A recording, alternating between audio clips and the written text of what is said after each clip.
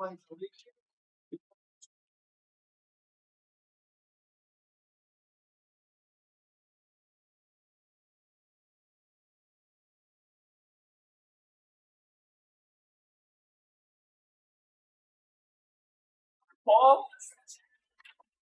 Hey, so we're gonna end up playing.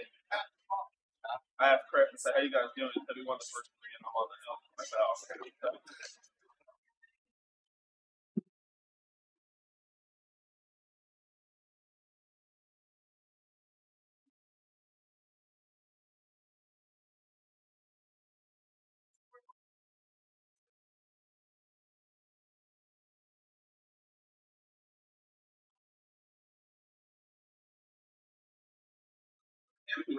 Put your shit together, rack it up, yo. I just was gonna sit there and keep it ball for myself.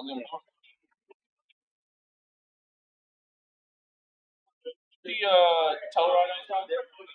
You should do this talk. Oh, look in the. Big rock.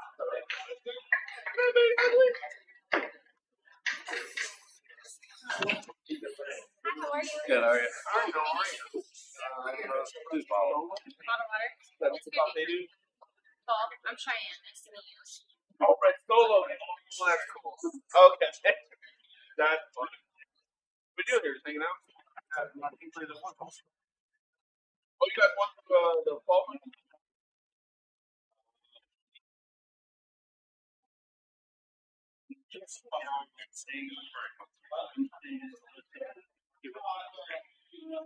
Hey, Kevin Sick.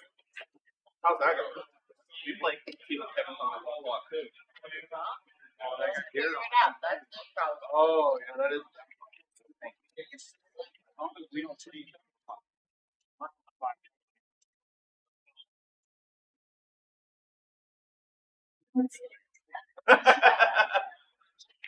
Not wrong. No, he is not wrong about that one.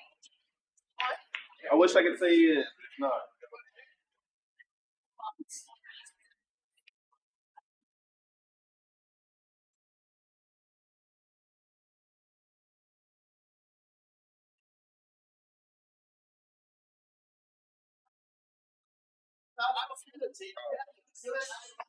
That can be all confused.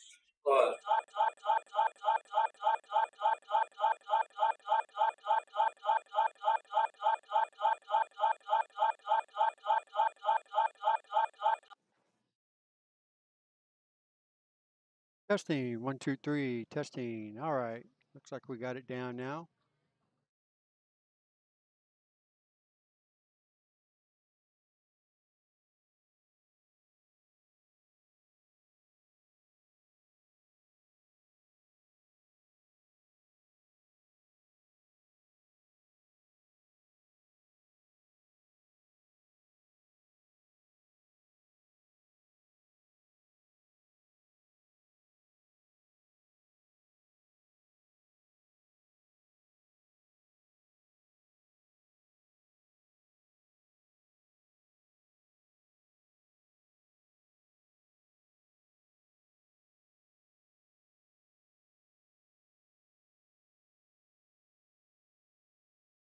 Testing, 1, 2, 3. Good morning, everyone.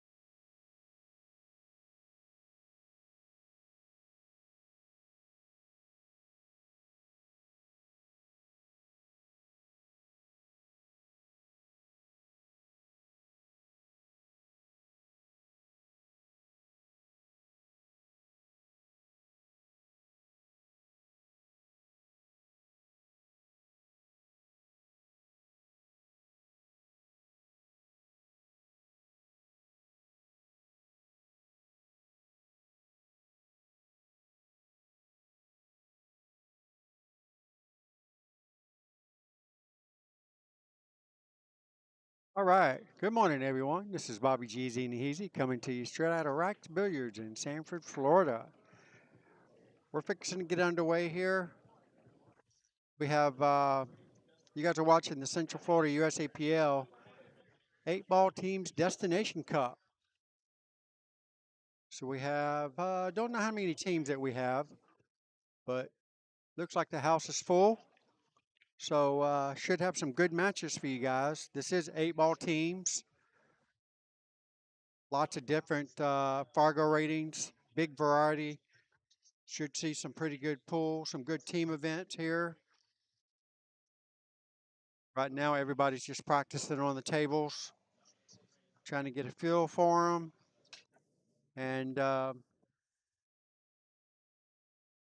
believe Janine's got the next round starting very, very soon. So right now, you guys can just watch them practice at the moment.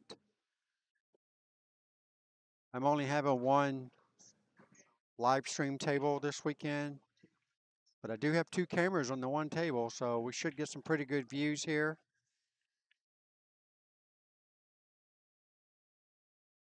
Can I get somebody to give me a thumbs up and let me know that the video looks good and maybe the sound quality?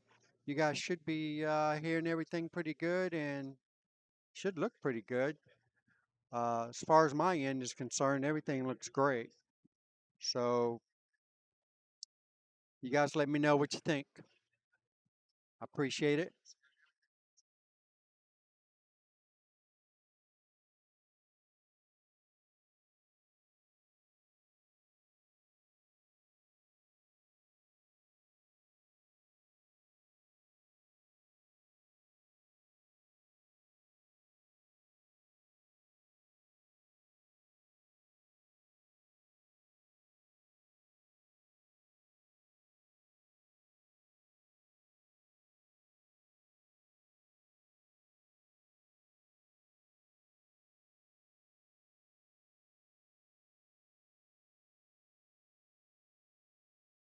This is Lights Out streaming. So you guys do me a favor and share the stream. It's going to be a lot of action going on this weekend.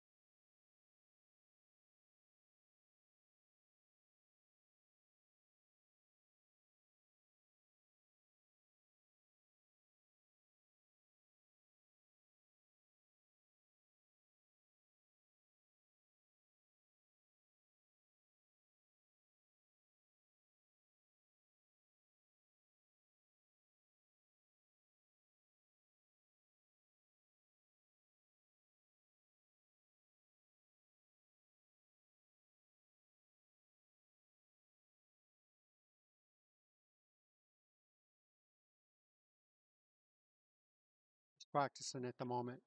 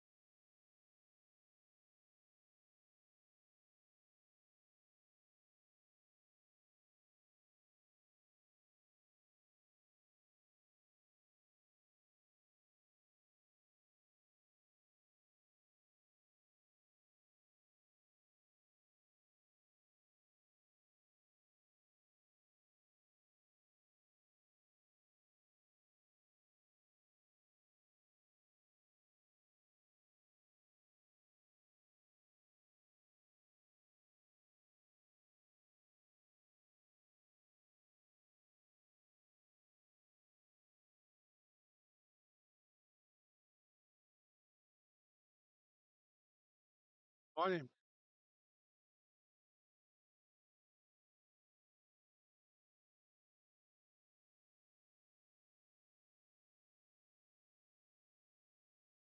Ah,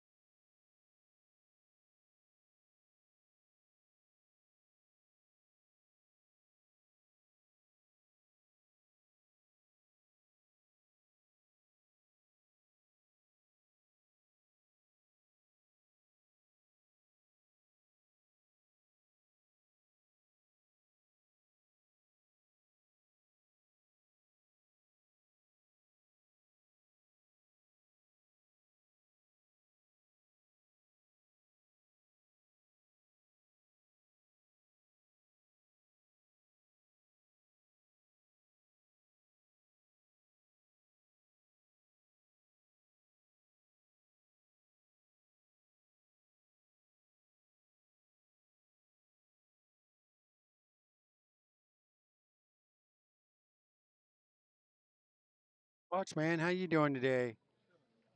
Yeah.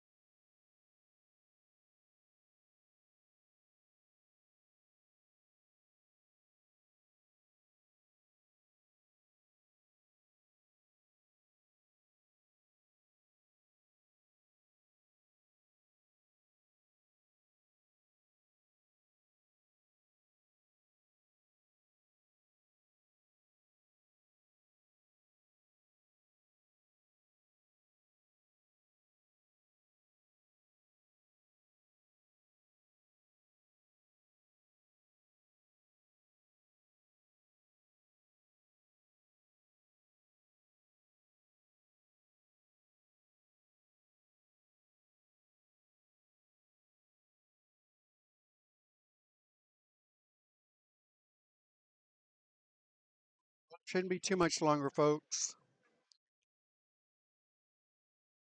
We have the other side of the room already going, so I'm just waiting on her to get something going over here for the mainstream table. Hopefully, you guys got a good start to your day today.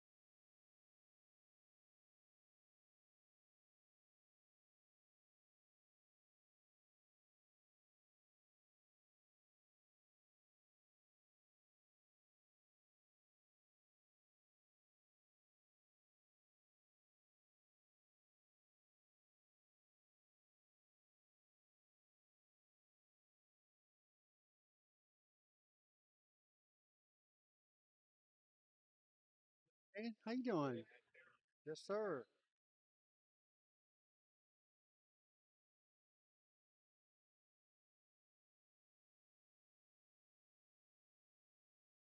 AM table 4.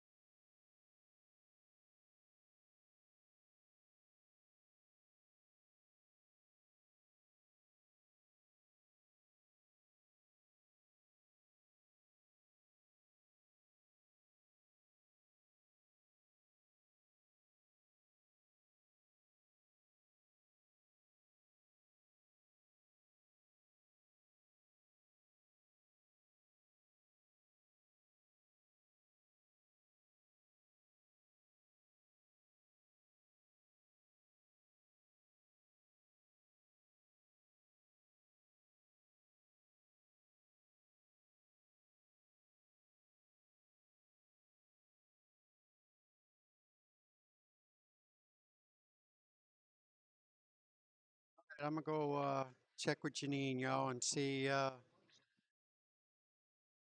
much longer we got before we get a match started. I'll be right back.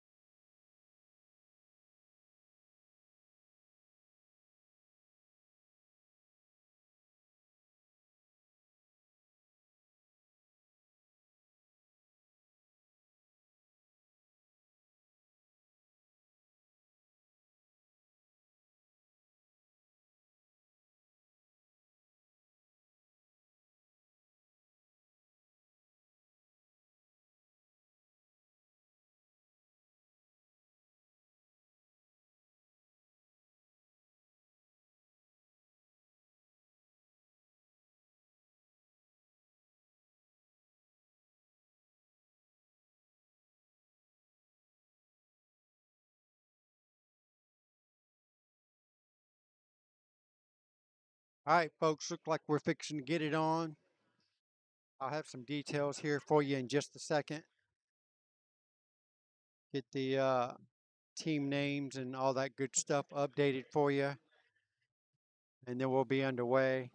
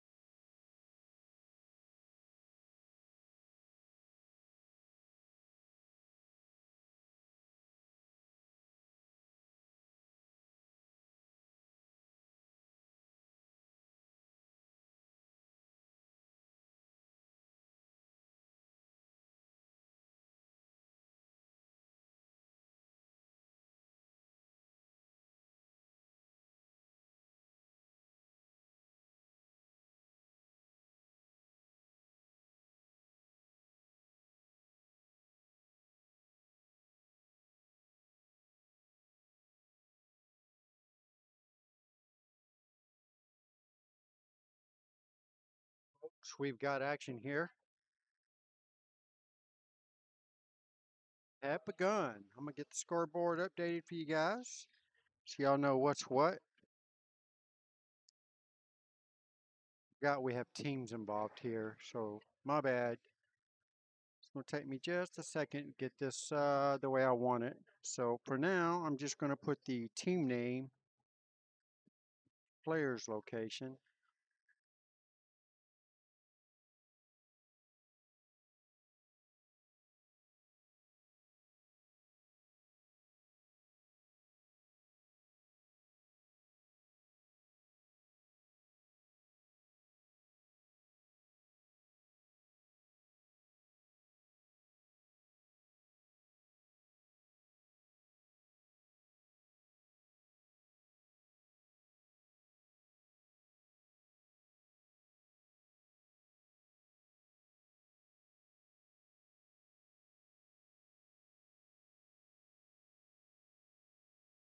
Island Chasers versus Alpha and Omega.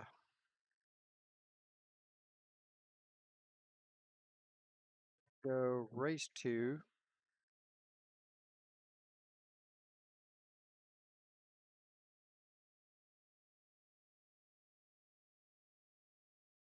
We have Tiffany West versus Bobby Cox. Tiffany for Island Chasers, Bobby for Alpha and Omega. Tiffany's got to go to 33 points before Bobby gets his 45 points.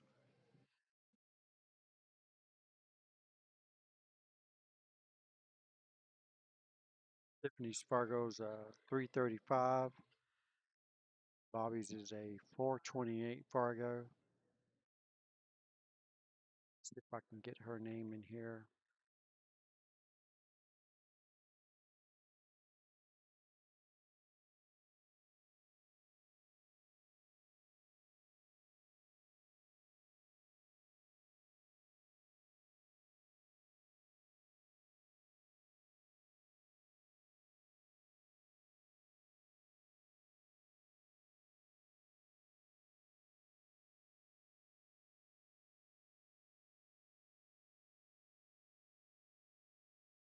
Work on the names in a little bit.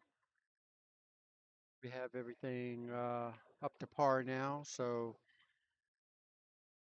grab me a quick bite to eat real quick. And yes, ma'am.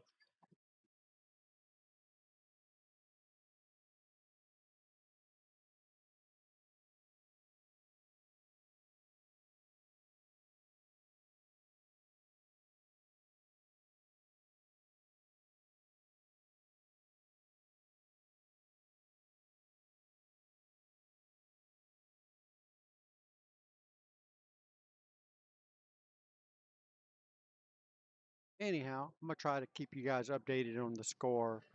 So if you will, just be patient. I'm gonna eat real quick and keep the score in the background.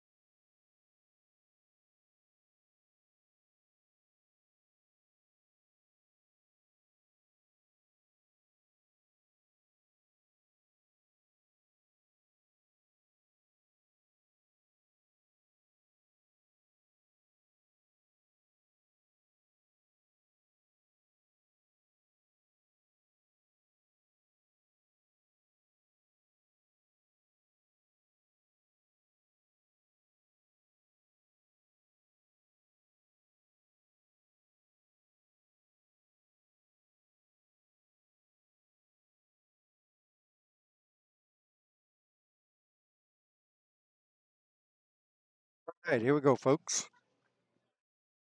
Back in action. Tiffany at the table right now for Island Chasers.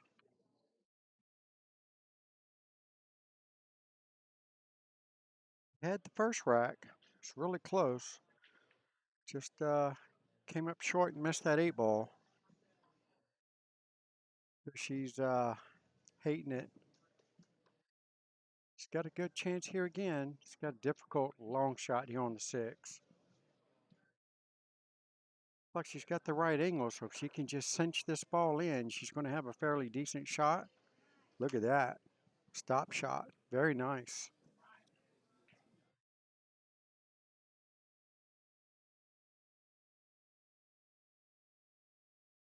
Hopefully I got to get my, she makes the 8-ball. There's a 14-5.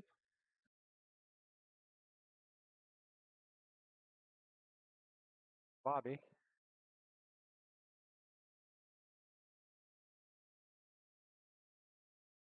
Current score is going to be 21-19. So that puts Tiffany on the hill. She just needs to win this rack.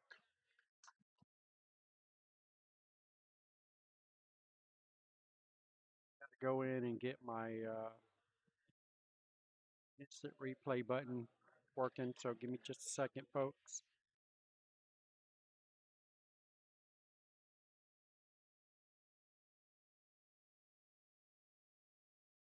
It's not on, supposed to be on automatic, but it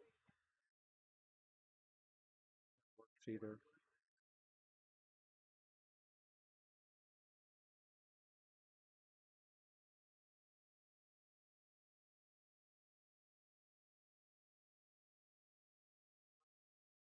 Sorry about that, folks.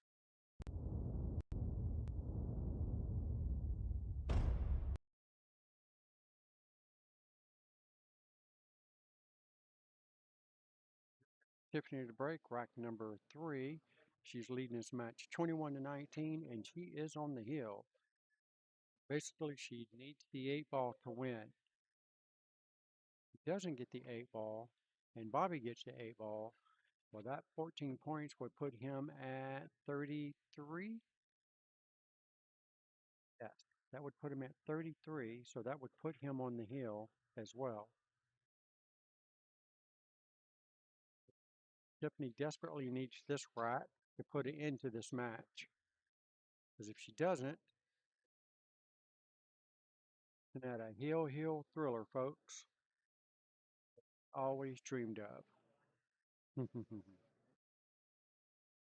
Hopefully you guys are enjoying the show. Do me a favor and share the stream for me. I would greatly appreciate it. Hit that thumbs up button and red heart button.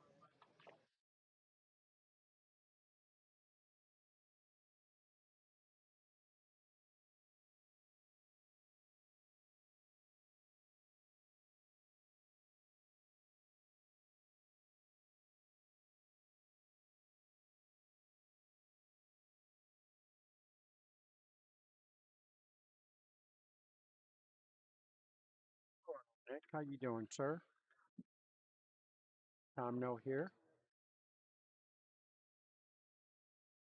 Hopefully everything looks good for you on your end and audio sounds good. As long as I keep the mic close to my mouth. Should come out crystal clear for you guys. Can I get a thumbs up there, Nick?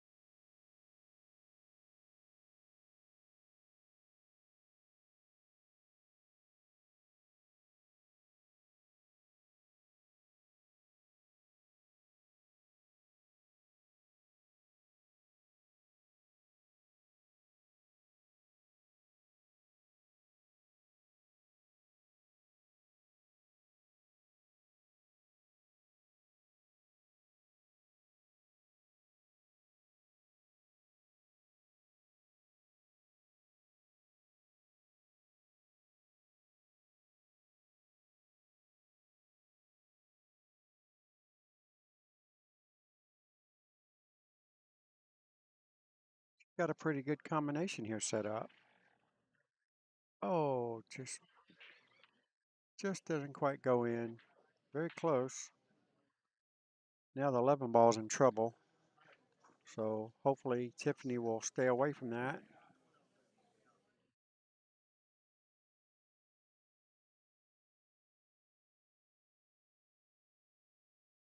Bobby's going to need to get that 11 out pretty soon. Otherwise, he's going to be screwed.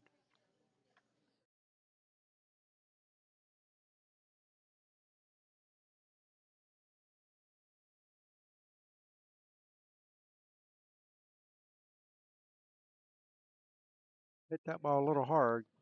Been nice to leave it close to the pocket. Bobby's got a pretty good duck there on the 15 ball hanging in the corner pocket. Not sure. I guess if it was me, I would shoot bottom English and try to run into the 11. Just kind of get it open if possible.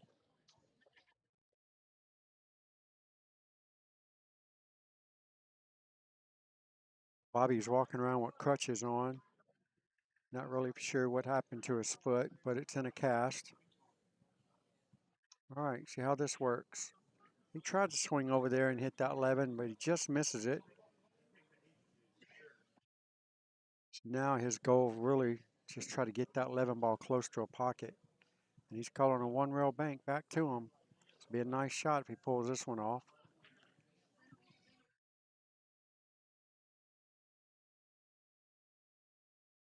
So close. I tell you what, had he made that ball, look where his cue ball and the 8 ball is.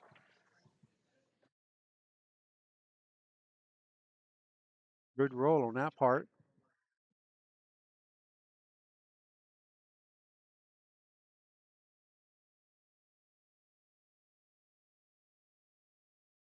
Tiffany just needs to make sure that she doesn't leave him any opening on this 11 ball.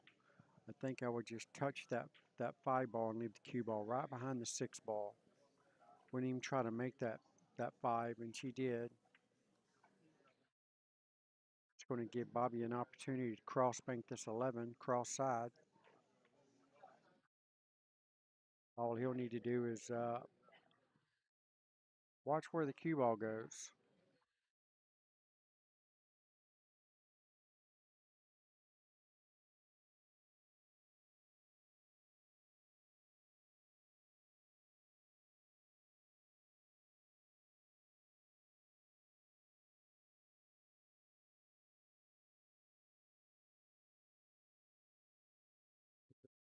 Cross the ball here. Could get the cue ball to come here. Anywhere over here should be good for him.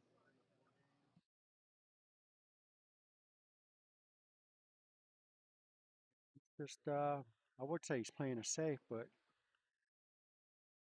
it's a safe on itself. All right, Tiffany's got a nice starter ball here. She's got the 5. She can make the 4 in the side. Roll up with the 6 in the corner. Of options here. Her biggest issue is going to be the 1 ball down here on this bottom end of the table. She can, if she wants, go ahead and set up for it now. She's got the perfect angle. You can try to get the cue ball to stop right in this vicinity right here. But not for sure. Tiffany's a 335, so I'm not for sure she sees that shot. Oh, look at this. Look at this. Oh, I think she just got there. Very nice speed. That should give her the ability to go up table a little bit and take on the 6 or the 7. She didn't even try to get too close to her work. She'll need to take the 6 ball right here and slow roll the cue ball up and try to get right here so she can take the 7 right here.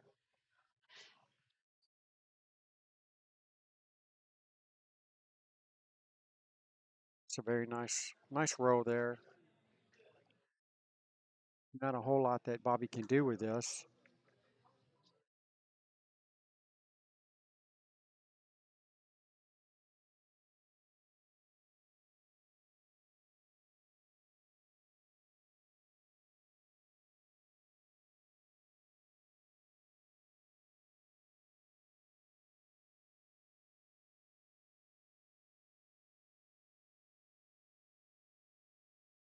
Be able to bank the 11 ball just past the 7 ball and use it as a blocker. 8 ball is going to be a blocker for the 6.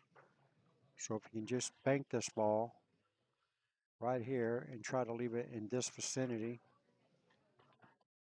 cue ball should stay somewhere in this area.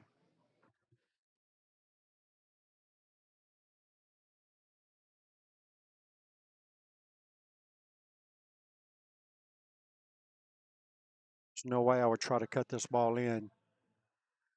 That would be like suicide. And he's calling it there, so he's trying to cut it. He's going to need a very good roll here.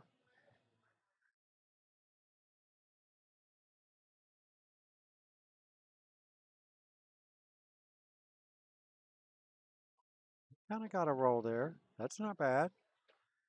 Luckily, the 11 ball got in the way of the 6. Not sure if the 6 goes past the 11 or not. It doesn't look like it does, but it's very close.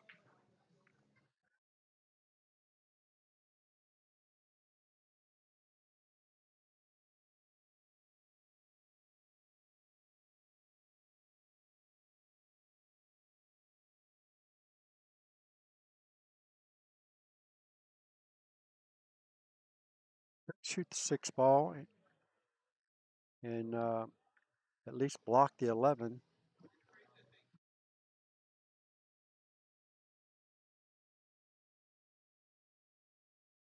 Well, it goes. Bobby's going to have to hit it pretty good, though, to get on the 8. So, could miss this ball if he tries too hard.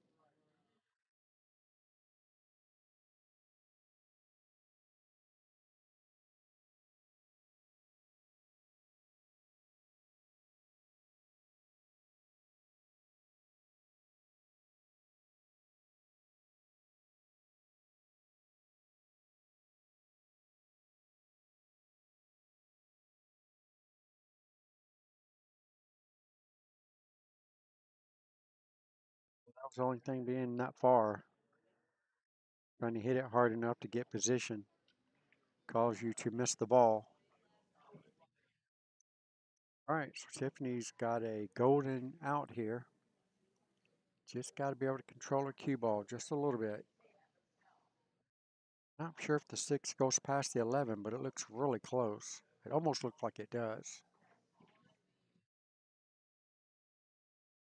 Not. She's going to try to get on the other side of the table with the cue ball when she makes the 7 and shoot it in the other side pocket. And this will tell you if it's open or not, depending on how hard she hits it. If she hits it hard, she's trying to go on the other side of the table. She's hitting, looks, she tried to hit it hard and go on the other side. Didn't have a whole lot of angle to work with on that shot.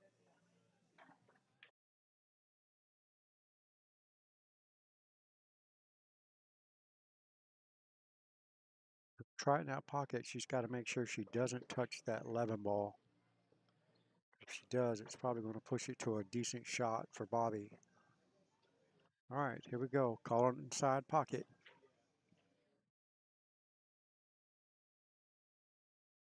Oh, she might have got a roll out of it. Don't think the 11 goes now. Got a nice little kiss there.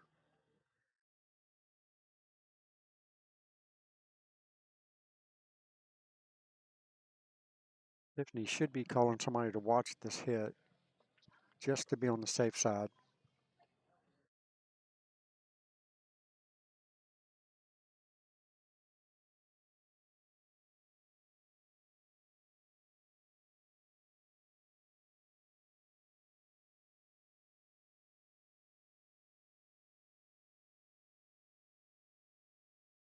Got to go watch a hit. Be right back.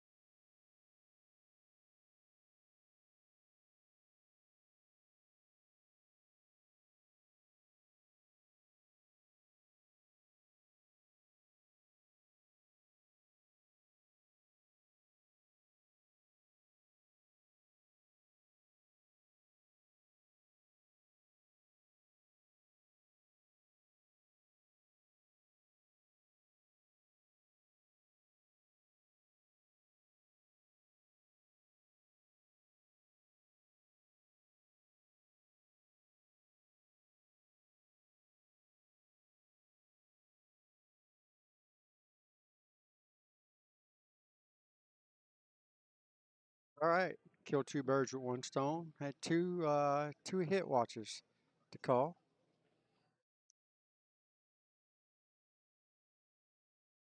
All right, so here we go. Tiffany's got ball in hand. Not really sure. I guess Rob's just helping her make sure she gets on the right side of the 8 because it doesn't go past the 11. So she's going to need to hit the ball good to get position. Sure if I want to be jacked up over the 8 ball. No reason to be jacked up over the 8 ball. She hit it good though. She's all right. Just got to bear down and focus and make this ball.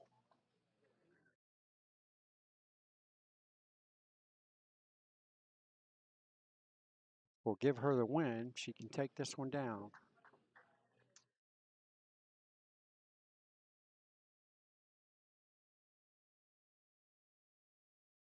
Go.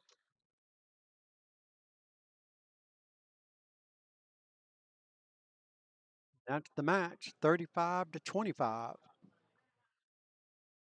Nicely done by Tiffany with the Island Chasers.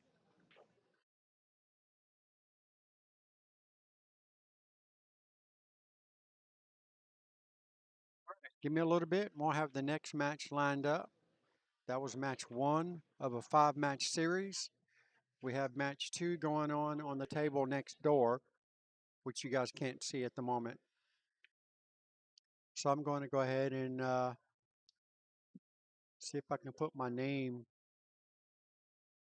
comments where it needs to be.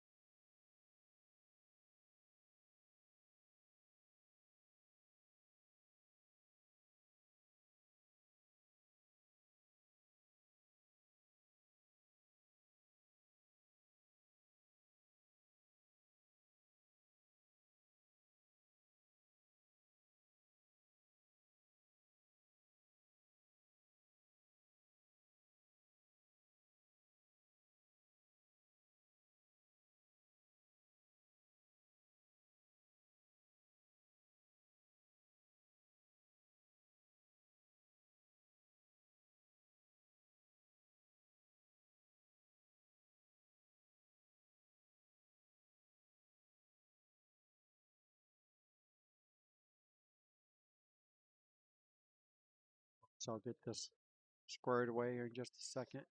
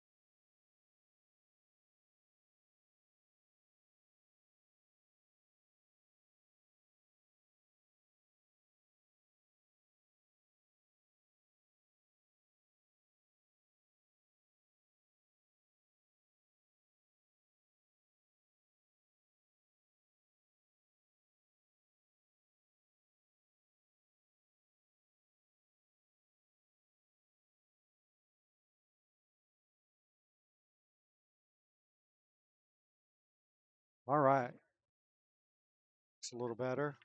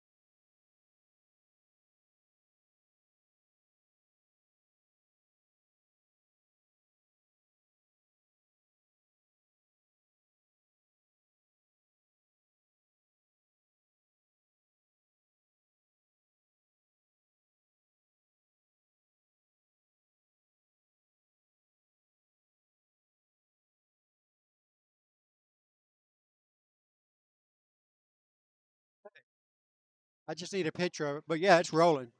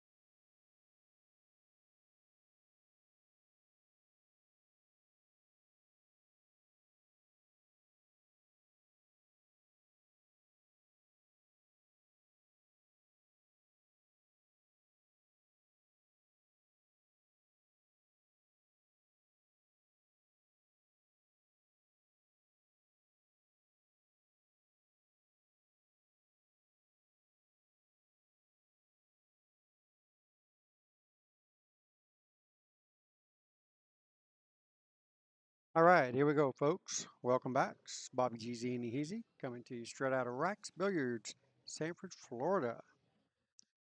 You guys are watching the Central Florida USA Pool League, and this is our 8-ball teams destination cup.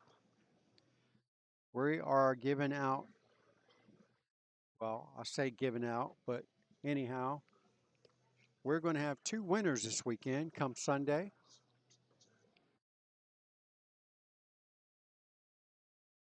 Winning 2 trips to their destination of choice. There's a few of them to choose from. And I don't have the list in front of me, so I can't tell you exactly where the destinations are.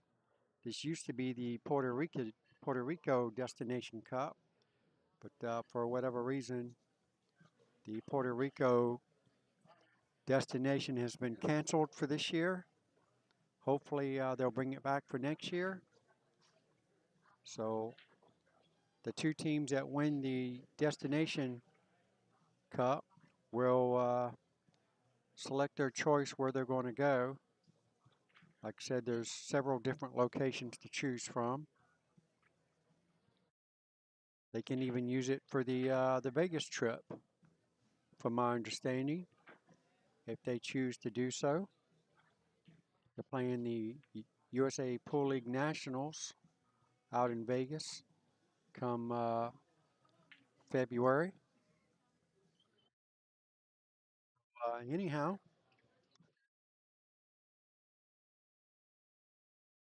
hopefully everything's still looking good for you guys. Sound and all of that good stuff should be working hopefully nice and crisp for you guys. I've got the video up and running on one of my other monitors, and it seems like everything's running pretty smooth. Sound seems to be working pretty good. You guys, please do me a favor. If you have any issues, feel free to send me a message.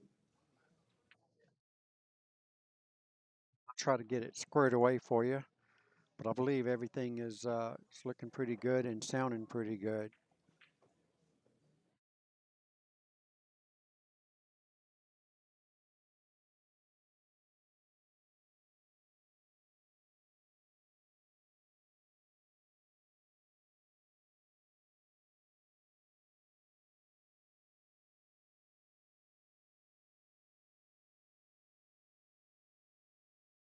All right, so we have Rob McLaren at the table now for Team Island Chasers. His Fargo's 539.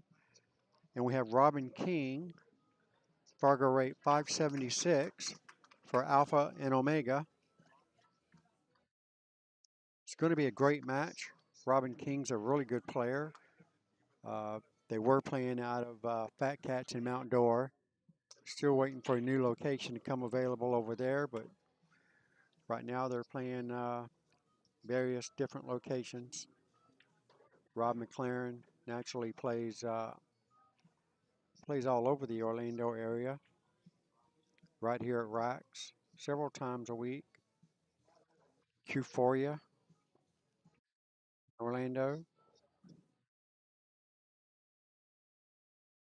So Robin's got to go to 63 while Rob goes to 54.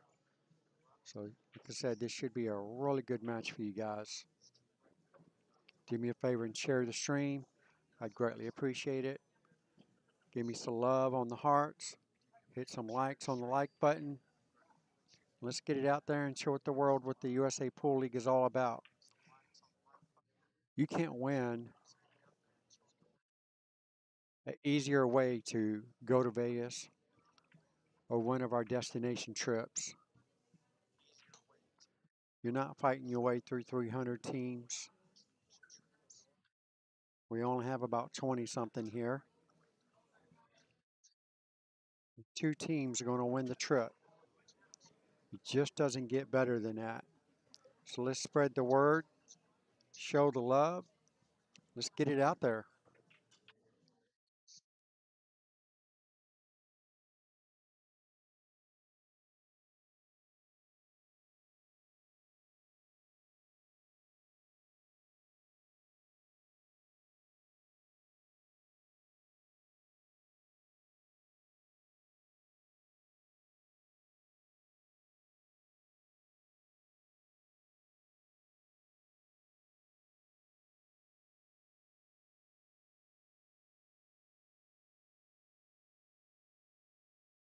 No, I didn't get to play the U.S. Amateurs qualifiers this year because our destination, which was supposed to have been Puerto Rico this year, and it was going to be the same date that the U.S. Amateurs are going to be on this year. So there was no sense in me playing in the qualifier because I wasn't going to be able to play in the actual championships. So decided to not play this year. I was really hoping to play this year, but it didn't happen. So anyhow, we have a lot of playoffs going on, probably almost every weekend between now and January. So I'm going to be pretty busy and trying to find some time to be a competitive pool player as well. So we'll see what happens on that deal.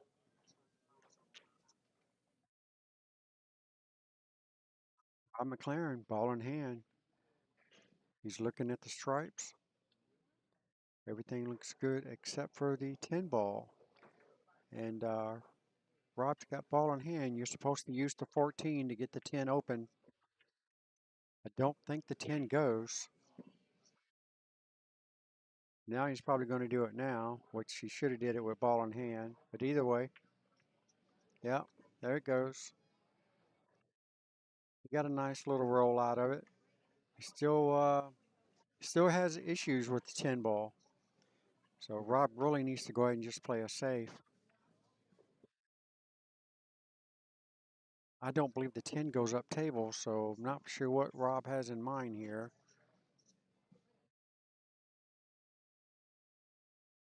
Should have went ahead and played safe on that ball he just made and be done with it. And make Robin kick at the 7 ball. See what he's got going on here. I'm pretty sure it doesn't go past the 8. And that's an extreme cut if he's trying to put it in the side pocket. So he's going to need to play a safety or something here.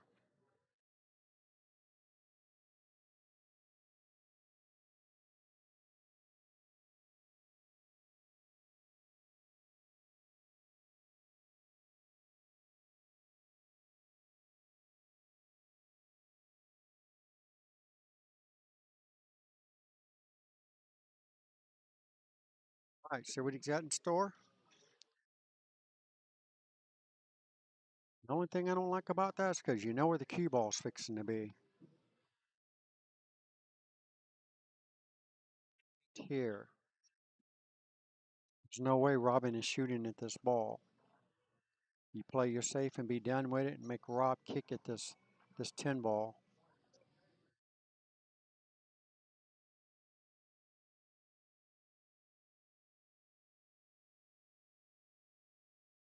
Just like so.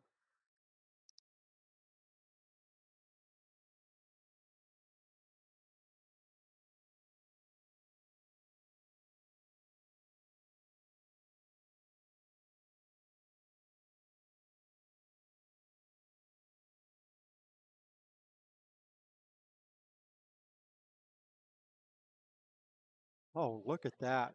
Wow. What a shot that was. Got to get that on replay.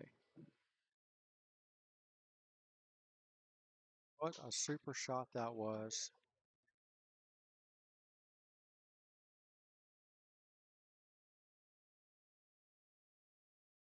Rob makes the 8 side pocket. Nicely done. It's a 14-6 win for Rob. Nice little start there for the first rack. That was an excellent kick shot. Nothing you can do about that. Rob played the right shot. Didn't get away with it. Definitely didn't get rewarded. That's for sure. Great kick shot there by Rob. Can't hit it any better than that.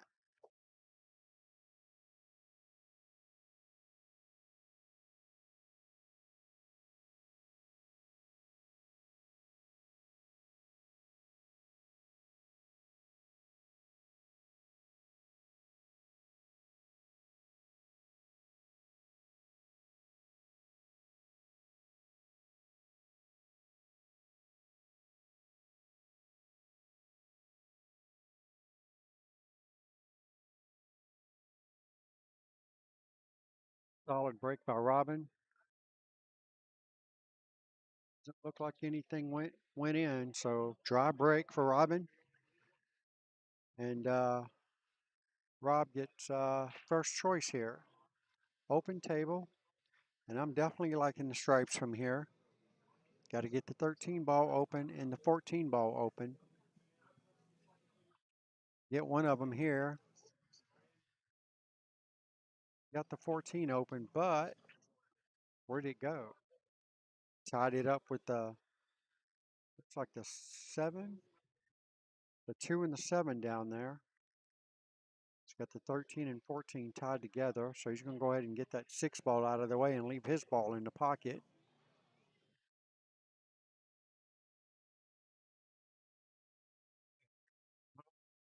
Robin's got an open shot. 5 ball here. He could take that 2 ball, set up for the 2, and move the 10 ball with the 2. Or he can just try to bust it all open. Sensitive shot right here, actually. Trying to play the right shot.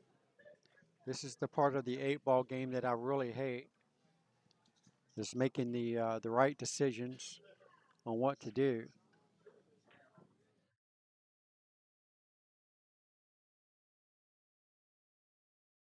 I think you're supposed to get the 2 ball and move the 10 ball out of the way and put your 2 ball in front of the pocket.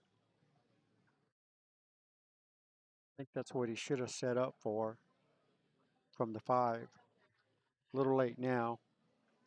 All right, running the 3-up table. Probably going to play position for the 1.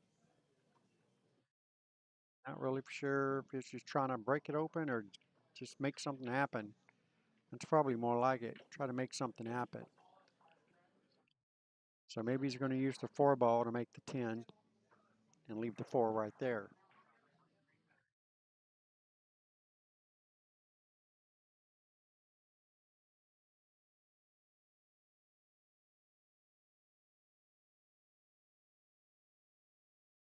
Sure, don't think that was the shot. If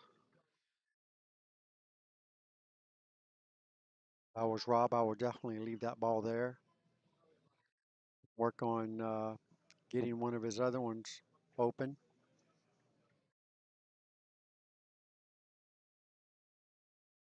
Could skim the 14 ball. I like doing that better.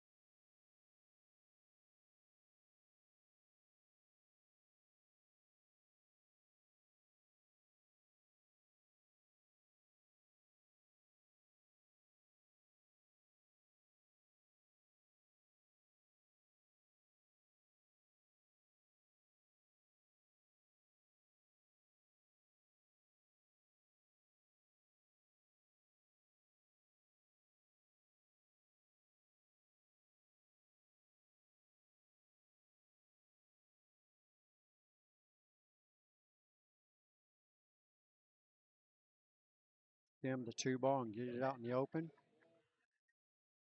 Block the 9. Not a bad shot. Oh, he didn't get a rail. He mistaken the 2 ball for the cue ball. I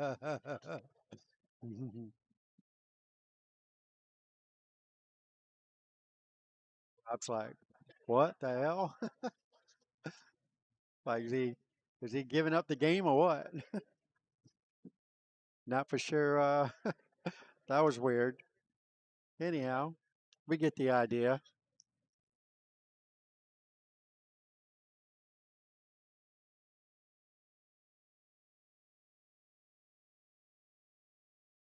Yeah, I guess Rob could have left that ball wherever it ended up.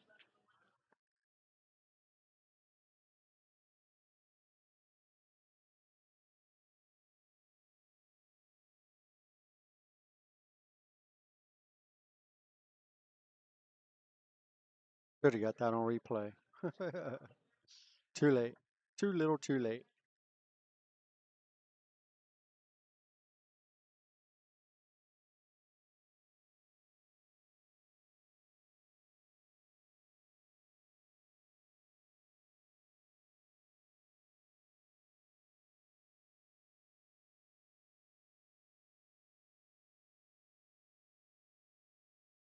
All right, decisions here.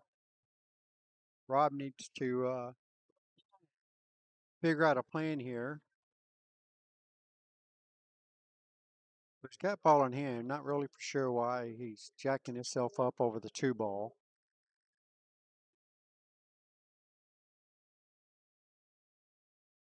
It's good to get it out, but he could have done a lot of stuff rather than that. Especially with the 2 ball being right there, Robin's going to have a chance to. Well, he's supposed to have a chance until he did that to make the 2 and get his 7 ball open. Now he's going to be facing a 1-rail kick here to try to make the 2. More than likely, unless he goes rail first, He's not going to get anywhere close to hitting the 7 ball. He's going to need to hit it with a little bit of speed, and he's hitting it really soft. All right. There's a good chance for Rob. Try to make something happen.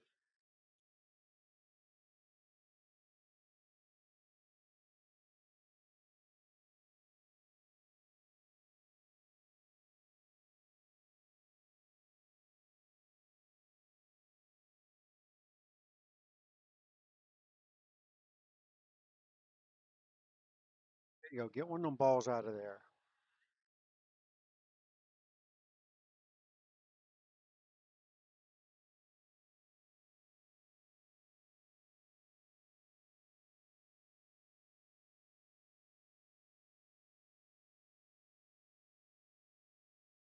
I played the 15 off of the 13. This is a very sensitive shot. More than likely, he's going to open up the 7 ball. He hits this 13 too fat, it's going to run into the 2 ball. He missed the 13 altogether, but he was trying to run off the 13, get the breakout. That was a very sensitive shot, too. You hit it too full, it runs into the 2.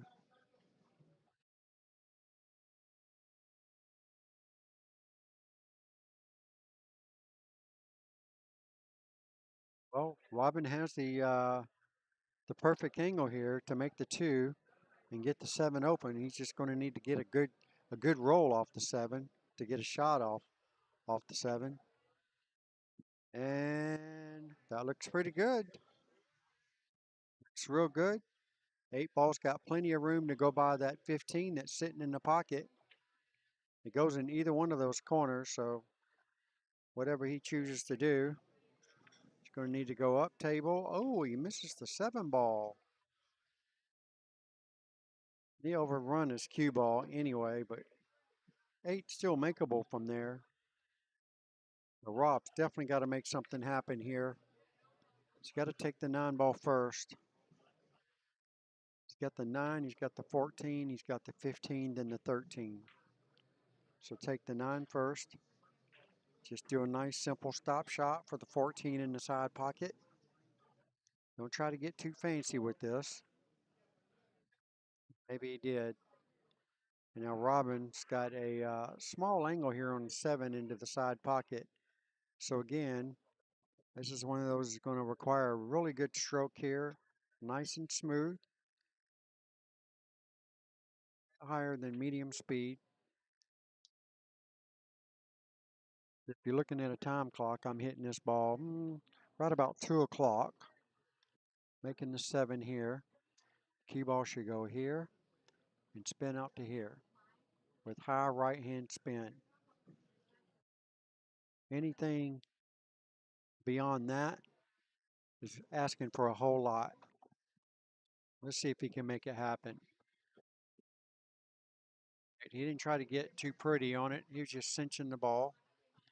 There is a lot of pocket. He's got over a half a pocket to make this ball, so he shouldn't have a problem with it, even if he goes rail first. And he hits it center pocket, and that shouldn't scratch. All right, Robin's got the second rack, 14-3.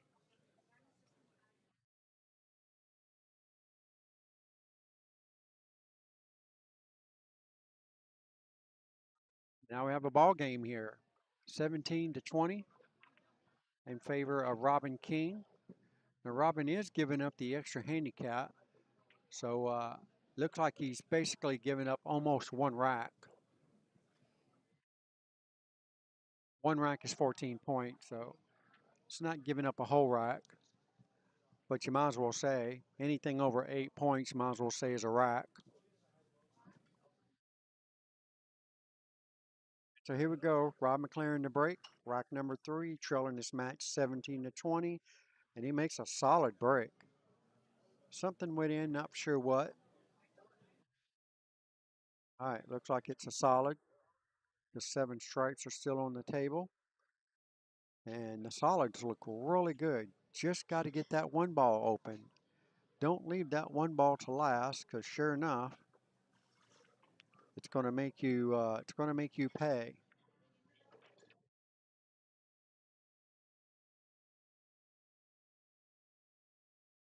I like shooting the 2 ball here and leaving the 4 where it's at. Oh, you could get the 6 ball open as well. I didn't even see that one until just a second ago. Nicely done there by Rob. Now Rob should be able to swing around this 3 ball. Don't have to put a whole lot of draw. Well, I don't know about that one. I think it'd have been better off drawing underneath the 3 ball. Now the 13 ball's in the way of the 4. So Rob's going to have to play position on the 4. Probably in the top right-hand corner if he can get there.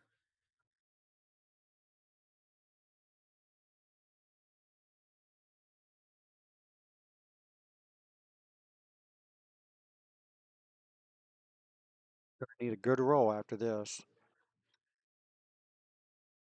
That's not it.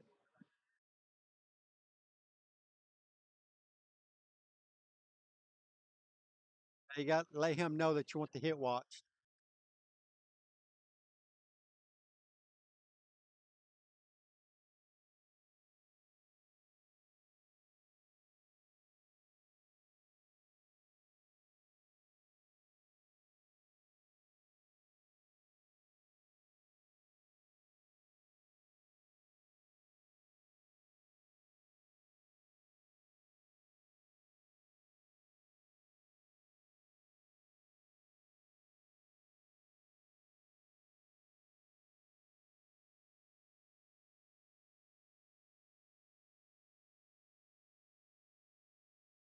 You go watch a hit.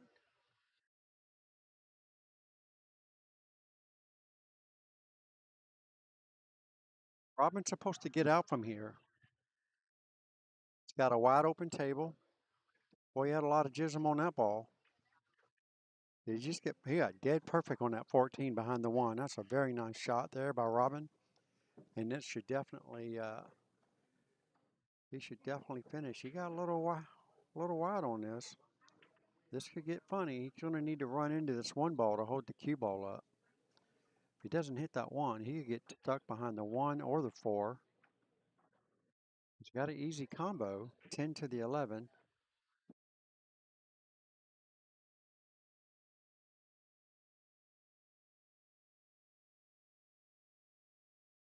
Just needs to play shape for the 10 ball. Pretty sure I would try to run into the 1 ball.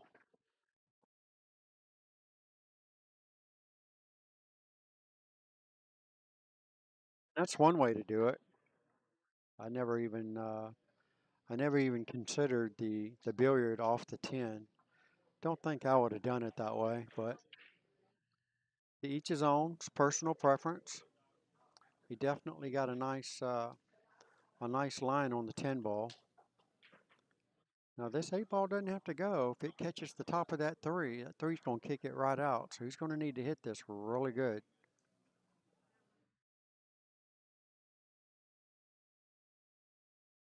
Oh, look at that. Wow. All right. Robin King wins another rack, and that's a 14-4 win for him.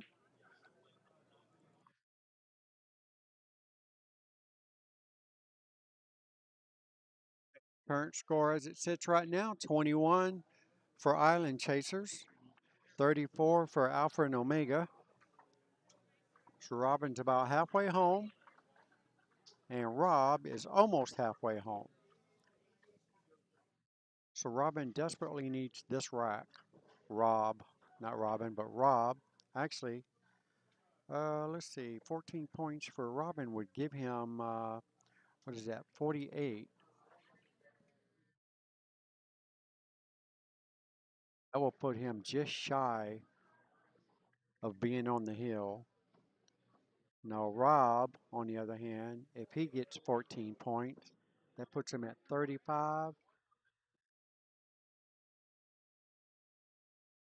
Okay, that puts him just shy of being on the hill as well. So anyhow, still got plenty of ball to play here.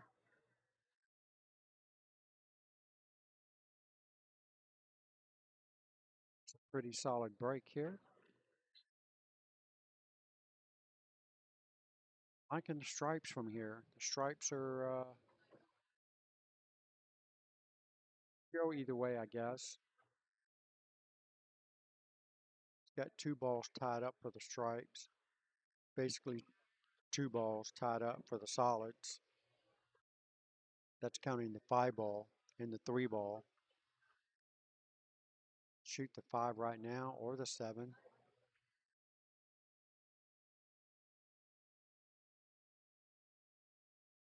I think you got to take the 5 ball first. Unless the 5 goes past the 13 right there, which it may go by there, or it may go past. Yeah, it looks like it goes past the 11 ball, the 8 and the 11. So the 5 does have a pocket. Robin just needs to get position on one of them balls to break open the 3 ball.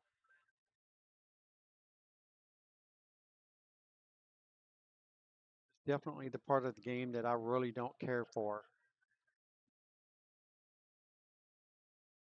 Always that one ball that creates havoc.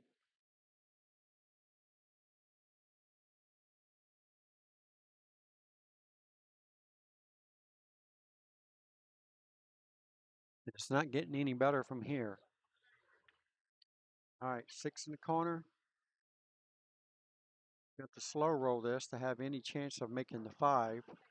I don't think, it's hard to tell if the 5 goes past the 13. It doesn't look like it does, but it definitely goes past the 8 in the other corner.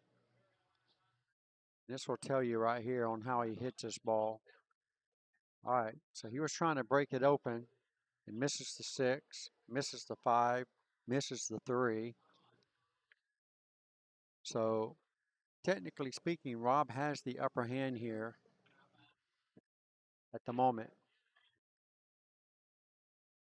Rob does have the 13 ball that's sitting next to the 8 that's tied up. He has the, looks like the 12 ball that's sitting next to the 3 that's tied up. So I think if I was Rob, I would not be trying to make too many balls and just setting balls up close to the pocket to give him the advantage. Because right now he has the advantage.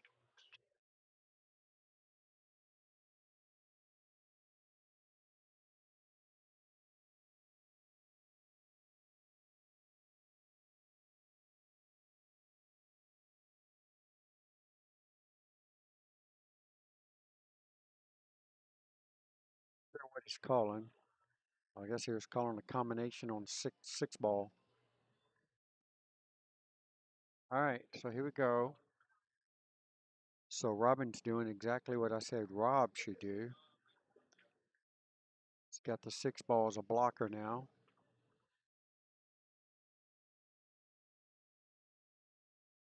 5 ball is open. We're having an issue with the 3 ball.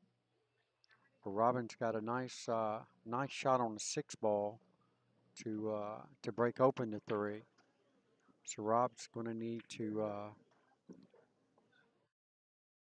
start playing some position here to get at least the pockets blocked or run out.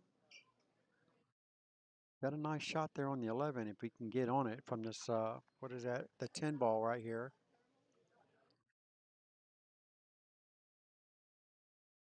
If he can just cut this 10 ball in, go across table, leave his cue ball somewhere right here. Hit it too hard, or did he? Oh, yeah, he hit it a little too hard. He could have got in and made this ball right here and broke all this up.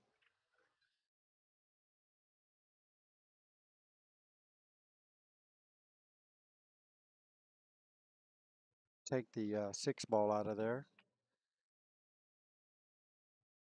Got it out of the pocket, so that works. Nicely done by Rob.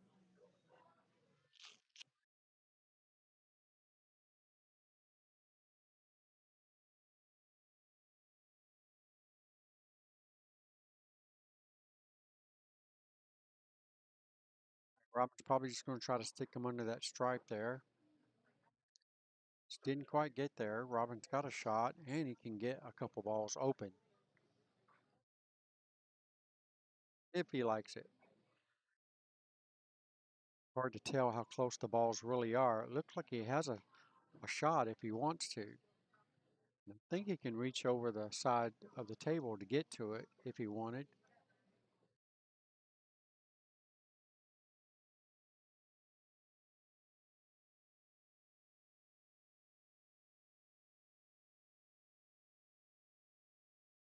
Wow, trying to cut that ball there is, to me, is more difficult than cutting the other one in.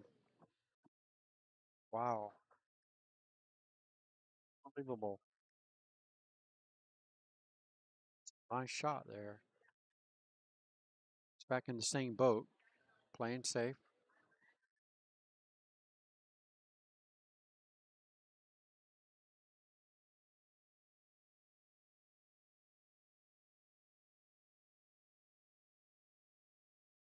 So Robin, I would just thin the right side of the 6 ball here and let the cue ball come back up table.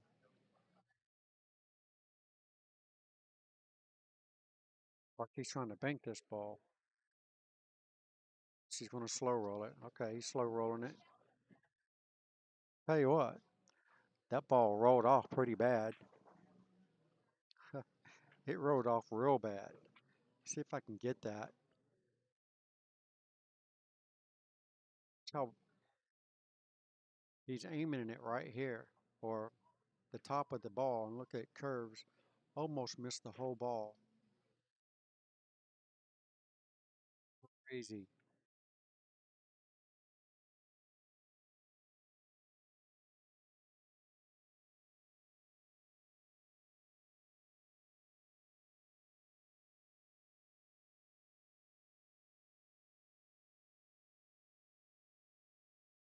Shot there.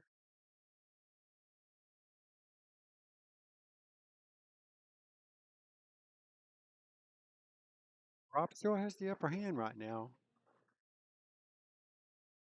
Got more balls on the table to play with. He's calling safe.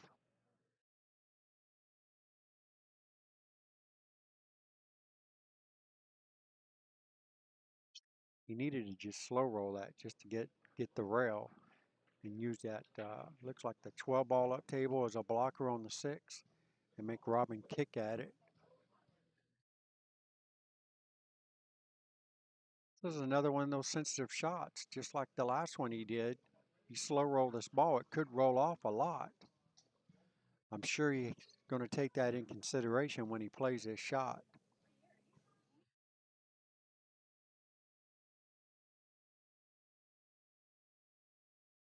Nice speed there by Robin. Not helping his cause too much. Meanwhile, Rob can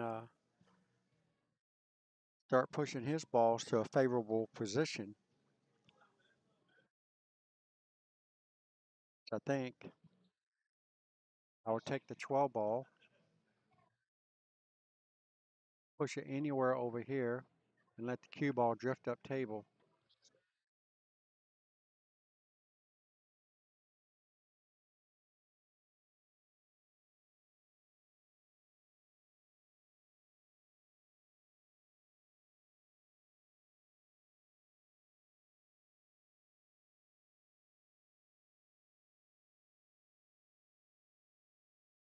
It's just going to do the same thing. Skip off the top of the 6, try to get it behind the 13 again.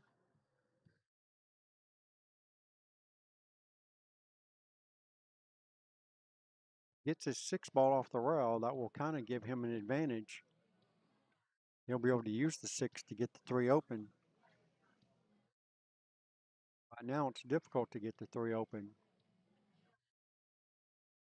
Sure if he really, well, I guess he did get it out enough to do something with it.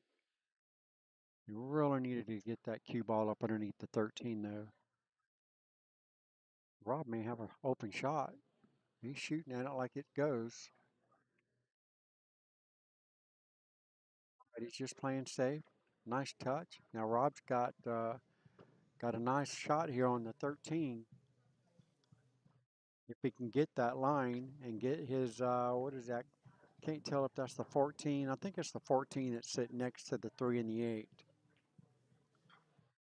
Oh, ooh, wow. Accidentally clips the 8 ball going in, giving Rob ball in hand. I think Rob probably, if he has an open shot here, take the 13 and set up for the, like I said, I think that's the 14 next to the 8. I'm not for sure. Looks like it's the green stripe. Hard to tell being that close to the 8. Kind of dark on that end of the table too, for that matter. You can see the shadow down there on the end.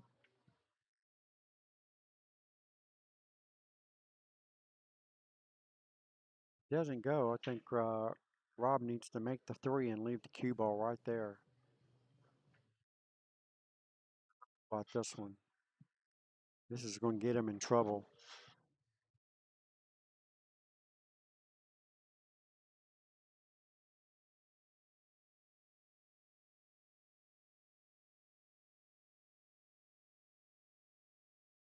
Needs the 14 points, not the ones here and here and there.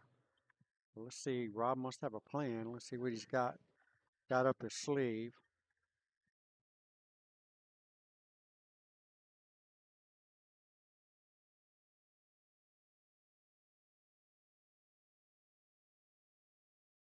Sure, this 13 does not go behind the 3. So if you're looking at a safety here, going to need to stop the cue ball dead in its tracks. He does. Nicely done. Rob should be doing a 1-rail kick here on the 3 ball.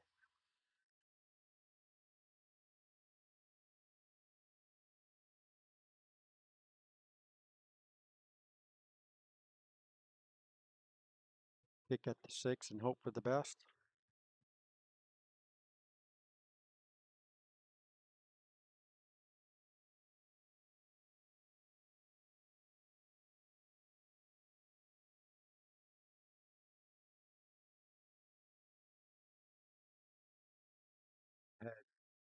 Had so many ways he could make that 14 and then come off the 13, billiard into the 3.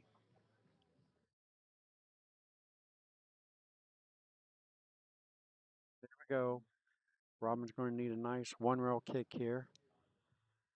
If he can make it, he might get something on the 8.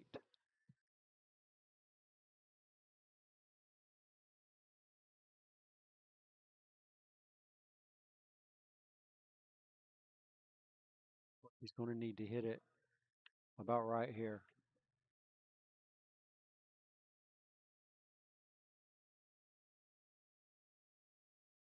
See if my mark is correct.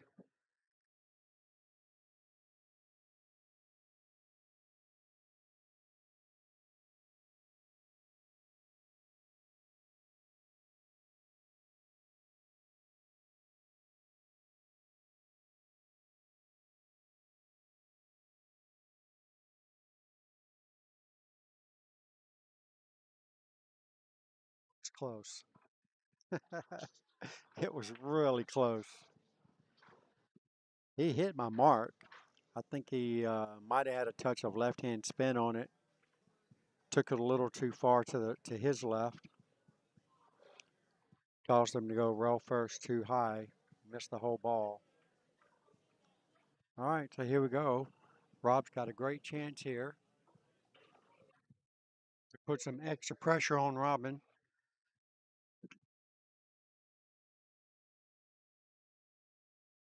That's going to give him 14 points to Robin's 6. All he has to do is sink this 8 ball.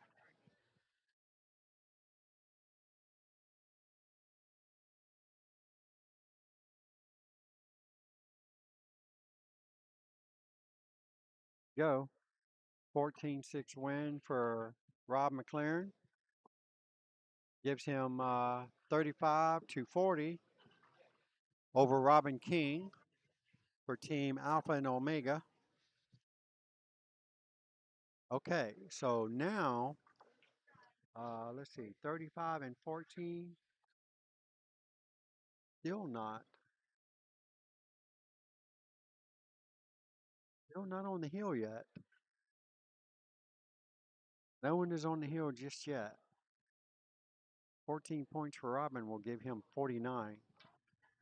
That will put him on the hill.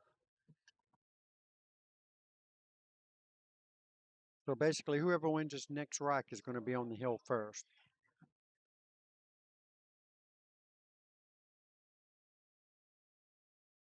That's what we like to see, some hill thrillers. It's been a great match. Hopefully you guys are enjoying the stream.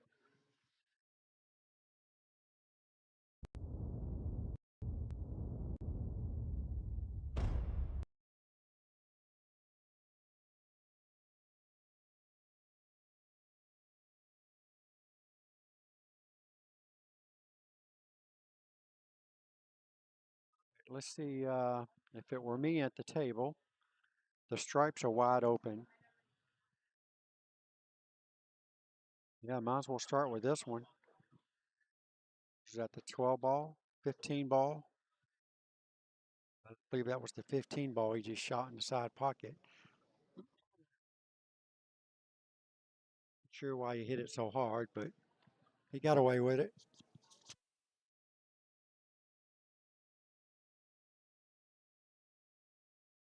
Right. Far so good?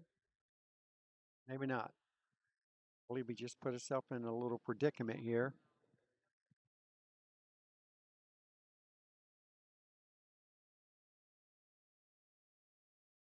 Sure this 11 ball doesn't bank.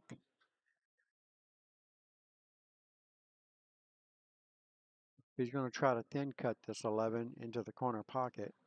This cue ball is going to run wild right into the 8. And got to hope something doesn't happen with that 8 ball. So here we go. Looks like he's just going to play safe. Try to get the cue ball back. He's going to put it down at the end rail. It's not a bad shot. Robin is going to have an open shot on the 6 ball that's just literally hanging in the pocket. And Robin should be able to take off from there because now it looks like, I believe all the balls have a pocket, including the 5. I think the 5 ball will go in this side pocket right here.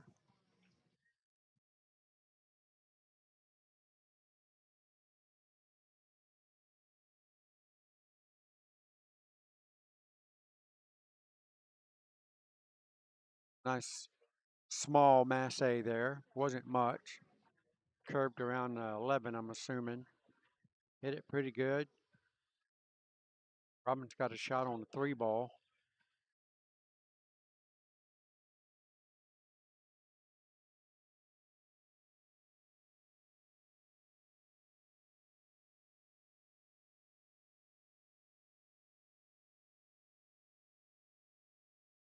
Pretty bad.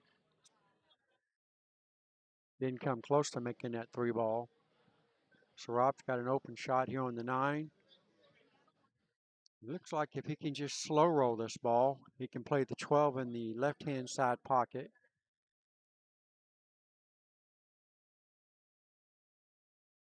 Slow rolling for Rob. He still has the 12, but he also has the 11 too. He can shoot the 11 in this bottom left-hand corner pocket. He can roll forward, shoot this one slow. He can roll forward and shoot the 10 ball in the top left-hand corner, and he's looking at the line now. If he can pull this off, this is going to give him a nice little out here. Shoot the 11 in the corner, the 10 in the top left corner, and roll forward, and shoot the 12 in the top right corner with a stop shot, hopefully. And he'll have the 8 in the side pocket on the right. Let's see if he can do it that way. All right, he's hitting the ball really hard. I guess he didn't like the roll shot. Now he can roll it, shoot the 10 in the other side pocket. Probably why he didn't want to roll it to begin with. Not too keen on the slow roll, I see. Now he doesn't have a shot on the 10, so he's going to have to work some magic here. He's in a bad position now. Kind of a firm believer here. If you don't make this last ball, you lose the game. Because if it doesn't go in, Robin's going to have a lot of balls to hide behind. All right, this looks like something he's going to play it off the 8, or yeah, I don't think he can cut this ball backwards, so he's probably playing it off the 8 ball. And he tried to cut it backwards. That was a very good try. That was a very good try. So all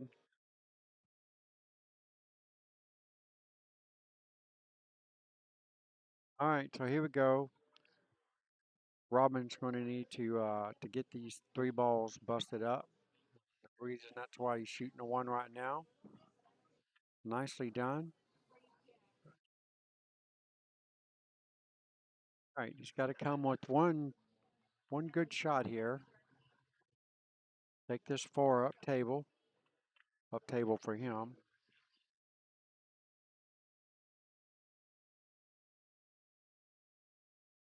Shot. Definitely not trying to get good position. All right, got to watch a hit call. Be right back.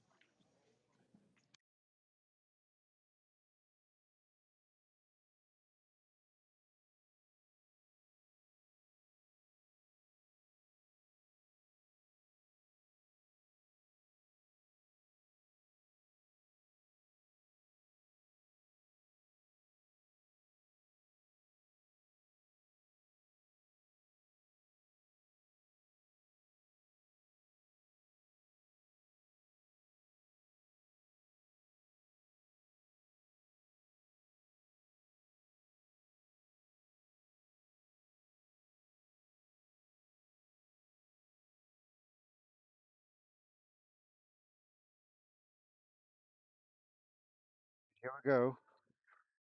Robin missed the 7. Very surprised.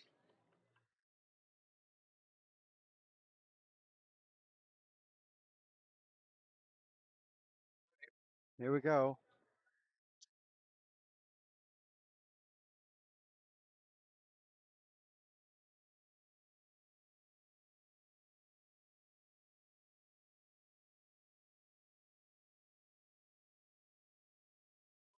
Going to make this. I mean, Rob's going to make this ball.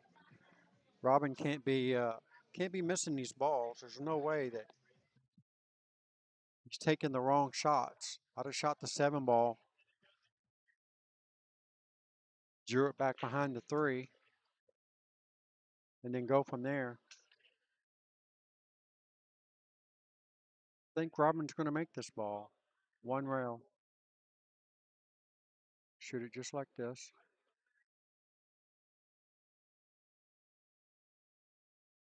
That's what I'm thinking. See what he's thinking. Sure what he's looking at. If he's going to try to go here and kick the ball. All right, calling a timeout. Probably a good decision. Who's he calling for a timeout? All right, I guess he wants to make sense of the situation. That's where I like to do, right there where he just pointed. There's no scratch. So if he can do this just right,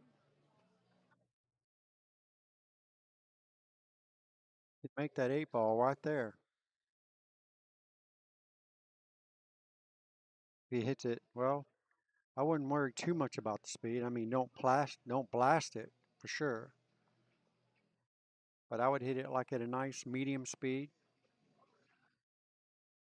There's no scratch here. He's looking at the scratch. I don't believe it's going to scratch at that angle. If he makes the 8, there's no scratch. Now, if he hits the 8 too fat, yeah, it could scratch. Could go this way, hit the top side, and yes, the cue ball will run right there. But if he hits it anywhere close to making it, there's no scratch.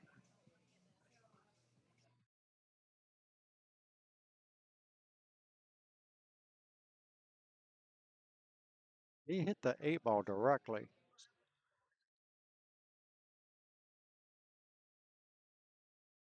Sure why he did that. There's no way Robin is not supposed to lose from here.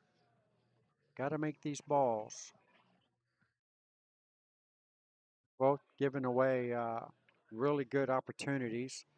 And again, Robin just got himself really bad on a 3 ball here. He's probably going to make it, but still. And he did. And he's got great shape on the 2 ball now. Dead perfect for a nice smooth stop shot or roll it to the top and back. All right. So Robin's going to get on the hill first.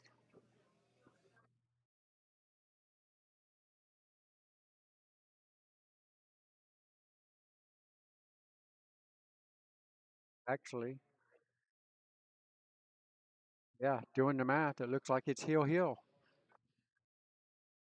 42 to 54. See, 14 points for Rob will give him 56, so that's enough to win. 14 points for Robin gives him 68, and that's enough to win. So, all right, here we go. Hill thriller.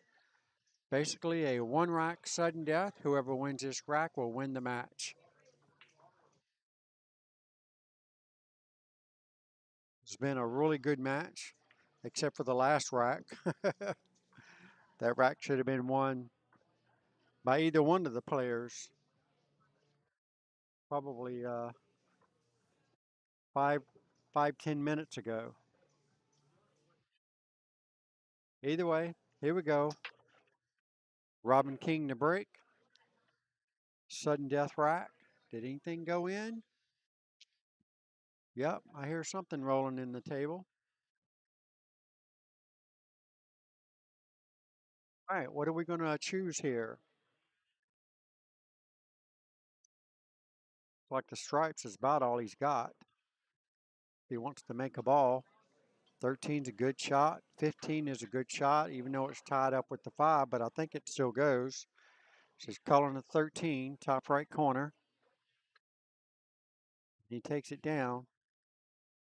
He's got a shot at the 15. I think he's going to try to run out. He needs to go ahead and take care of it now.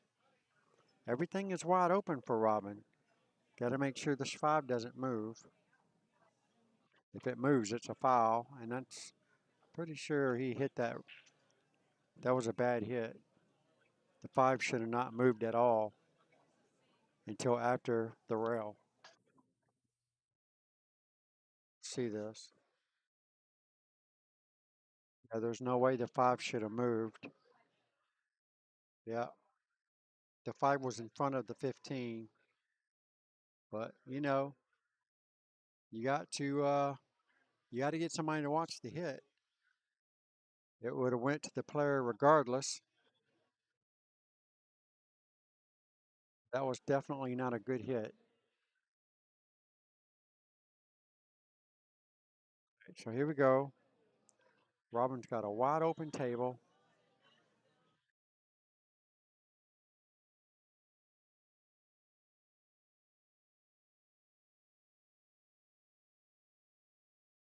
He's playing the 10 in the side. Oh, it's the 14. 14 in the side, roll forward for the 11. Stop shot on the 11 for the 9 ball.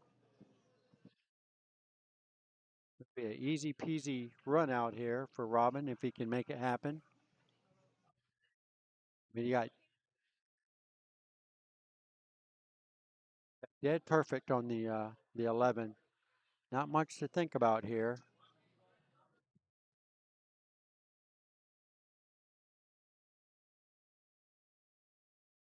The ball to roll forward any, but it did just a little bit. That might be just enough to get him in trouble. I think I would try to draw into this 8 ball just a little bit.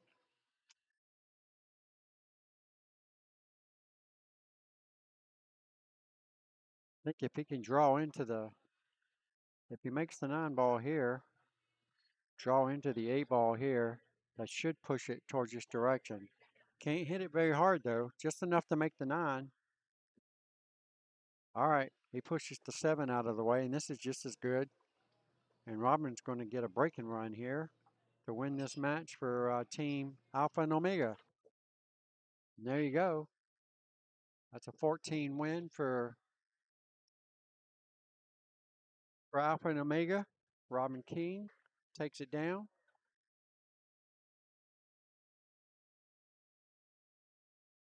We're going to see what's next and get you set up for the next match.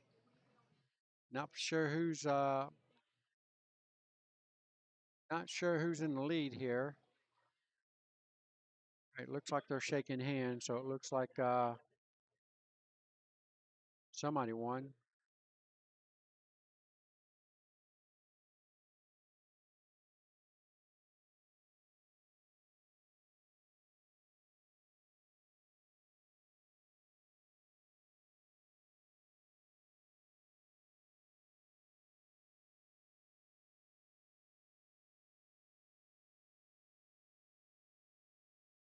Okay. All right. Looks like Island Chasers takes it down, so they move on to the winners bracket, right? Still in the winners bracket.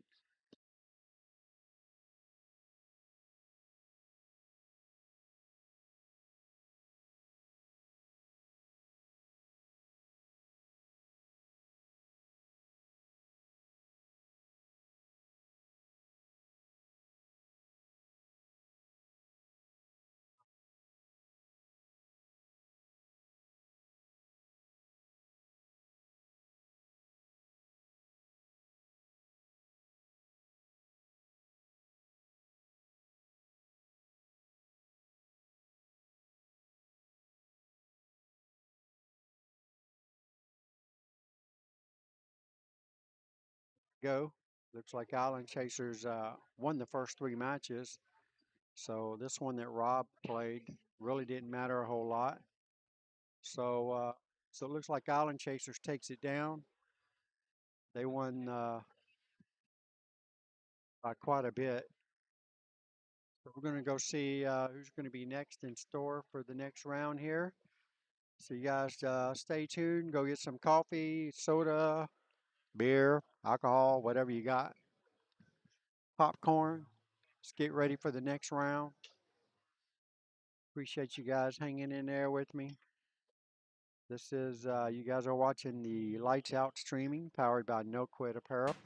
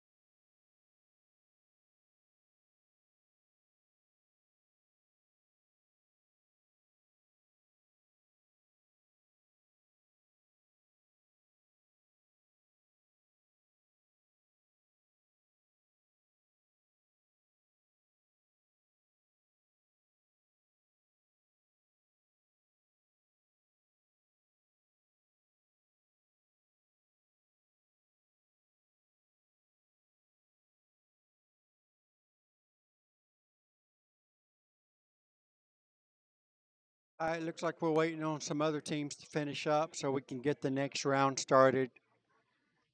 So you guys definitely have time to go get a snack, quick bite to eat or something. Come on back.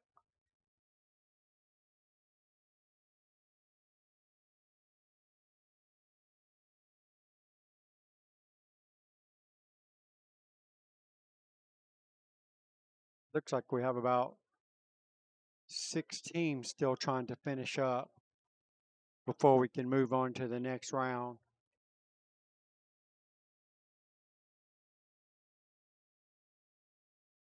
Got some practice going on right now.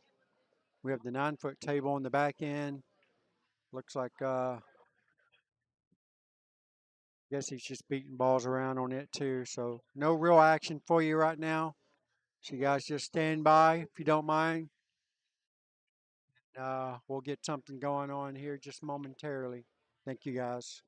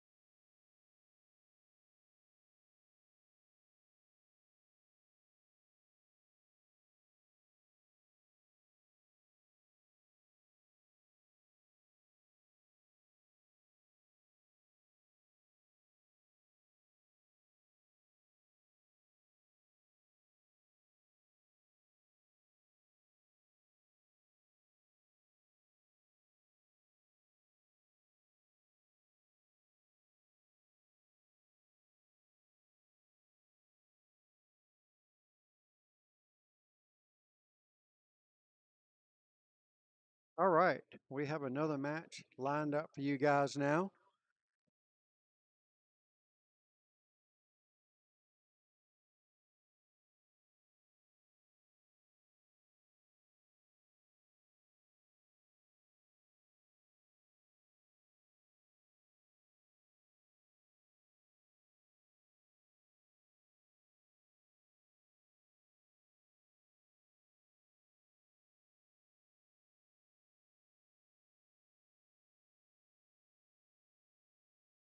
The Degenerates versus Bad Decisions.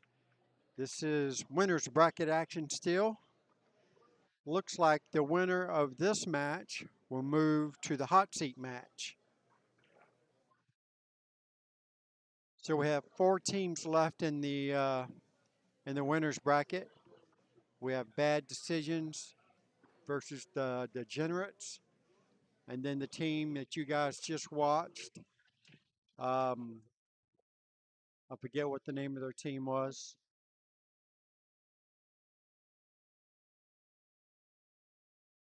Here we have Diamond Family versus Island Chasers. Team you guys just watched, which is Island Chasers. They won, so they get to play Diamond Family. I was trying to get that one on the stream, but Island Chasers just came off the stream, so that's who they got to play. So they're moving off the stream, and we're moving the Degenerates versus Bad Decisions to the live stream table. We'll be ready to get underway here very soon.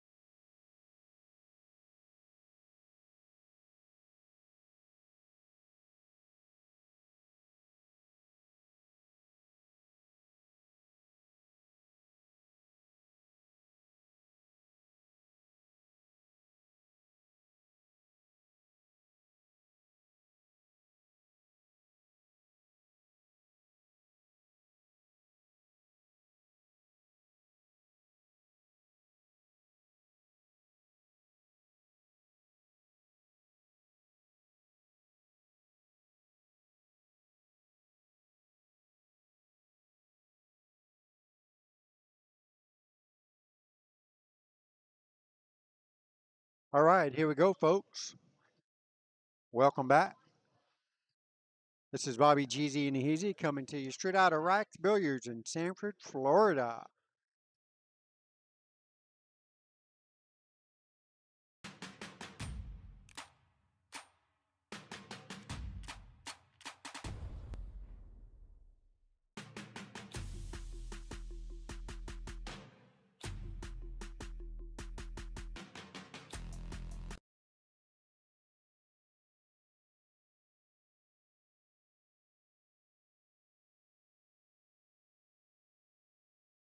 All right, here we go, folks.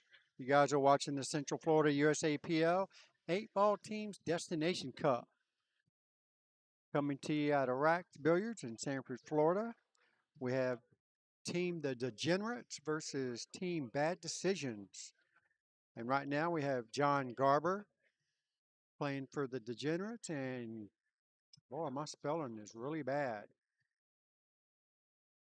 Gaden Beardsley, supposed to be G-A-Y. I don't know where the T came from, but I got it all fixed up now. So Gaden Beardsley playing for Team Bad Decisions. And John's Fargo's 435 and Gaden's 402. So it's going to be a pretty close race here. John going to 46 points and Gaden going to 41 points. And those of you that don't know, the USA Pool League using the Fargo rate system. So basically what happens, every time you win a game, you get 14 points to win the game, and your opponent, the loser, gets 1 point per ball. So naturally, 14 points adds up pretty fast. Gaden needs 14 points just to get to the hill, or get within 14 points of the hill. Could be in any way. She could get a good start if she could win this first rack. He is the one that's getting the small handicap.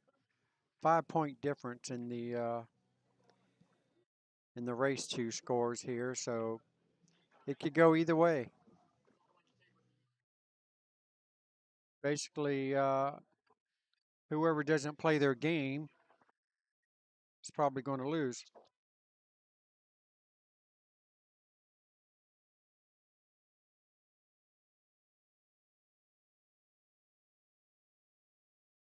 Right.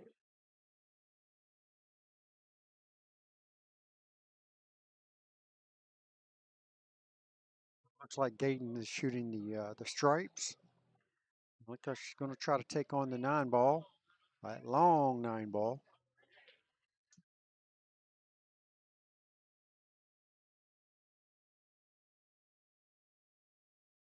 Nice shot by Gaden.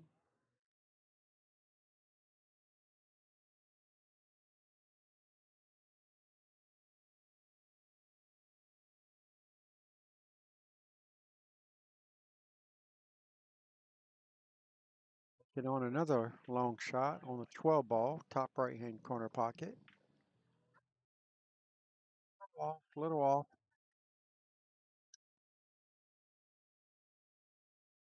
Go John Solids. Got a nice starter ball here on the 1. Goes a little too far on that. Not sure if he's got a shot at the 3. Doesn't look like it, so he's going to go for the 4.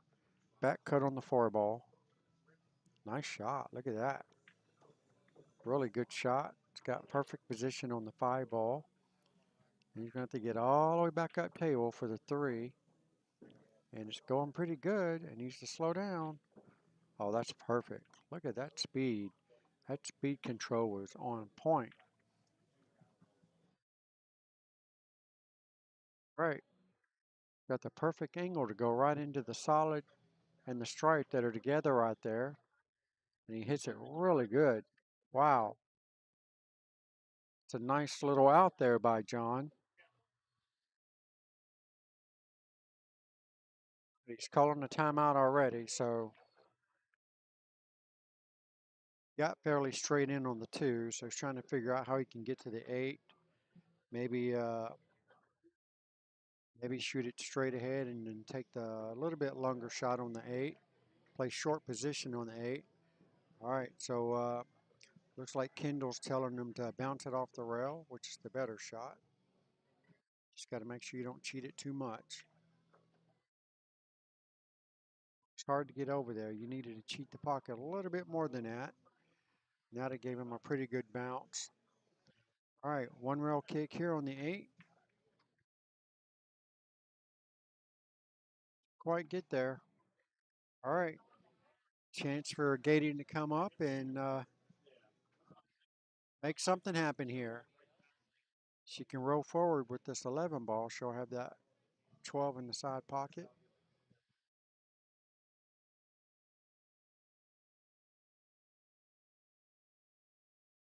Shot. A perfect position on the 12. Just do a stop shot. Stop shot on the 12, then the 13, then the 14, and a nice shot on the 8. She hit this ball with a little bottom. Looks like she's hitting it high. You don't want to go forward. He still has a shot, but it's not an easy one.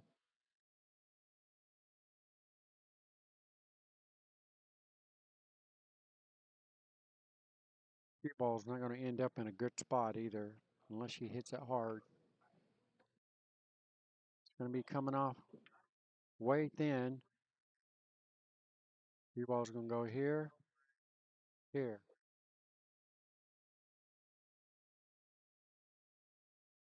Too hard there. It can be done. Now she's got to watch out for the scratch over here. She could hit this ball, cut it in, and the cue ball's going to come straight across. Looks like they're calling a timeout on her. Give her some help here. See if it's frozen to the rail or not. That makes the shot easier to make if it is frozen. But also, he's pointing at the side, the corner pocket. He knows it's going to go that way.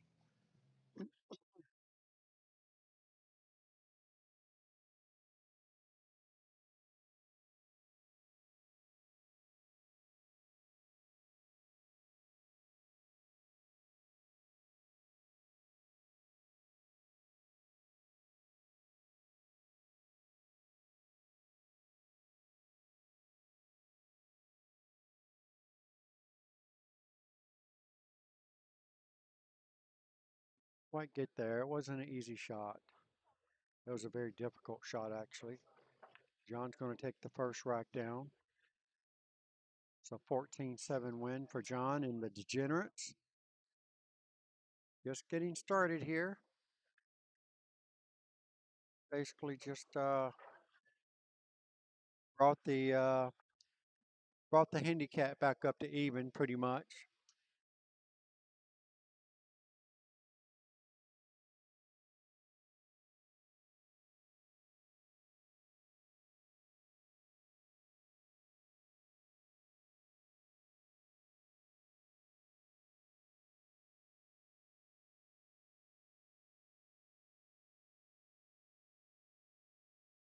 All right, here we go. Rack number 2, Gating gets the break. She's trailing this match 7-14 over John Garber.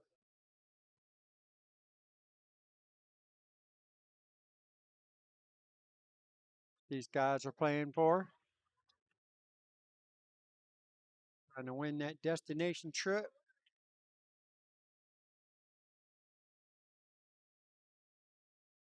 Could be Vegas, could be anywhere. Several locations to choose from.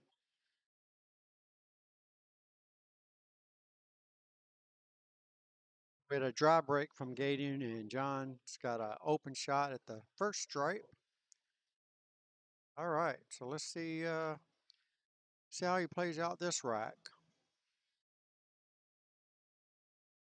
Need a glove. That's it.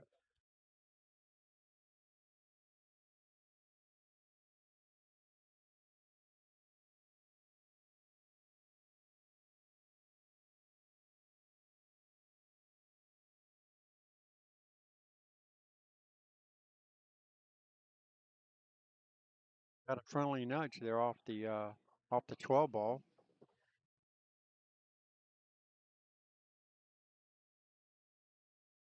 Like he should be able to make that 9, but it's very tight. That didn't help matters none. Gaden definitely not going to like this spot. Tight, tight squeeze right there.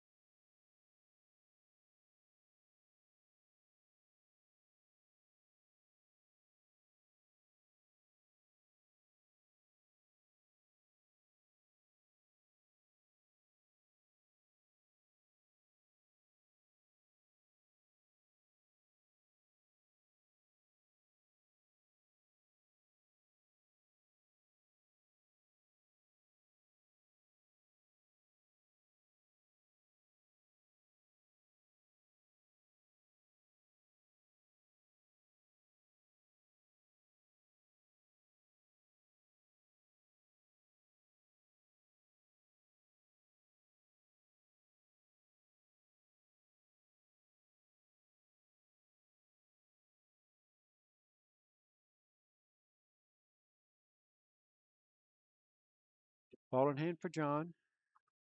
Let's see what he's going to do with this 3-ball cluster here. And he misses the 13 right out of the gate.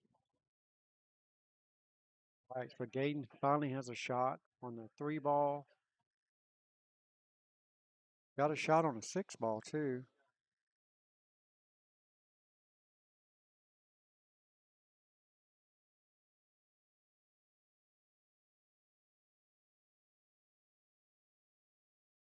Just tied up the 13-ball. John's going to have his work cut out for him on this one.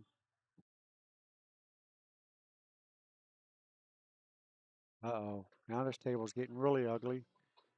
Now the 2-ball's tied up with the 15.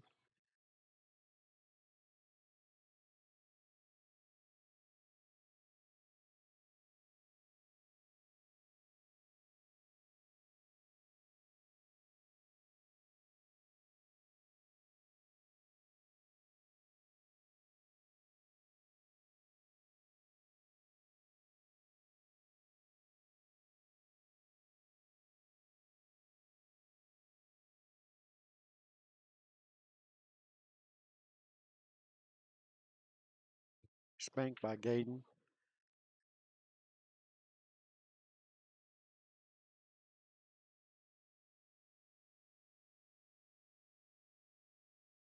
Pretty good shot too by Gaden. John only has, well, he's got 3 strikes.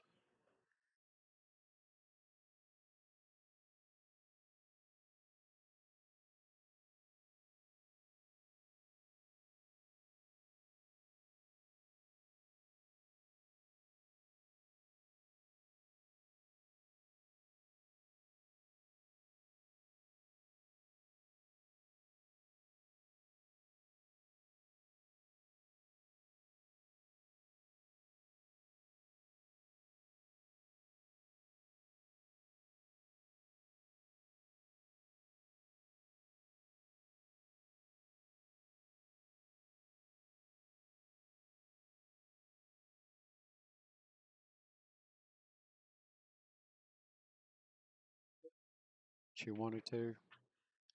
But John still has to deal with this 2-ball cluster, so see what he's got. All right, look at that. Wow, that was a really good try. He tried to break it open. Fortunate scratch on that ball like that.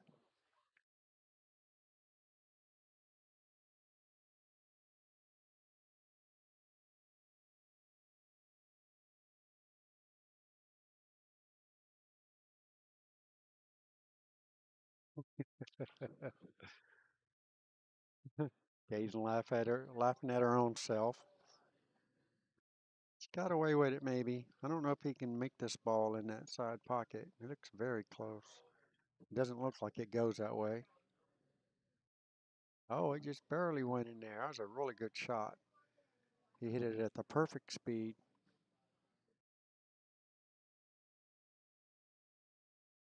Might have hit that one too hard. Oh, wow, look at that. Wow. Long shot on the 8. Oh, look at that. Wow.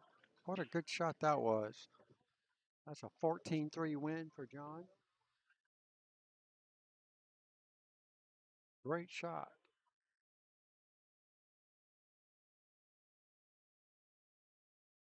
Looks like we have 28-10 on the scoreboard now. All right, so Gaten desperately needs this rack to get back in this match. She can get 14 points. That'll put her up to 24. That looks a whole lot better than 10 or 15, either one.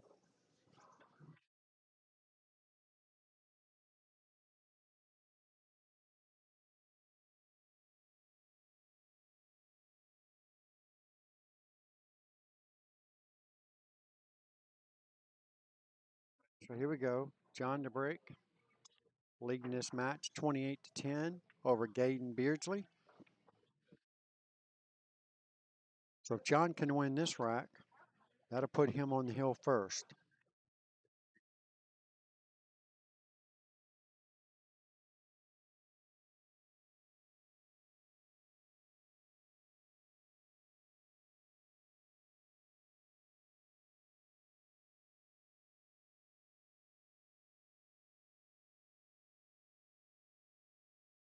It's got a nice straight in shot here on the 15.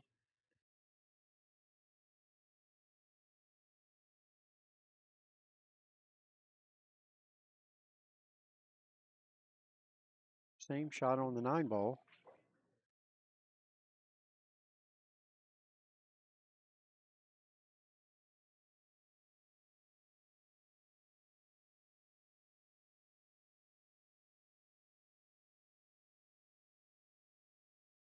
Pretty good.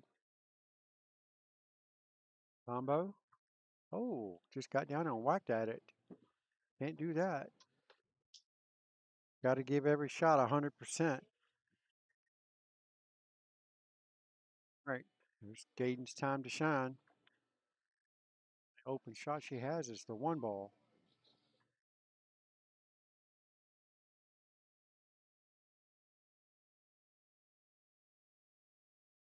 Try.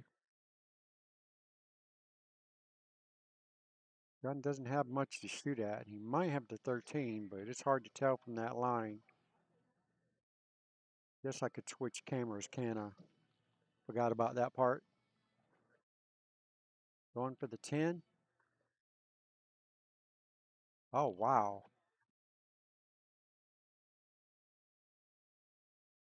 Thought that was.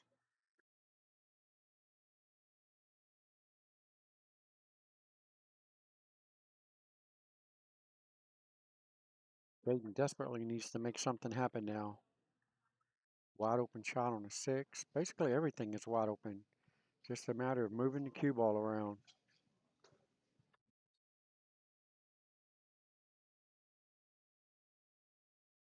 Didn't go up high enough on that ball, so she's got a difficult one here. Ensure that the ball's not frozen to the rail. Plan on just doing a little tap. There you go, like so. Not bad. Got it. I got a hit watch.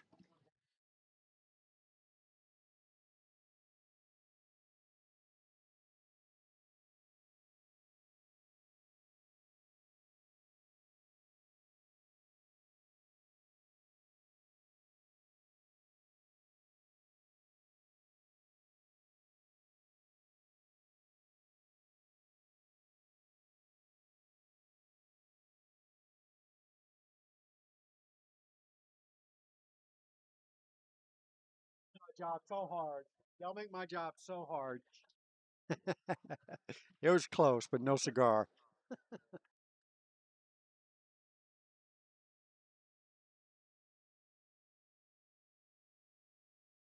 Here we go. Gaden, straight in on 7. Slow roll this ball. Probably take the 5 next. Another one. Slow roll this ball. Take the 4 ball next.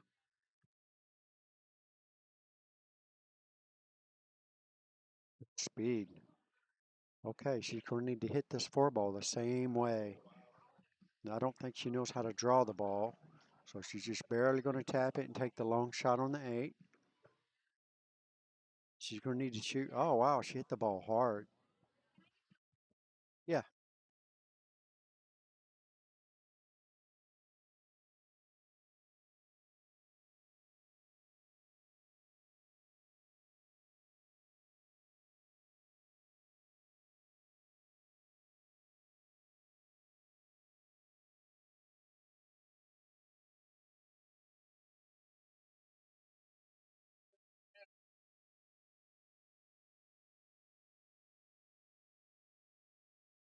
All right, here we go. Well, it looks easy, but it's not the easiest position shot here for the strike. You're going to have to go a couple rails. I'm sure. Is he trying to get in the side pocket with it? I'm not really sure. It looks like it goes past the 8, but it's a tight squeeze. Don't know if he can back cut this. It looks too much. It can be done. Wow. Was that a poke and hope or what? Oh, wow. Unbelievable.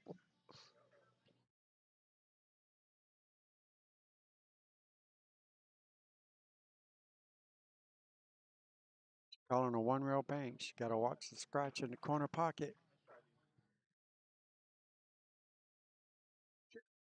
It's a good try. That was a tough shot. Very tough shot.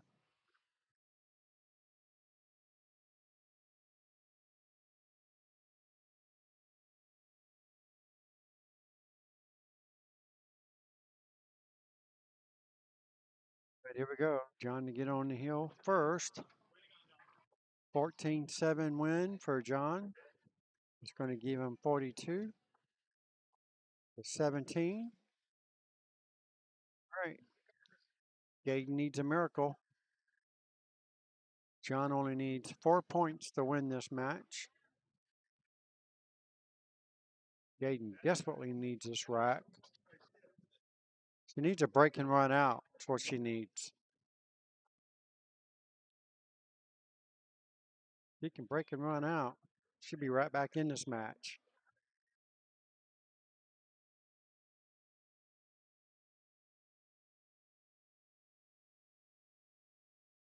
That would actually give her 31 and put her on the hill if she can somehow win this rack before he gets 4 points.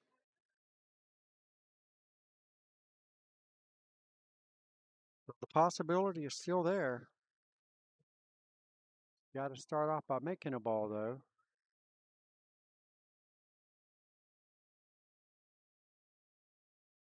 So here we go. John needs 4 points to win this match. Gaten needs to win this rack, at least to help get her team some points.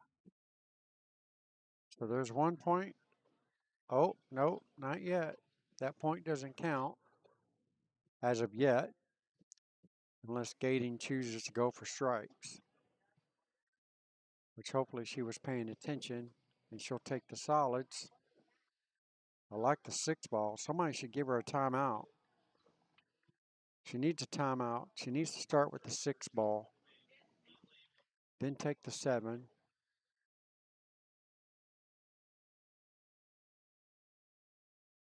Taking the 1. Take the 1. She's probably not going to leave her anything else to shoot at. She got the 1. She has nothing else to shoot at. All right, she's calling the 4. Guess it does squeeze through there. She could make it off the 7. No. Right, that's not a bad shot. It's nothing easy.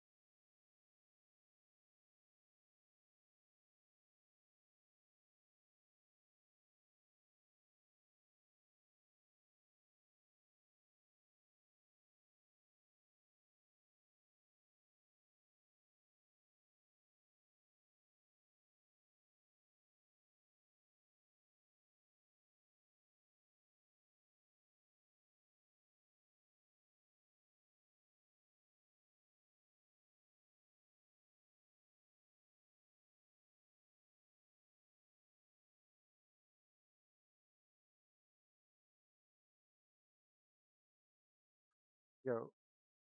Jaden needs a miracle here.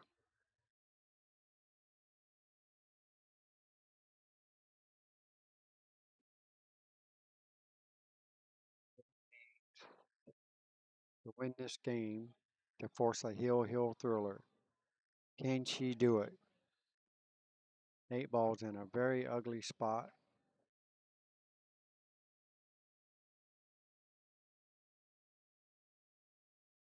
Nice shot. Left a cue ball very long.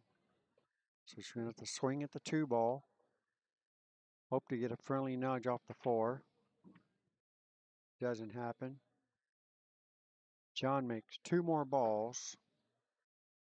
That will seal the deal for him, at least for the win. Jaden desperately going to need to get at least win this rack to hopefully get her team some points.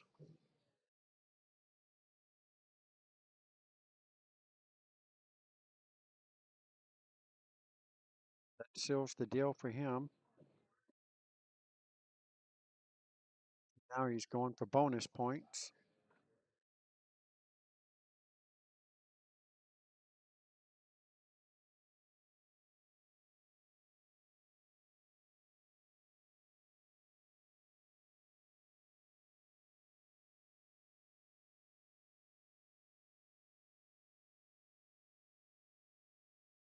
Nice bank there by John. Wow, he's playing good.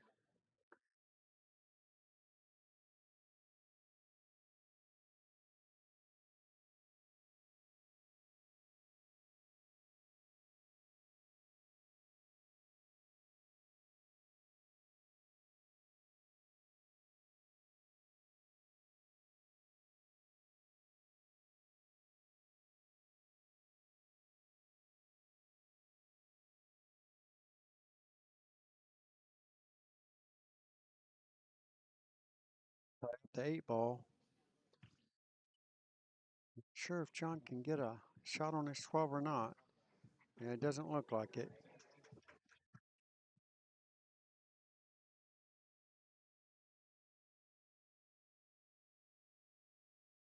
A shot. Unbelievable. I wouldn't even hit this ball. Doesn't look like he can even make it with ball in hand.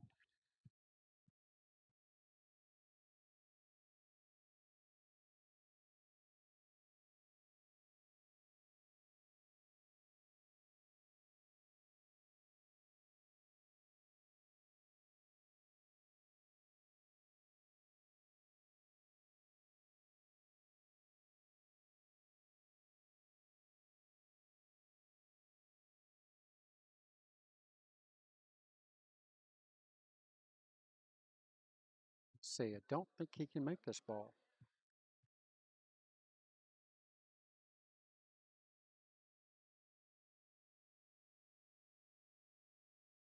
He's calling the bank. Guess that is available. Yep. We're going to have to do it again on the 8. Cross corner bank.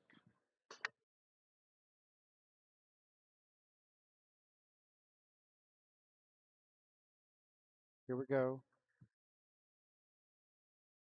Got the 5. She's got the 2.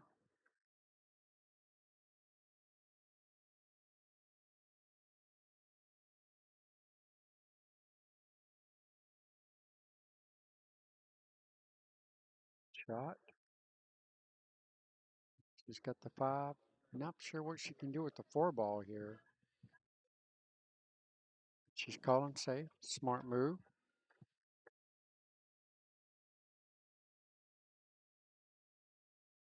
Like the safety. Don't even try to make this ball. Just slide the cue ball in the middle of the in rail down here.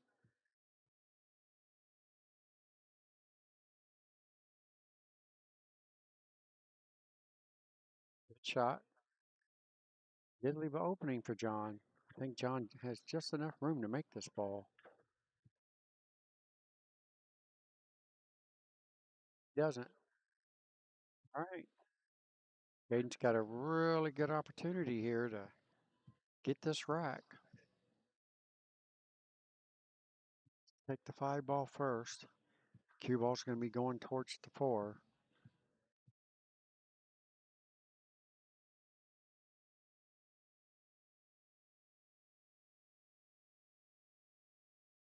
Good shot. Good shot. Needed to roll a little bit further. Cue ball's going to be tracking towards the 8. She could scratch off the 8. This is a very sensitive shot. Oh, look at that. Yep. Dang. He's very fortunate to even have this shot.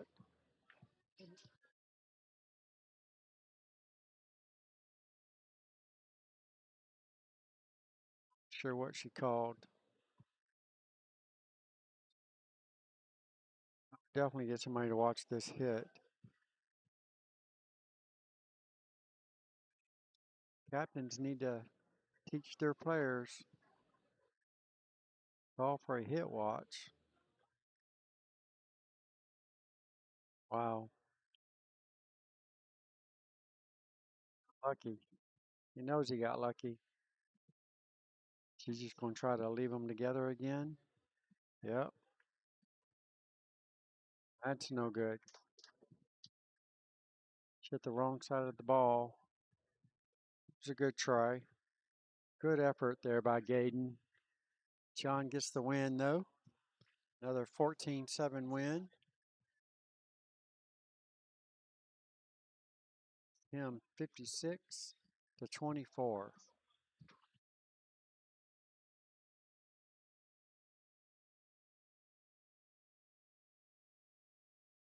Get the next match lined up. That was match number 1 out of this 5-match series. Match number 2 is going down on the other table next door. So we're fixing to get started here with the match number 3.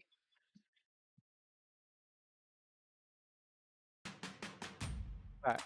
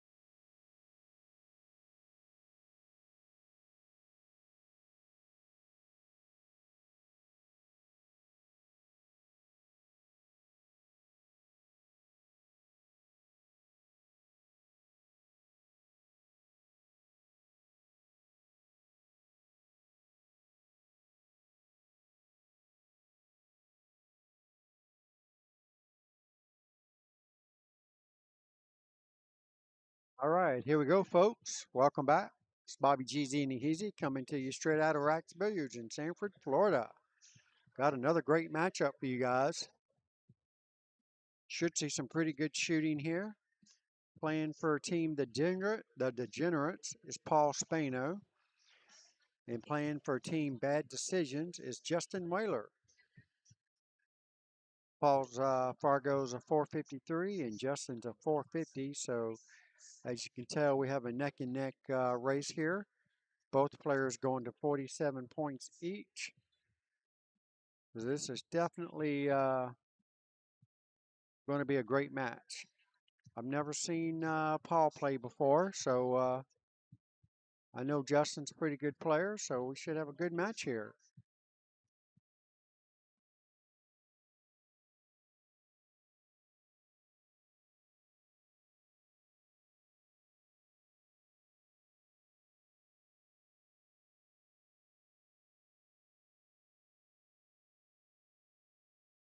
Judging by the way Paul was stroking that cue,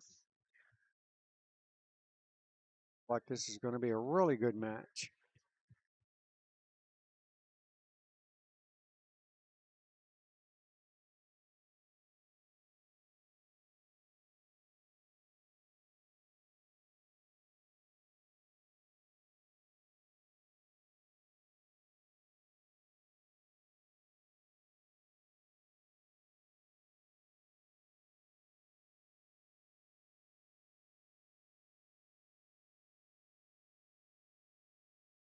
Long shot on the 12. I believe he's running it down. Yep, he's calling it.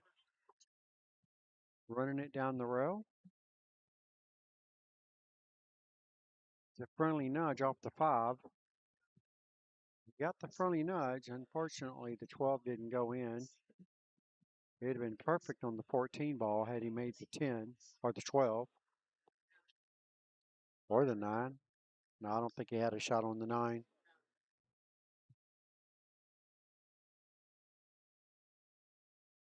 So here we go. First look at Justin. Best shot he's got here is the 4. 4 on the side.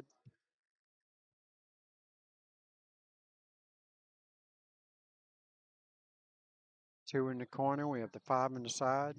He can play the 1-3 combination if he wants. He's going for the 2. Stopping the cue ball right there. Nicely done. Rolled his cue ball a little bit too far.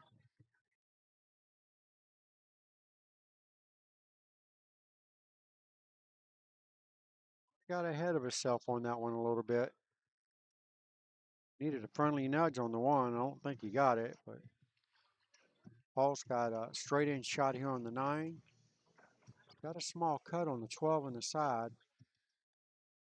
He can jack up and stop his ball right there. He'll be nice on the 12 on the side. Can't go forward none. I think he went forward.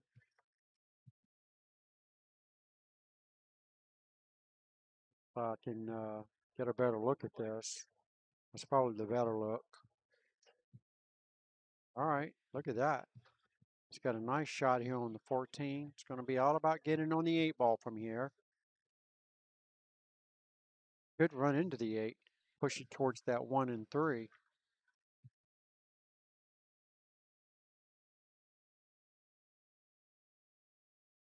He's got a shot in the side pocket off the 5. I would play it off the 5. Could shoot it straight in. Got to hit it awfully good. Like playing it off the 5 better. Play it off the 5 and leave the cue ball to the top rail. All right, he's cutting it backwards.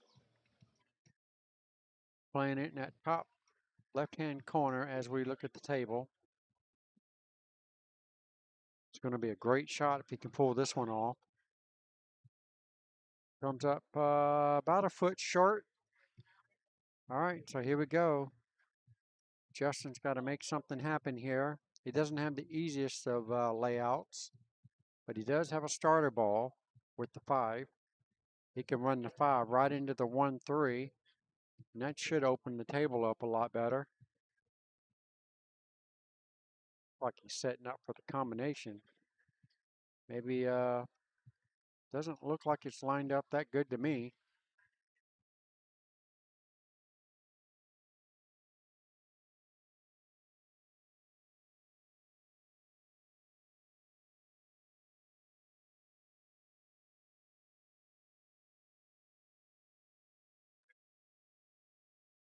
Surprised he tried to do that.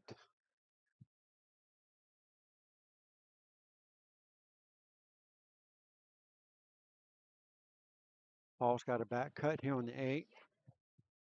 He's going high ball, so it could go bad for him if he doesn't. Yeah, I knew it was going to head that direction.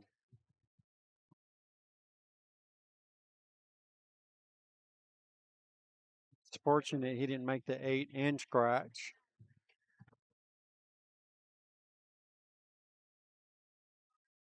So the ball's in Justin's court. He's definitely a favorite from here.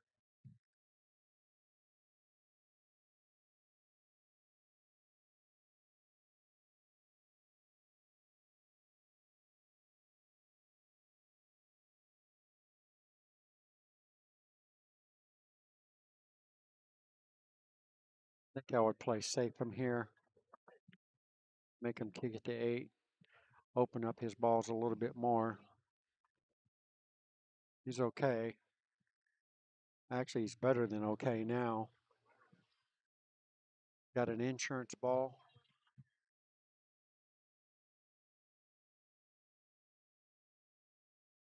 Sure why Justin doesn't get somebody to watch the hit.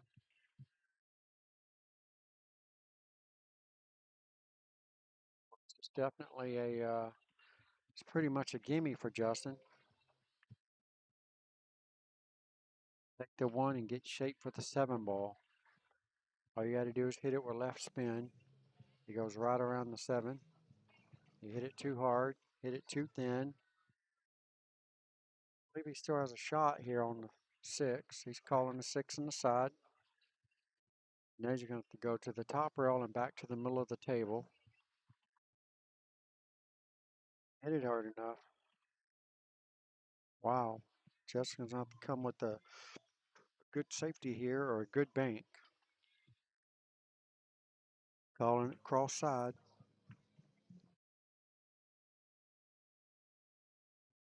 Hero or the 0. That was not even close to making that ball. Ball's got good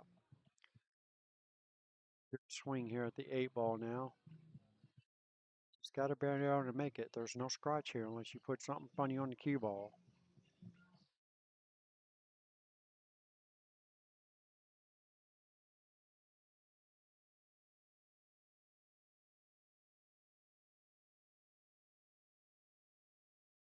Takes it down.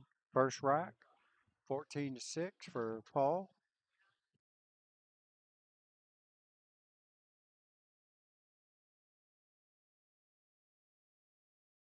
Good start for his rack.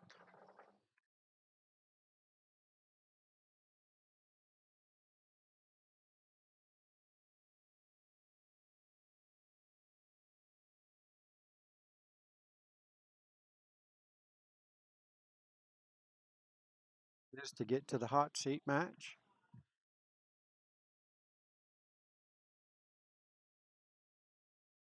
Degenerates are they're ahead 2 matches to 0 right now. So if the Degenerates can win one more match, that's going to put them in a very good position. Miscue on the break.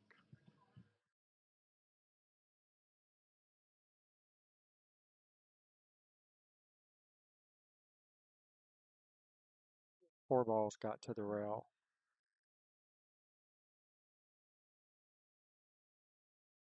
Three balls got to the rail.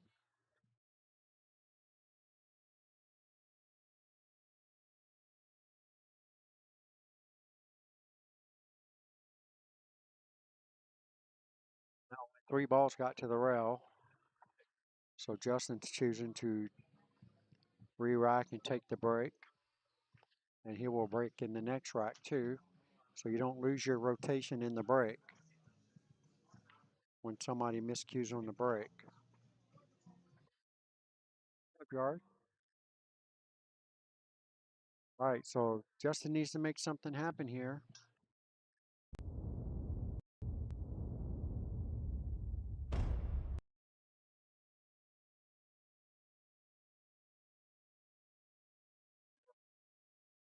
Solid break.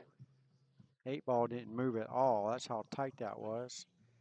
Unfortunately, it came up dry on that break. Wow.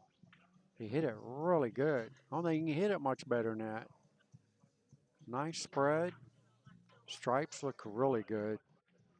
I would definitely take the stripes. Stripes are wide open.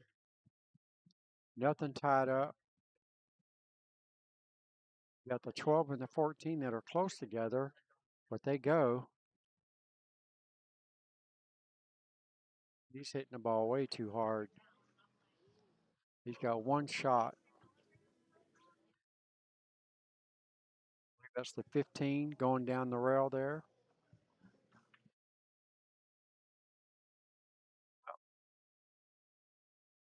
Hit it too hard and it bobbled out.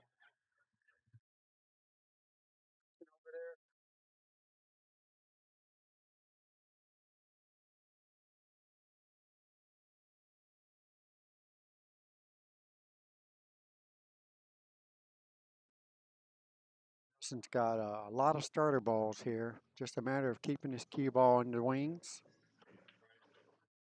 Taking on the 6. Should go around the 1. Play the 1. Oh my goodness. Did not see that happening. I know Justin plays a lot better than this. Needs to get in this match before it gets out of control. Paul's got a straight in here on the 11 ball. This ball still looked pretty good considering how hard he was hitting them a while ago. They all still have a pocket. Looks like the 13 ball would be the most difficult. It looks like the 15 still goes past the 8. Looks like that's what he's shooting now.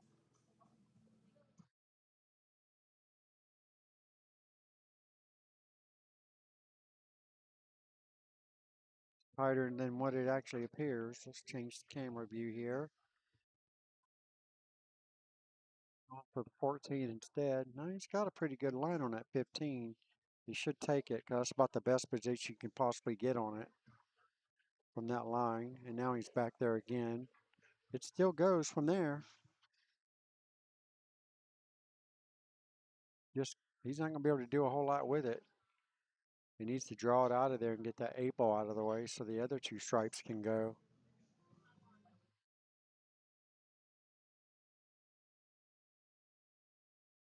Hit it really good.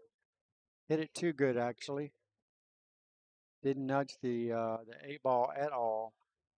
And I don't think he has a shot on one of these stripes. I don't think they go anywhere unless they bank cross-side. It's hard to tell from this angle. Calling cross corner on the 12 ball. Staying in that one.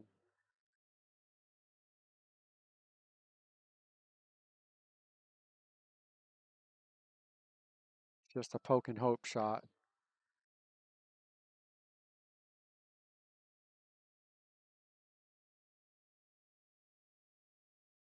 All right, Justin's got to settle down and make something happen here. He's got a lot of open balls here.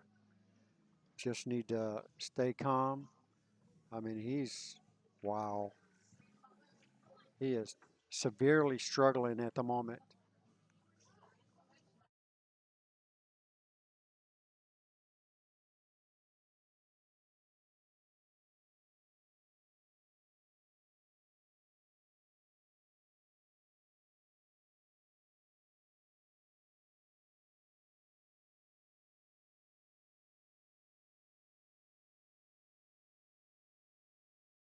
Paul has a cut shot here on the 13 in the corner. Looks like it goes right in between the 1 and the 6. He can back cut it if he wants. Guess he doesn't like it. It goes.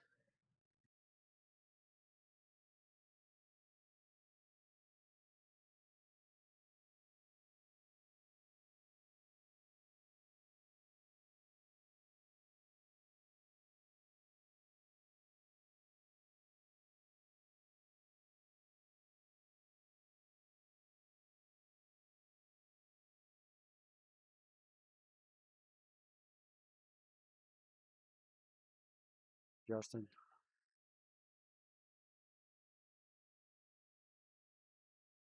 4 ball. You got perfect position on the 4. You got to take the 4 first. Justin's definitely not thinking straight. That's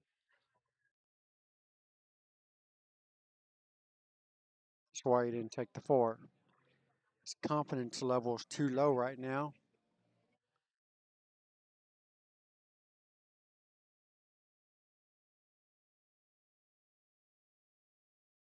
Ball needs to take on the 13 ball. That gives him position for the 12 in the corner. Not that extreme cut. Just got to bear down and make it. If nothing else, get it closer to the pocket and block the pocket from the 2 ball. He's going high. I'm not sure why he's going high. He got away with it. And he got the 14 ball open. Not bad, not bad. Just tap this in and play the 14 in the other corner pocket. I don't think it's against the rail. It looks really close. Should be able to just tap this in and still hold position for the 14 in the other corner pocket.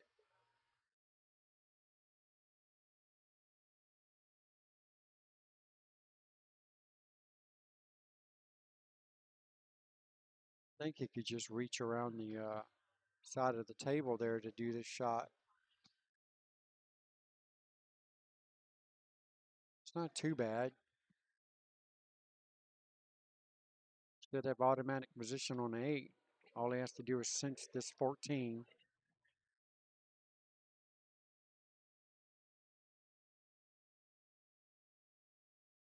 Just didn't quite get there. All right. If Justin's going to do it, he really needs to do it now. There's no way he's supposed to lose from here, especially with the 14 on the end rail like that. Got to bear down and 1 ball at a time.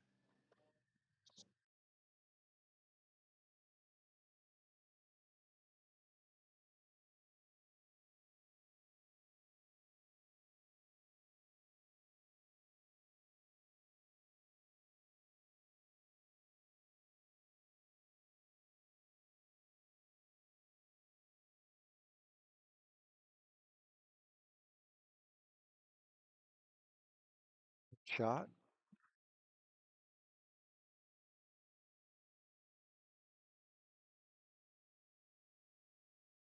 Taking the 2 ball first, but this will work if he makes it.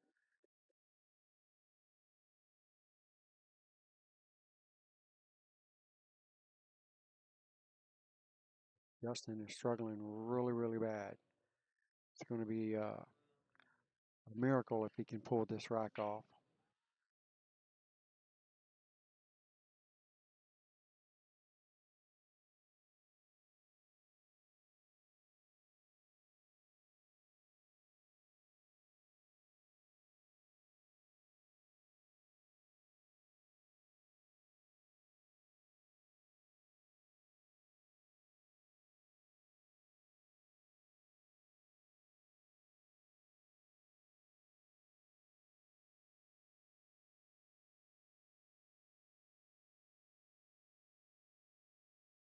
It's definitely Justin's final chance to win this rack.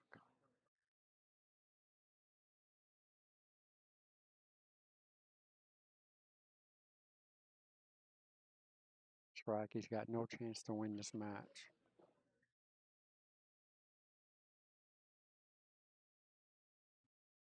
He do it.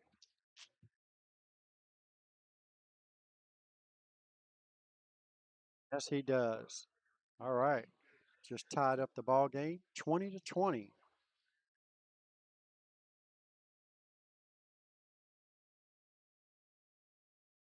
We desperately need that one. Hopefully that will build up his confidence level a little bit. Desperately needs to help his team out right here with a win. Team bad decisions. Right now it's not looking too good.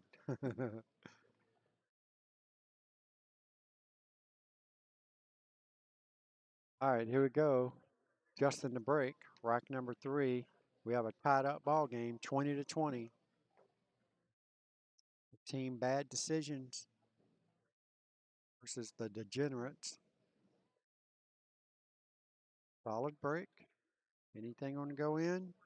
Doesn't look like it.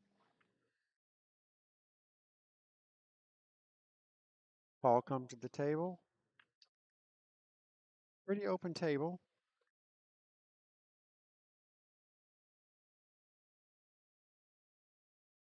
Solids definitely look like the better pick.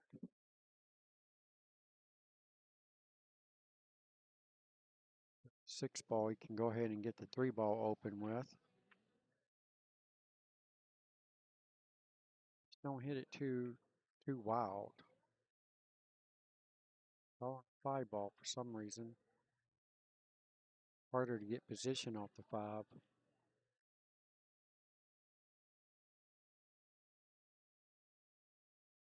Sure what he was thinking there. Guess he was thinking the 6 ball. I don't believe the 3 goes, so not really sure why he's not using the 6 as a breakup ball. The 2 ball next. Should be setting up for the 1 ball in the same pocket after the 2. Get the right angle on the 1 ball. That'll take him into the 3 ball. But that's going to be asking for much.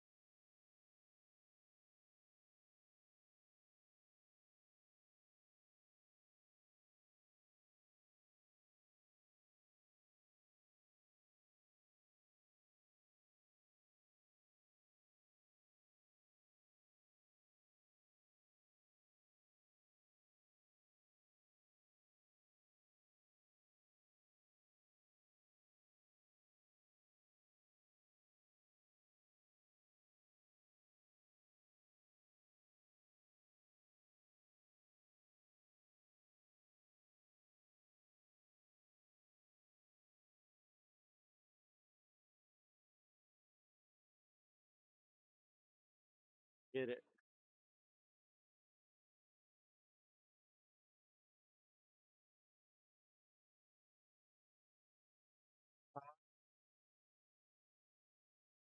Shaper. I got my cue with me. I don't have a shaper. I let somebody borrow it and they didn't give it back. So I have one on order.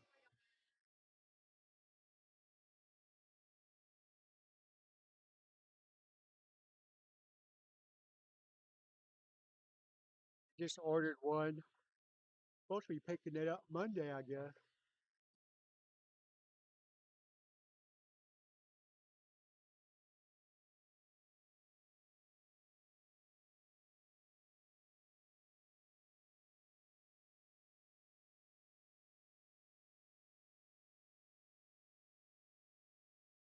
Call me, I'll watch it.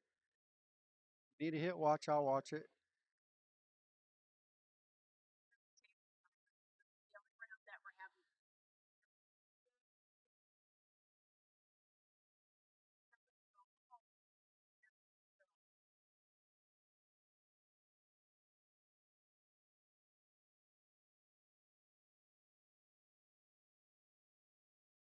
Left.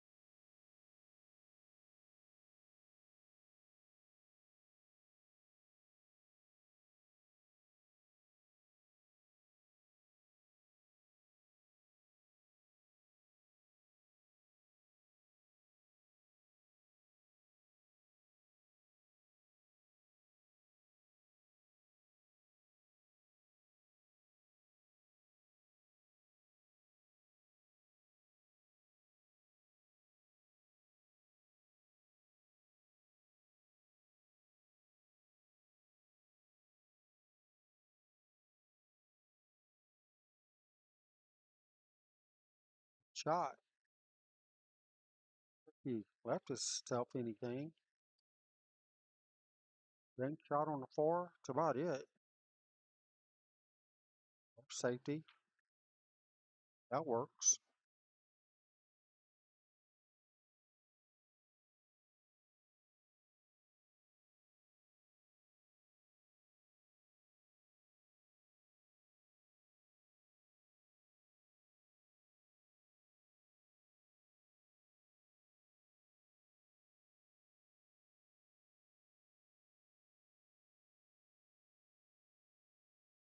It's calling. 2-row bank on the 14, maybe?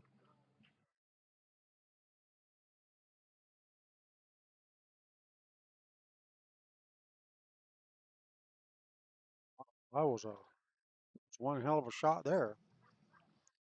Thought he pointed at the side pocket, but who knows?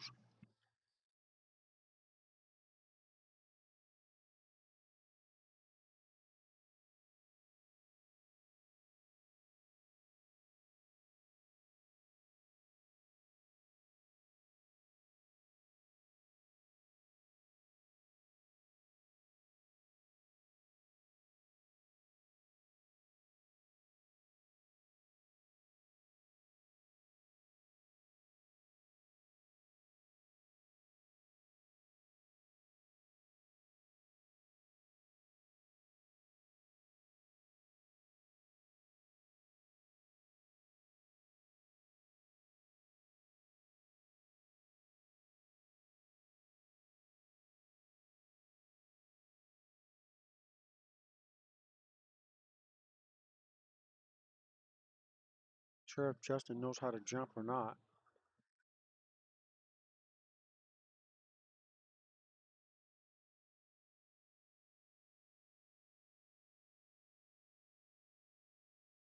Open shot here on the bank.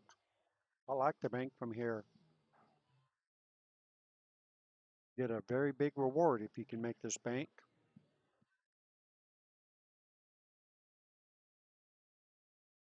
You could lose it all. I think I would have taken on the bank too.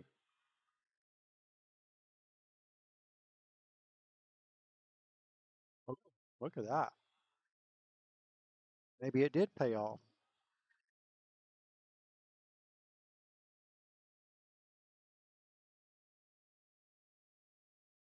Get position on this 11 ball from the 14.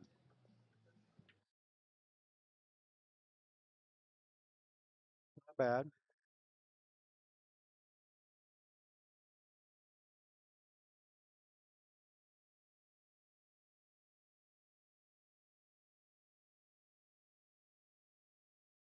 Side of the 8 ball. May be able to make this through the 1 on both at the same time. Hit it too hard. It's smooth, just like that. Oh, he hit it good. Had the right speed on it for sure. Ball's got a fairly routine bank here. If he can bank this ball, it'd go in. Even off the 8, it'd go in. Well, he was way too high on that ball. All right, here we go. Justin's got a great opportunity here. Take a first lead or the lead for the first time. 14-6 win for Justin. Going to give him 34. 26.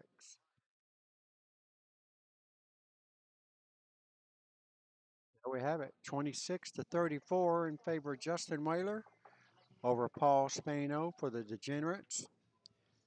Bad Decisions desperately needs to win this match just to stay in this race, basically. They're 2 matches down going into this third match, and the fourth match is going down on the other table.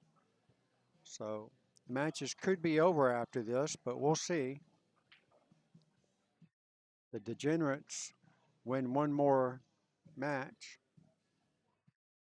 could be over, or bad decisions win these two matches in this round. We're definitely going to have a fifth match on the live stream table.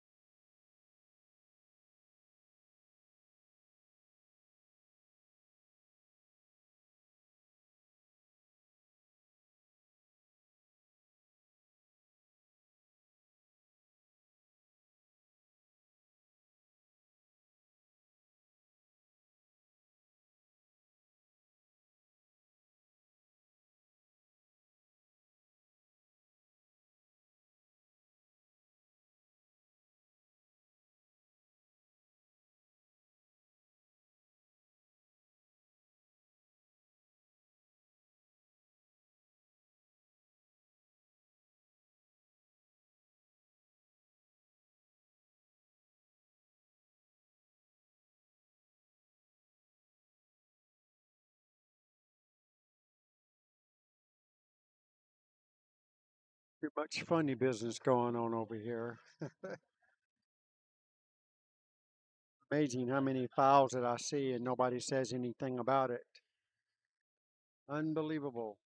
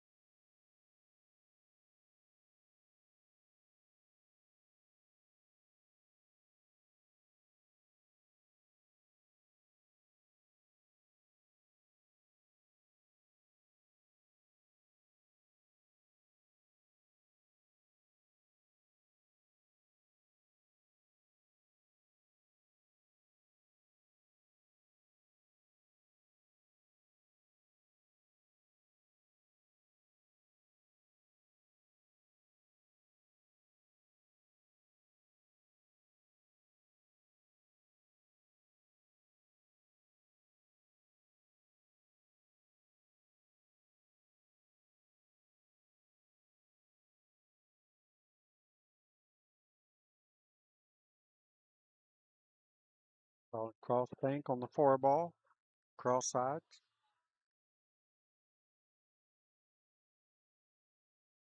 Tied up the 13 ball too. Wow. That might work out in his favor.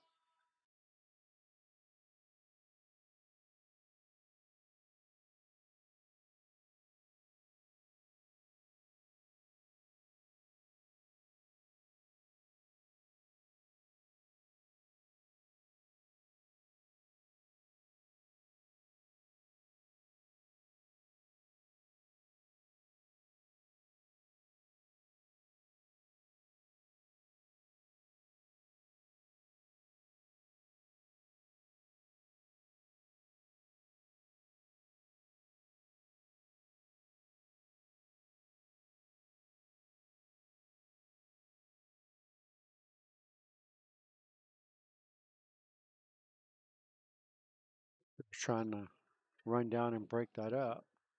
But he hit the 4 ball too full. 3 ball didn't take off as fast as he wanted it to. Let's go in off the 13. No. That's a really good shot there by Justin. Good shot.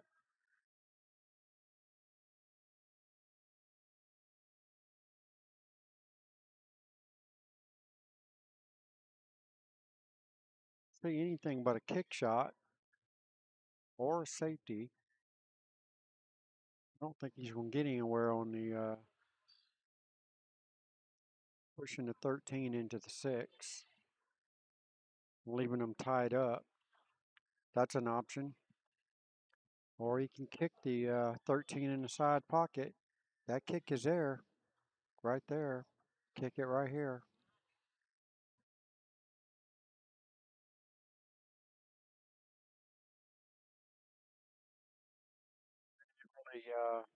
They didn't give him an advantage at all. Justin can make the 6, then turn around and make the 8, the 7.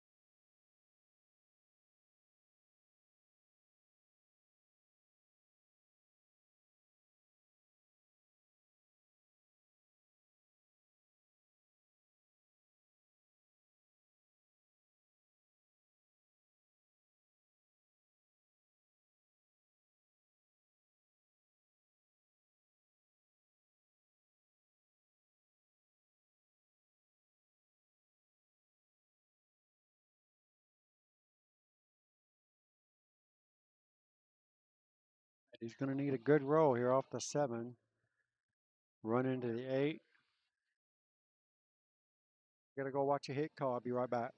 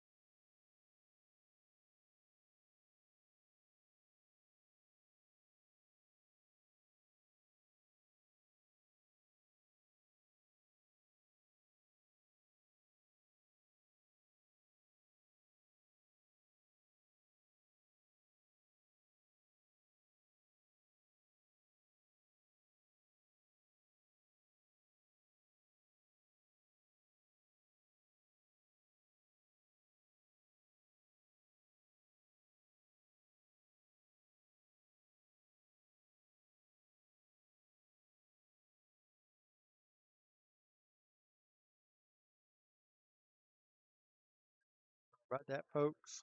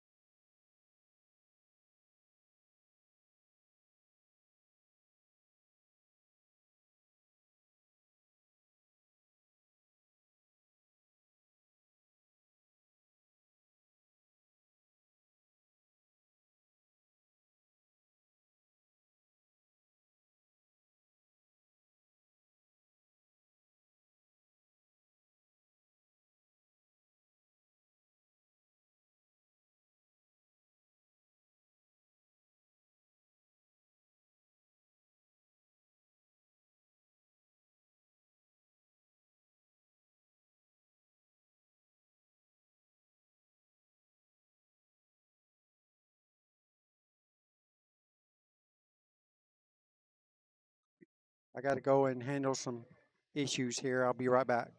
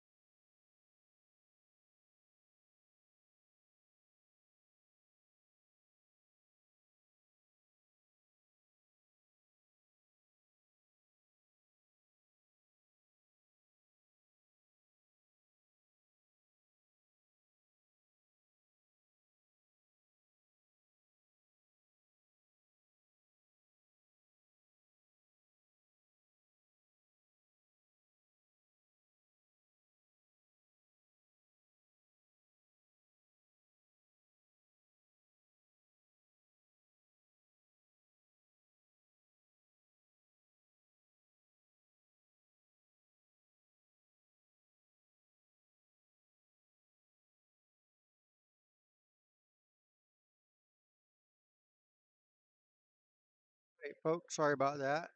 Just like I said, this very tight match, and it is heel, 40-40. Whoever wins this rack, this is a sudden death rack, so whoever wins this rack wins the match for their team. And Justin desperately needs to win this match for his team to keep them alive.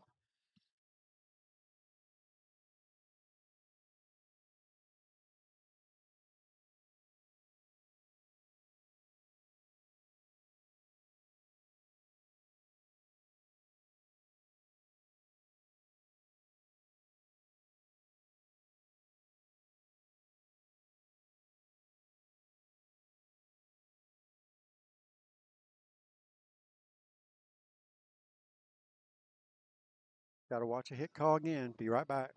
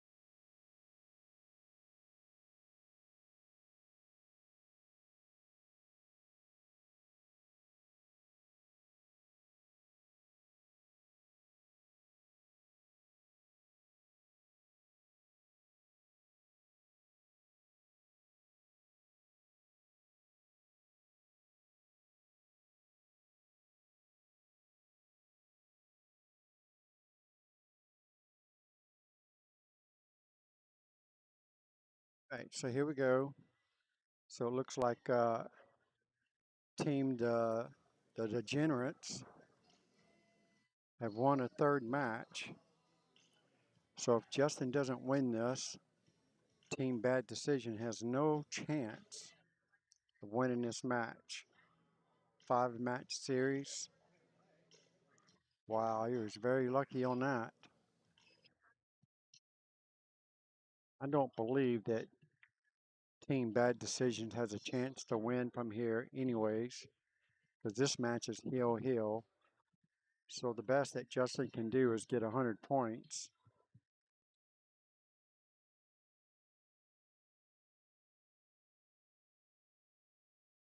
So I'm pretty sure it's going to be over regardless.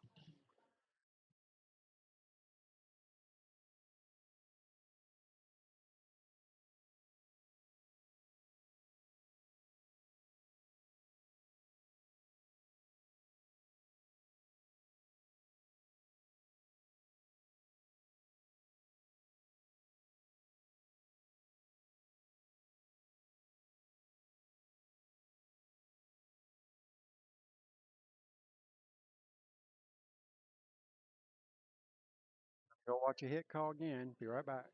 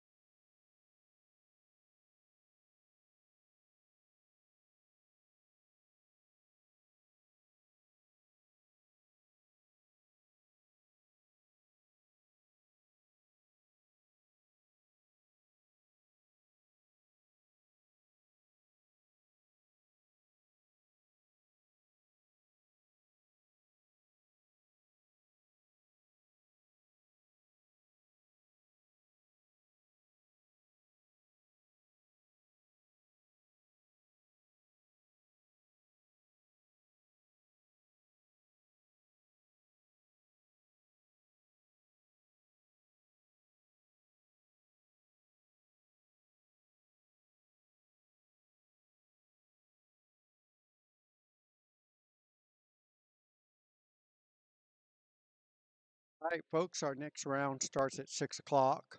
Still waiting on several other teams to finish up right now, so we're just going to let the stream run, and you guys can watch all the other ones beat balls around.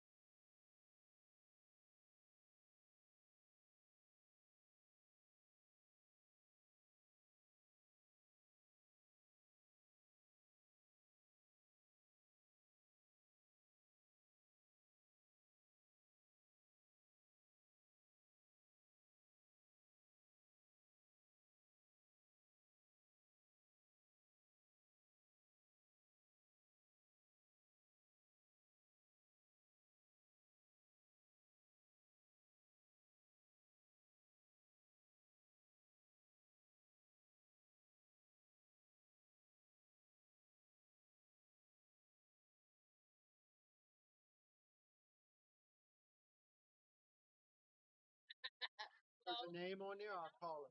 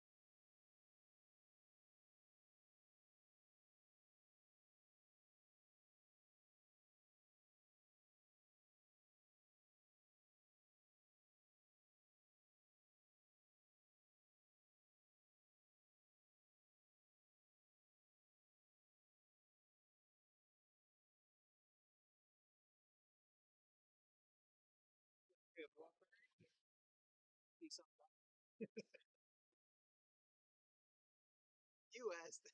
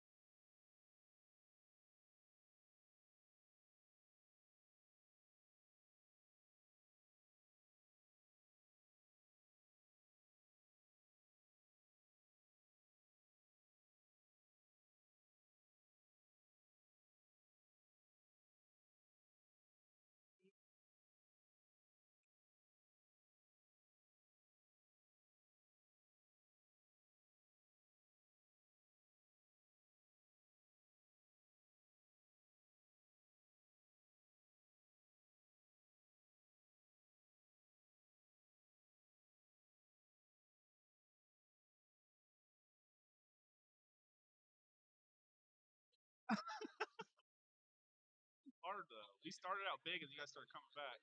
I had to come back and beat Corey for us to So win. basically, whoever wins here.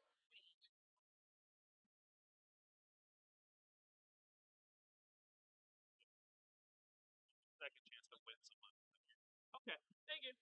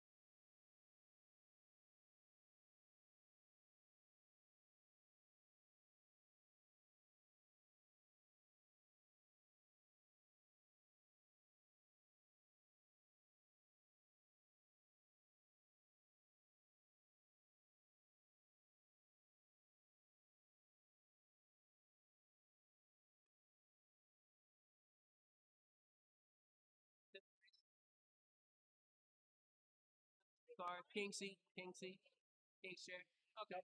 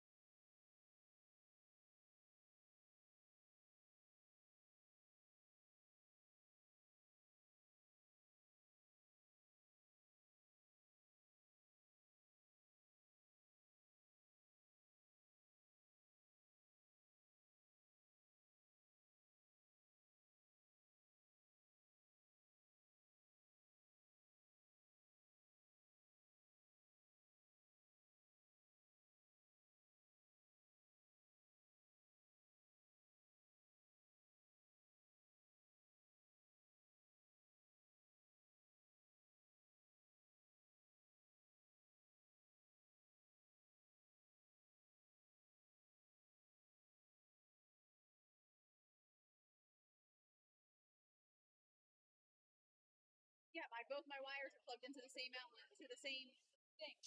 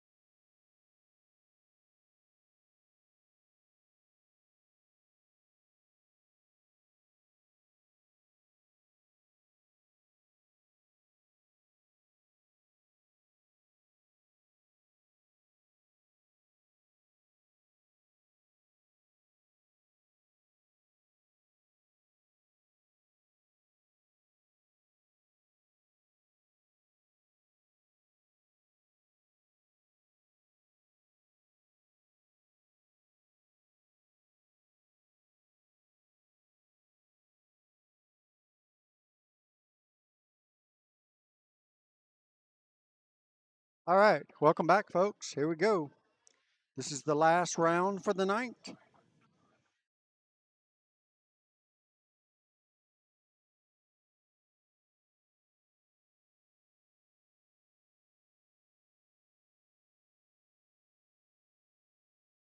Yeah, like I said, this is the last round for the night, and this is a loser's bracket match.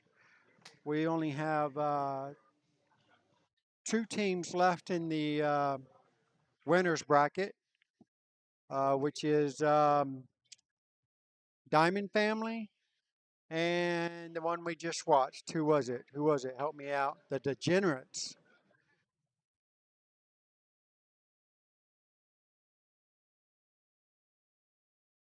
Yes, the Degenerates is going to be playing Diamond Family for the hot seat. Whoever wins that tomorrow at 2 p.m. is going to be our first winners of the destination. Thank you so much, Terrence. Thank you. Appreciate it. Um, like I said, where's our fireball at? Yeah. Yeah, you're buying, right? Oh my goodness. See, there you go. I only want $3. You ready? Let's do it. Two of them. I'm serious. All right.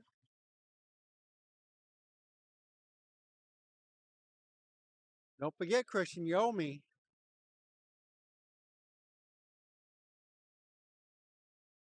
Oh, so anyhow, like I was saying, it's going to be Diamond Family versus the Degenerates tomorrow at 2 p.m. Winner of that match will win the destination trip.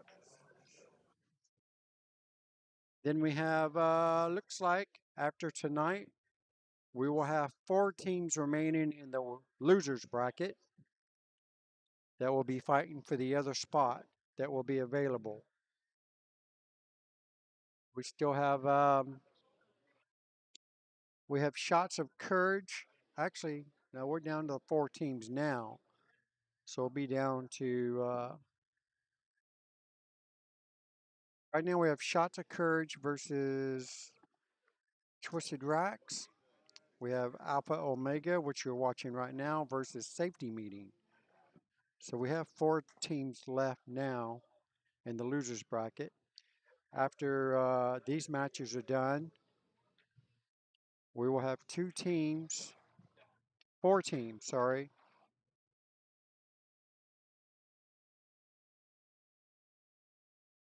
Yep, so we'll have a total of four teams in the losers bracket, two teams in a winners bracket, down to our last six teams coming in tomorrow.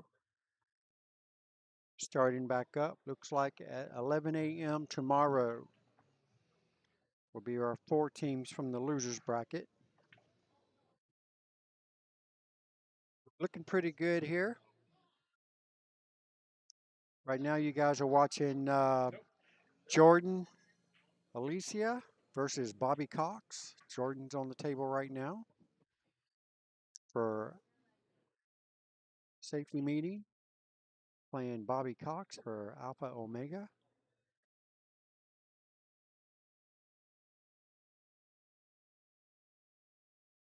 Obviously, their skill levels very close to each other. Bobby goes to 44 and Jordan goes to 45. Very close matchup.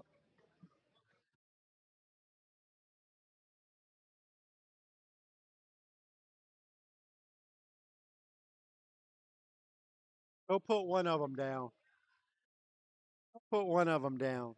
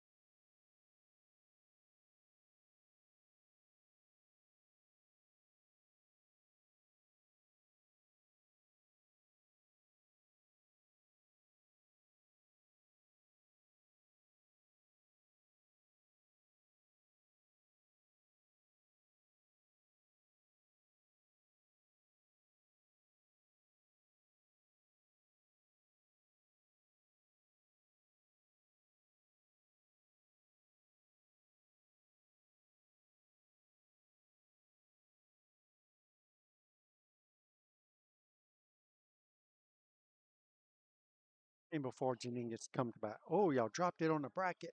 Cheers. I'm busted already. That's right. Appreciate it.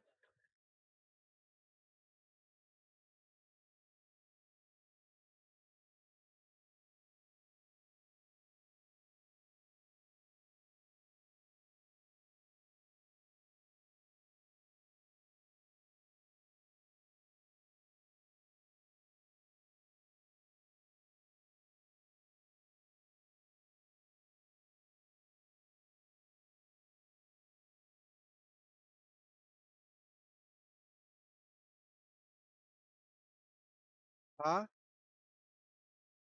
What? The camera? Oh,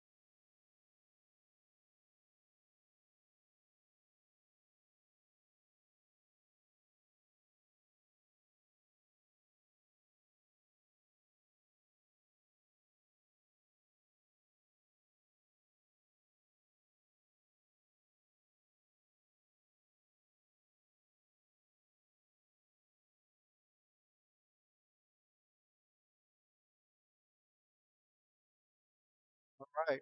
Jordan's got the first rack. 14-6.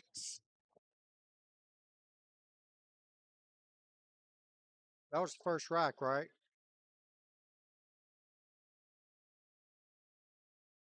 Sure, that was the first rack. I will go and confirm. Oh, here we go.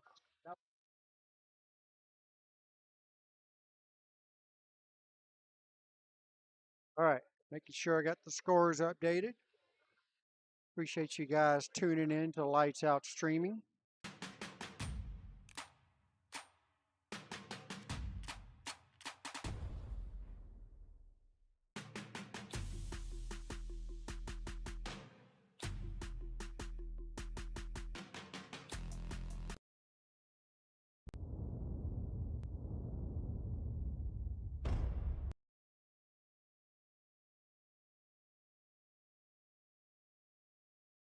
Here we go. Jordan to break for team safety meeting. I put the wrong score in. My bad, y'all.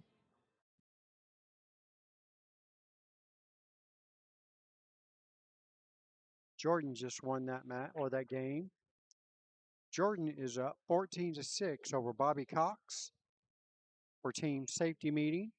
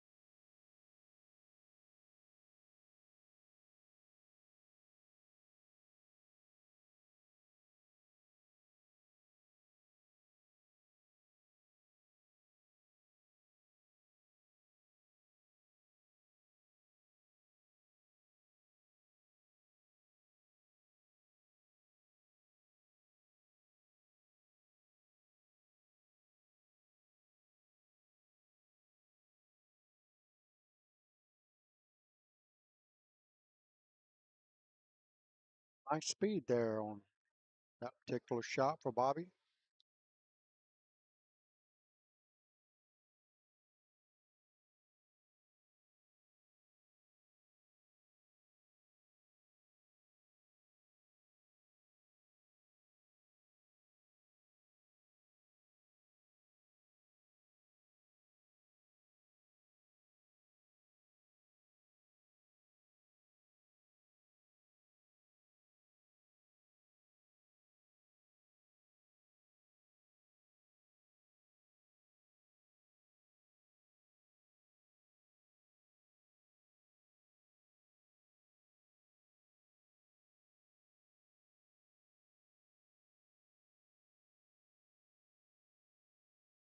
Another really good speed shot. Nice finesse on the 9 ball. Great shape on the 11. Might have got too straight in though. He did.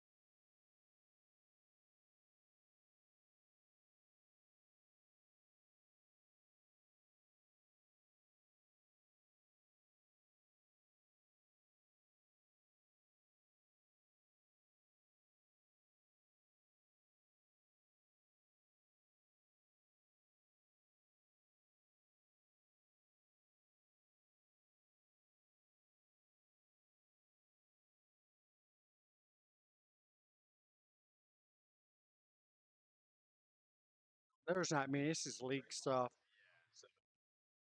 Nothing spectacular.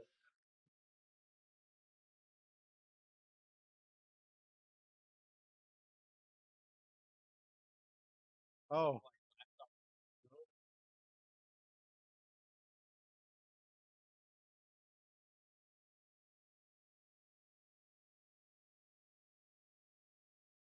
All right, looks like Jordan's about ready to take down another rack here. Yep, as he does.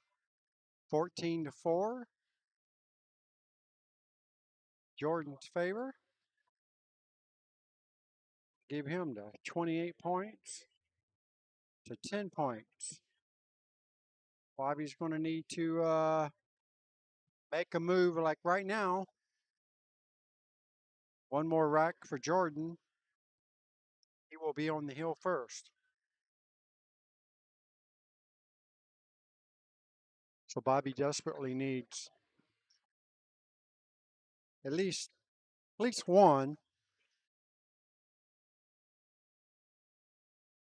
Looks like we have Jesus Atencio in the house, getting his practice in over here on the 9-foot tables. So I'm about to go over there and say hello to him. I'll be right back.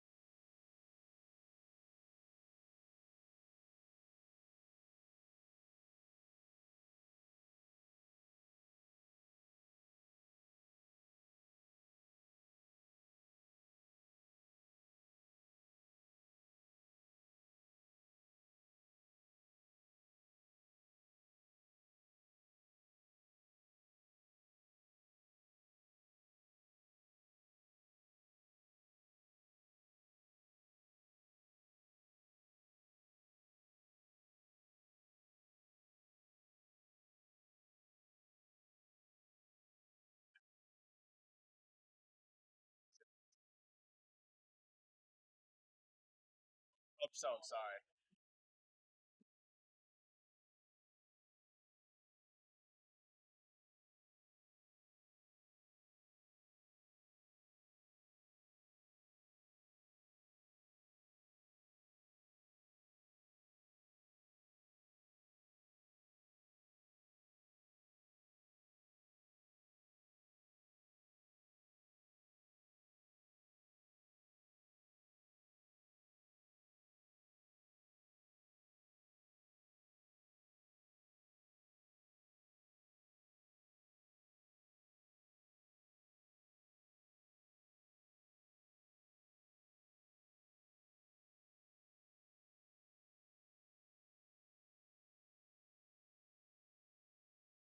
Bobby's in a little predicament here. He's got to get that 10 ball open somehow. Oh, that's the 12 ball. Got ball in hand, so he's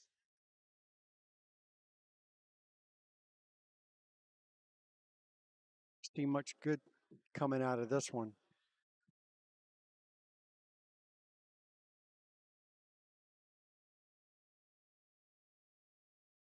Hopefully he called safety. That would have been a good time to call safe. Especially the way he shot that ball. Should have just stopped the cue ball in its tracks like he did and called safe.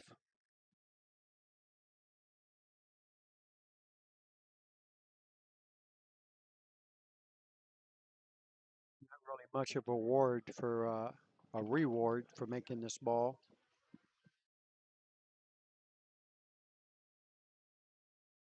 Doesn't really pay to make any more balls until this 12 ball gets unlocked from the 2. Right now, Jordan's definitely in the driver's seat. He's going to set up for a nice either a billiard or a combination.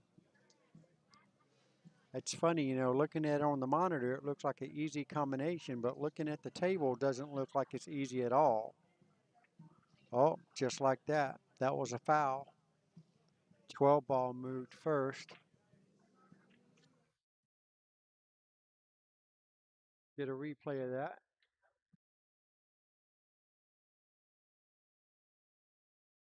Said it wasn't supposed to move, so that is correct. That's why you should always have someone come and watch the shot.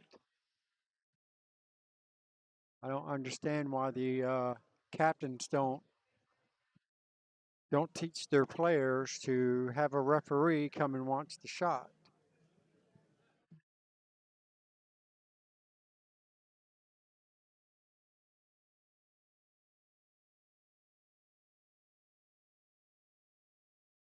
It was definitely a bad hit.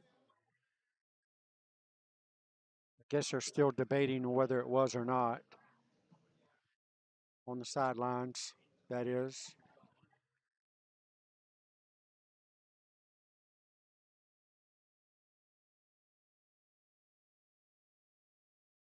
I don't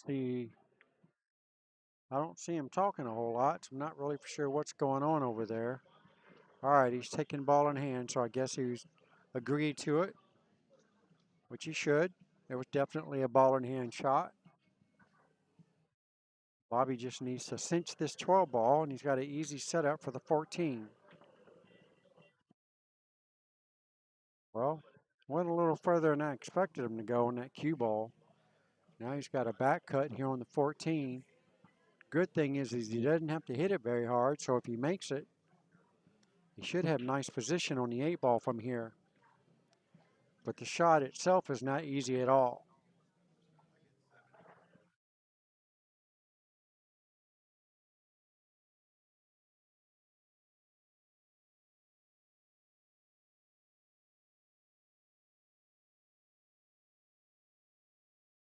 It's the whole ball. Wow. Didn't see that coming. All right, Jordan got ball in hand. Sure doesn't like getting close to his work, but he got a nice line here on the 8 ball. And this is to get on the hill first. to take a, well, he already has a commanding lead. And this is going to be devastation for Bobby Cox. And that's another 14-6 win for Jordan to give him 42-16.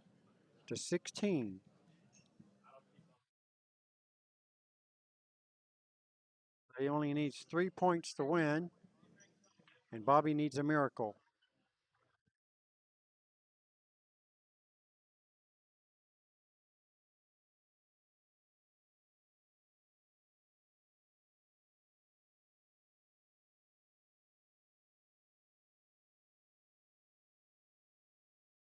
Appreciate you guys tuning in to Lights Out Streaming.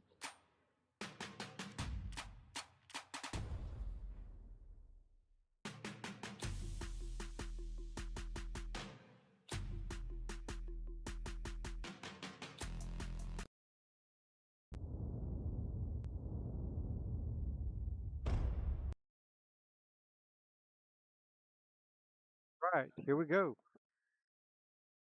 You guys are watching the Central Florida USAPL 8-ball teams destination cup. We're going to have 2 teams come tomorrow, win the destination trip. Not too shabby.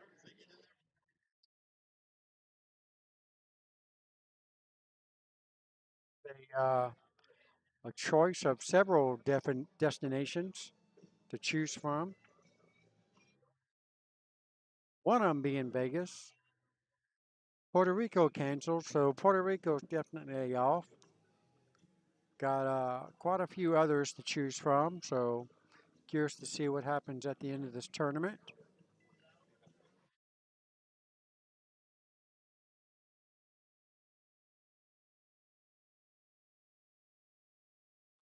Jordan's got a nice shot here on the 2-ball. That's the bank it cross corner.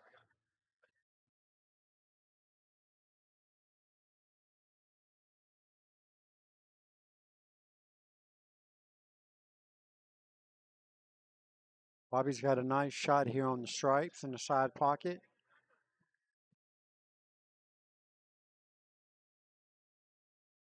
Got that bunch of 4 right there. 4 stripes right there crammed together. Neither one of them looks good unless the 13 and 11 is a dead combo. Okay, he might be trying to break it up now. That's probably a good idea. We got one out of there. Looks like he's straight in on a 13. If he is, I would go ahead and take that ball down.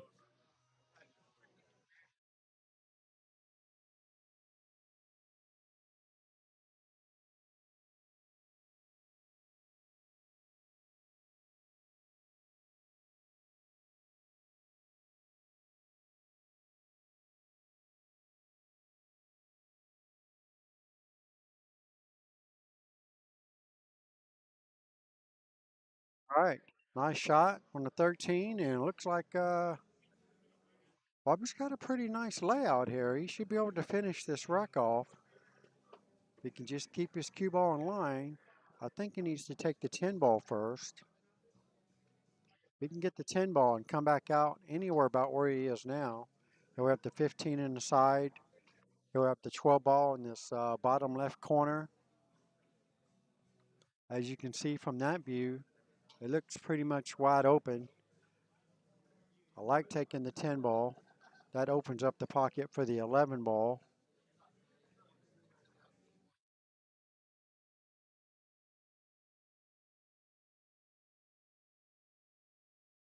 You take this ball here, bounce back out, get here. If he overruns it here, he can take this one there, that one there, this one here, and then work on possibly taking this one right here.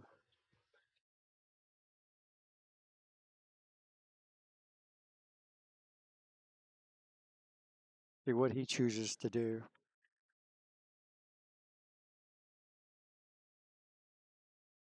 All right, so it looks like he's going to take out the 10 ball first. Then the 12 ball possibly. Okay, he's got the line. Pick the 12 ball right here. Probably try to get the cue ball probably somewhere right here. Now we can shoot this ball right here.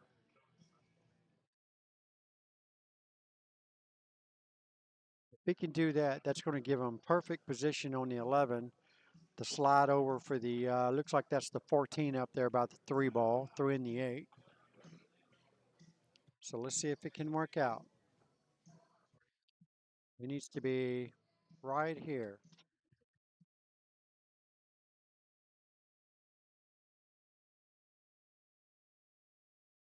That's close. He still has the shot. He's not straight in like you want, so the cue ball is going to want to drift up this way. He just wants to make sure that he's not going to be jacked up on top of those 2 balls. If he can hit it slow enough, thinking he can stop the cue ball right about right there. But that ball, 15 ball, needs to barely go into the pocket. Just like that. Look at that. That's good. That's very good. He held that ball way better than I thought he could. Nicely done by Bobby Cox. He might be a little too straight in on this ball. So he's got options now. He can choose to shoot the 14 in the side, or he can. I mean, looking at the table, it looks like the 11 ball's got a little bit of angle. I think he should draw the ball. Draw the ball right here. That gives him a little bit of a cut shot on the 14. He can go 2 rails just like that. Okay, that's perfect. Now you can shoot this ball here, and the cue ball goes here, here. My target would be this circle right here, this spot. 2 rails. Can't hit it hard though. It's going to take off because he's doing a super thin cut on the 14. So the 14 ball just barely needs to drop in the pocket, and the cue ball should roll right here. 2 rails. Now he was trying to go 1 rail. That's a little too extreme. He could have done just a natural left-hand spin it around the 3 ball. That gives him a little bit more wiggle room on the 14 in the side pocket. All right, so this is Jordan's time to shine. He only needs 3 balls, I believe. Yeah, 3 balls to win the match. And Bobby desperately needs to win this game, at least get some points on the board for his team. So he's got 4 balls right now, fixing to be 5. So Jordan's already won. Look at that. He hit that ball really good. So he's already won the match. Now he's just collecting bonus points. He can win this rack and hold Bobby to this, what has he got? 6 points already in this rack. That's going to give him 22. Trying to go to 44. Wow, it's good speed. Jordan's playing pretty good over here. And he's already sealed the deal, so this is a bonus. Takes it down. 14-6 win. Gives him 56 to 22. All right, game winner for team safety meeting.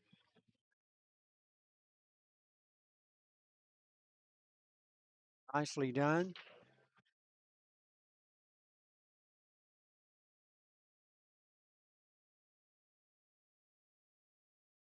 Sure, second round match. But give me just a second. We're going to see who's coming up next. And I'll get the scoreboard updated for you guys. I'll be right back.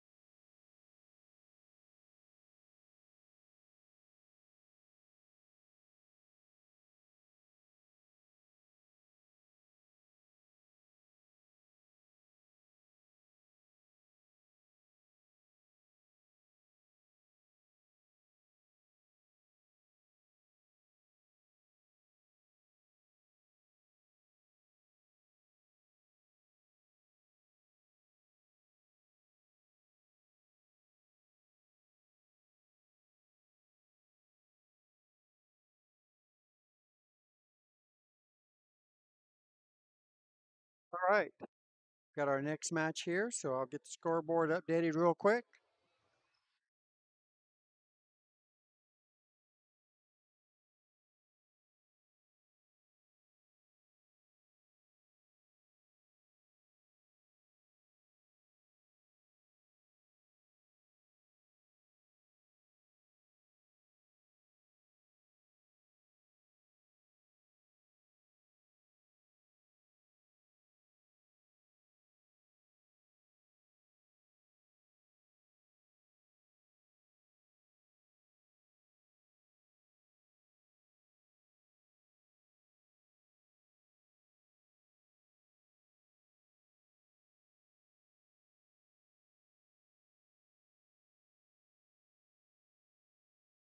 All right, here we go, folks. Playing for Team Alpha Omega, Pamela Thompson, and playing for Team Safety Meeting, Anita Roberts. Anita's Fargo's 391 versus Pamela's 239. That's why the score is a little on the lopsided side here. 24 for Pamela and 39 for Anita. So let's see how Anita can hold under the pressure of giving up the extra weight.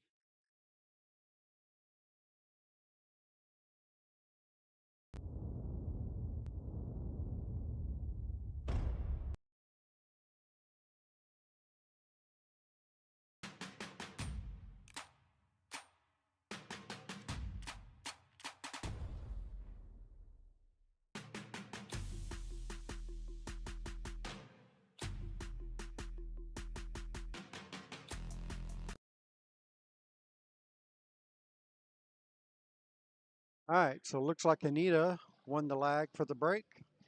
So she will be breaking first.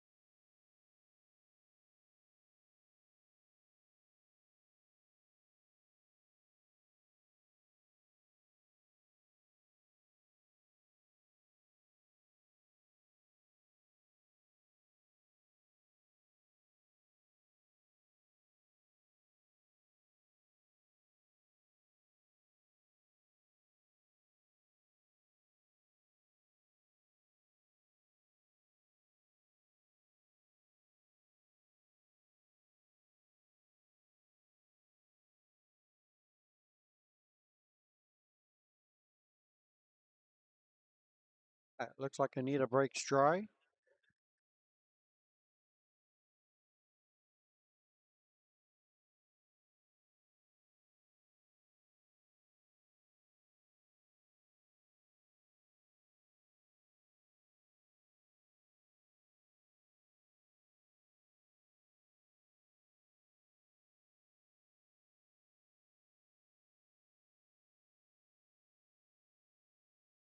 Doesn't look like Pamela has a whole lot to choose from here.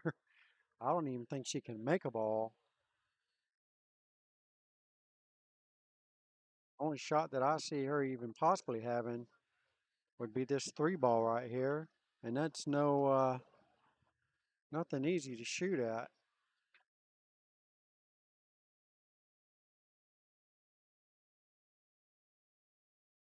Got a bank on the 11. No, 14's in the way.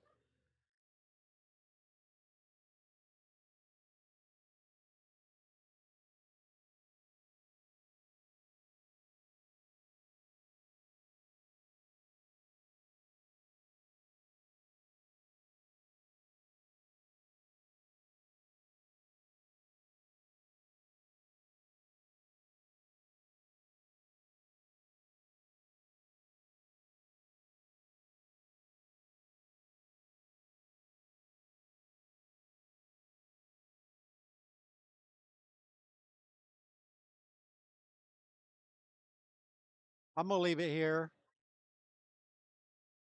I'll be back tomorrow.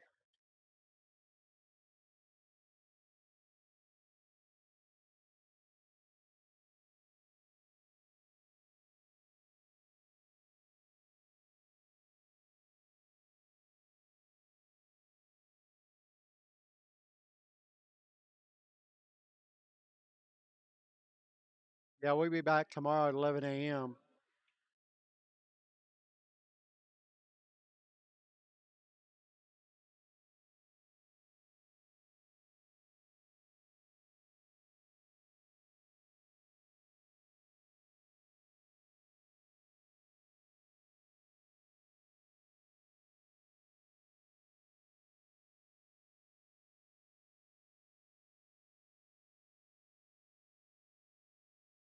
All right, so basically, Alpha and Omega desperately need a win to stay in this battle. They did lose the first two matches in this 5-match series. So we have Pamela Thompson for Alpha and Omega playing the third match. Actually, this is the fourth match. The third match, Robin King versus uh, Bryant Wiggins, I believe is his name. Two really good players, so that's definitely going to be a battle. Robin playing for Alpha and Omega.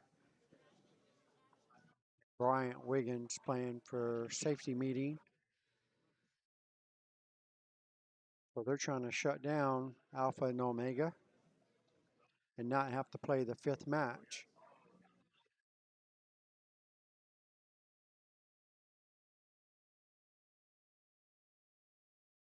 If Safety Meeting wins one of these matches, that means the other match needs to be won by quite a bit. We'll have to see how this is going to play out. Robin King's a very good player, and so is Bryant Wiggins. So it's going to be a matter of who gets the rolls first after the break. There's Robin there to the right on your video screen. Robin has been playing pretty good all day today. Naturally, they're still in it, so they're trying to survive another day, make it to tomorrow.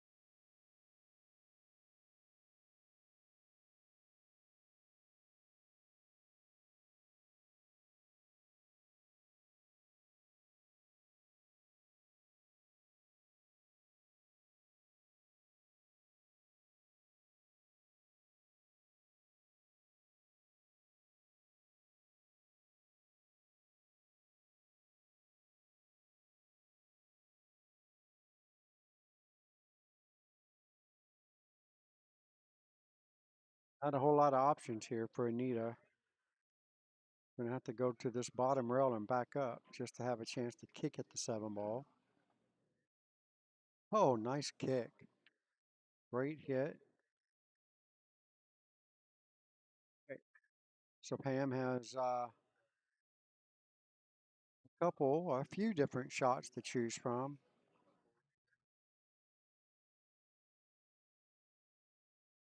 I'd like to see her shoot the 9-ball first. And she can use the 13 to make the 14. Easy combination since it's hanging in the pocket. So when she makes the 14, she should have some. Oh, that's not the 14. I can't tell what that is down there. The 14's in the middle of the table there, right next to the 13. All right, she makes a great shot. That might have been the 10-ball. All right, I would leave the third. Well, you got to take the 13. And look, the 15, it's tied up there with the 15. I mean, with the 8-ball.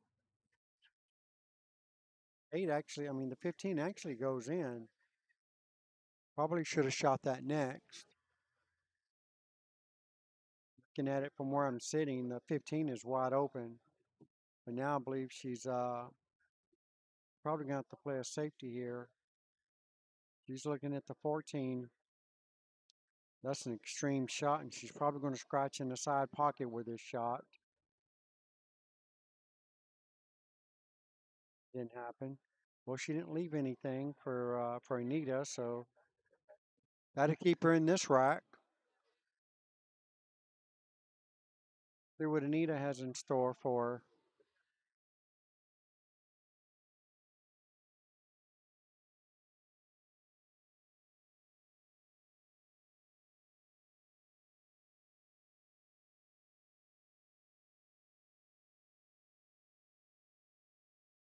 Try.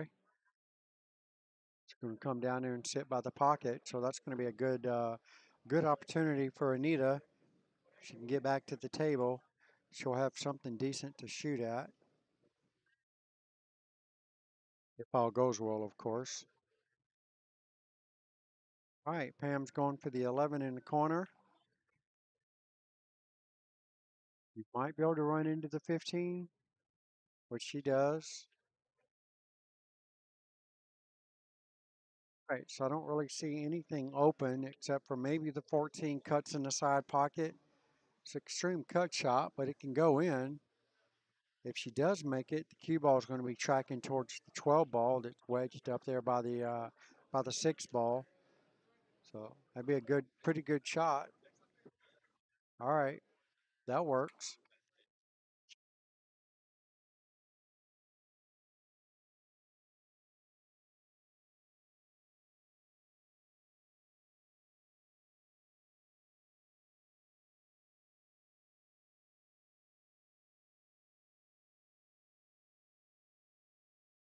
No fireball with that? What the?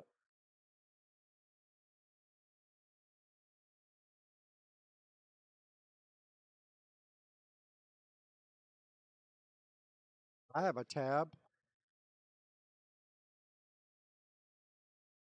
Should pay my own tab.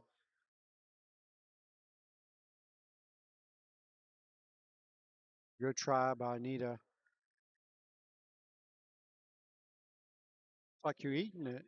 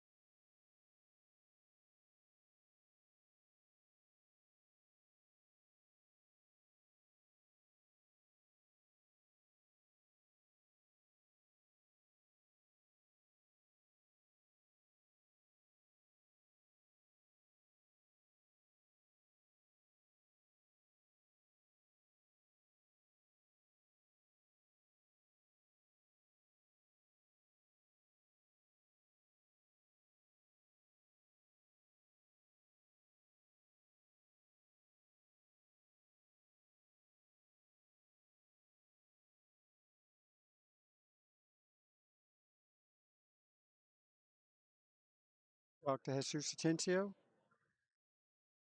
Oh,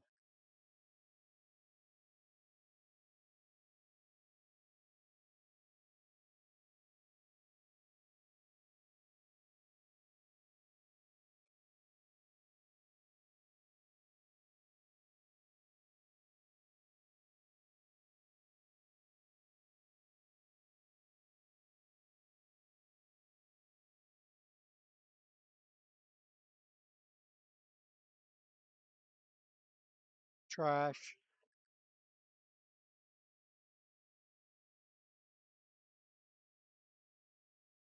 It's called a long row bank. Bottom left-hand corner pocket. This will definitely be instant replay worthy if she takes it down.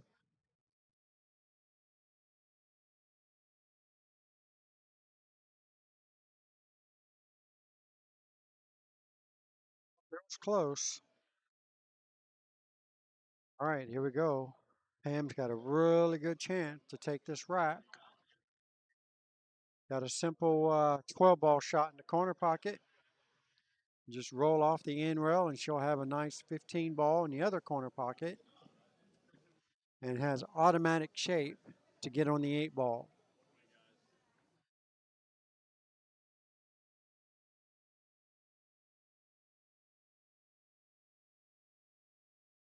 Ooh, she misses the 15. Did not see that coming.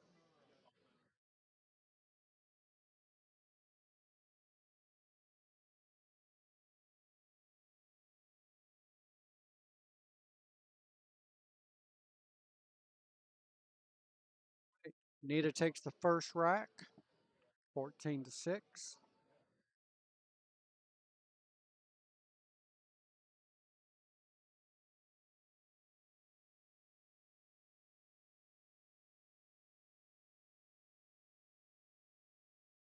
That Annie, captain of Alpha Omega. Oh,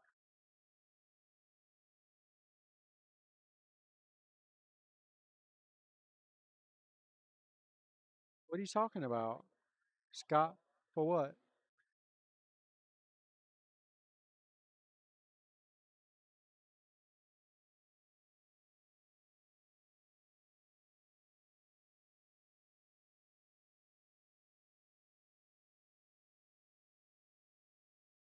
All right, looks like not a bad break. Come up dry, but fortunately, I don't think she made a ball. She's still at the table. I didn't see anything go in. Oh, I guess she made a solid. Didn't even see it go in. All righty then.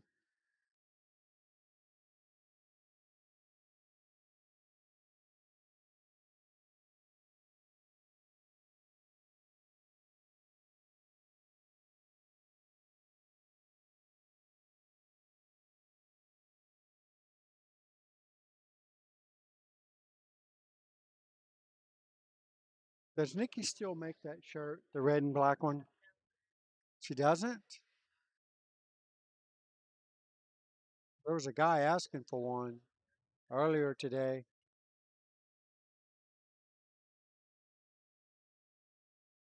Yeah, she should make some of those. They're good shirts, yeah.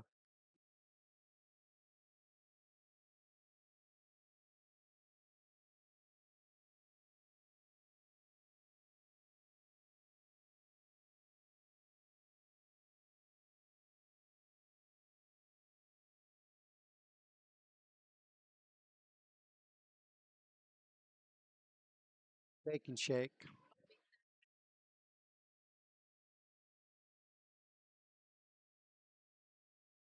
Oh, thank you. Where's your drink at?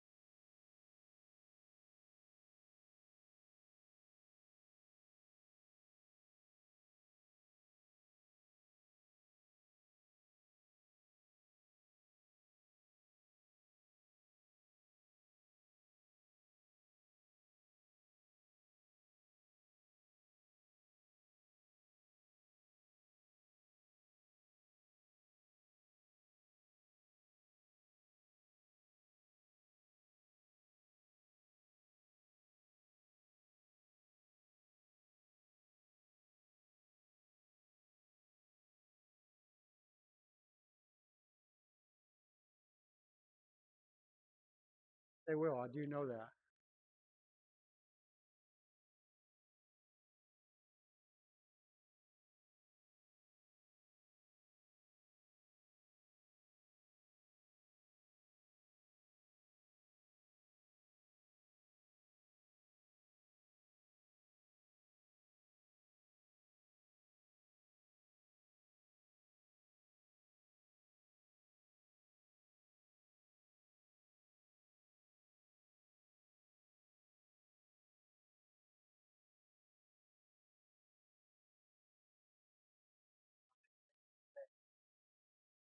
A-F, Mafia, Mafia.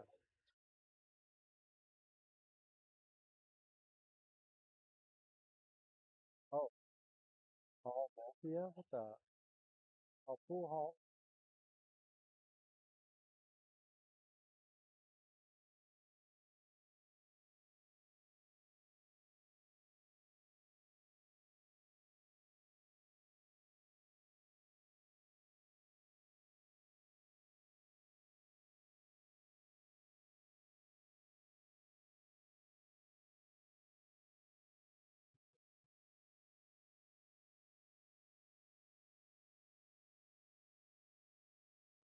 Bar.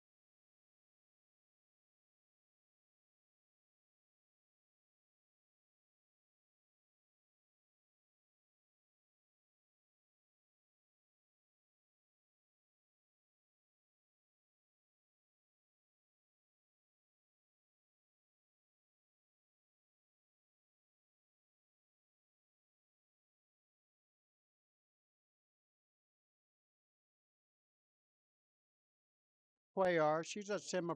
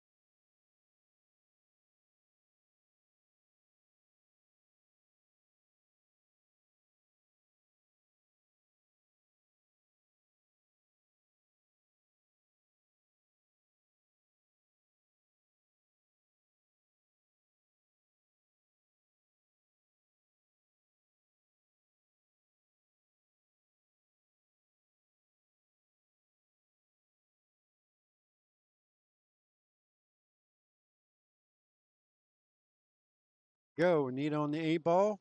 Oh, just comes up a little short on that one. And once again, Pamela has a chance. She's going to start out with the 14 ball and then probably catch the 10 in the top right corner. I don't know how she's going to get to the 13 though. Don't believe she has the skill to get back to the 13.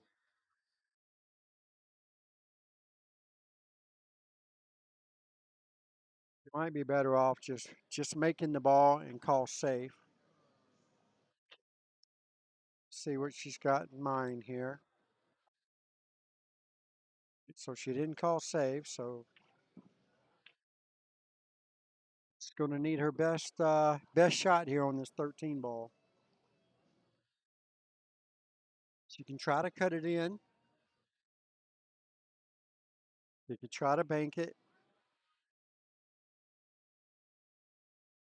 Doesn't really bank by the 8 ball unless you put some crazy English on it, and I'm pretty sure she doesn't have that ability.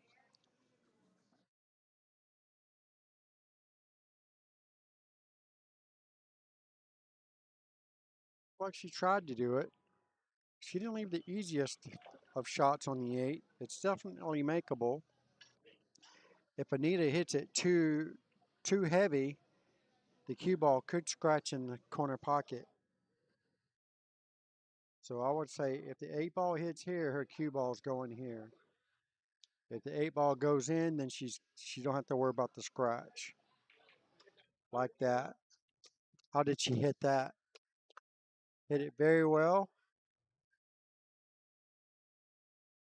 That's a 14-6 win for Anita to give her 28 points. And Pam's going to have 12. All right, so there you have it. So Anita Roberts is on the hill. And Pam, what do you know? She's on the hill too. Whoever wins this rack is going to win this match. And Pamela desperately needs it for Team Alpha Omega for them to stay alive and keep fighting. Not really for sure how Robin King is doing for Alpha Omega. I know Bryant Wiggins won the first rack of that match. I'm not really sure how the rest of it's going.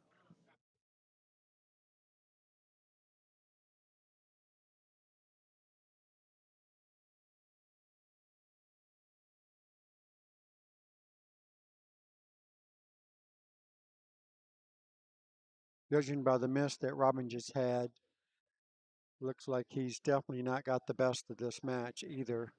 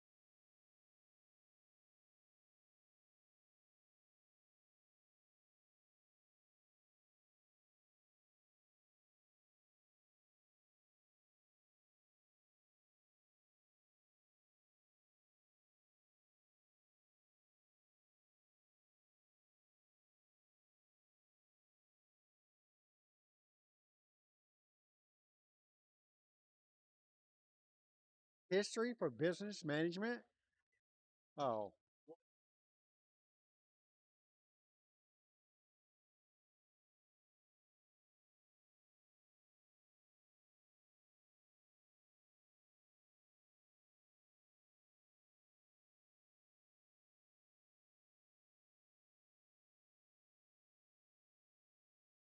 Google that shit. There you go.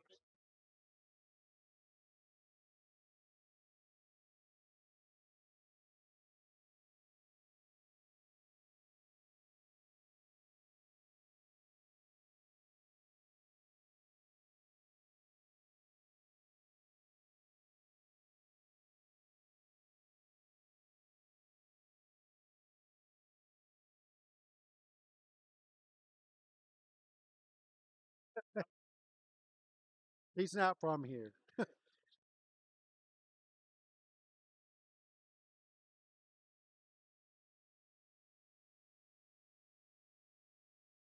Somewhere in there, 19 or 20, whenever COVID was. Yeah, I think it was 20. I know we had to get the hell out. We're fixing to get locked down up in that sucker.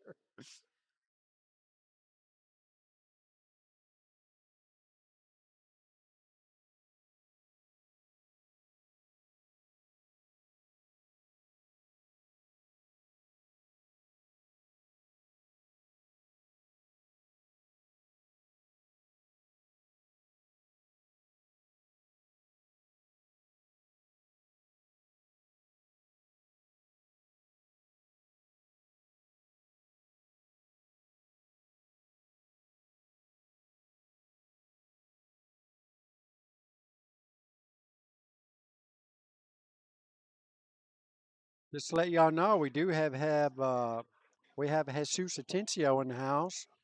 You guys want to come by and check out one of the best pool players in America right now.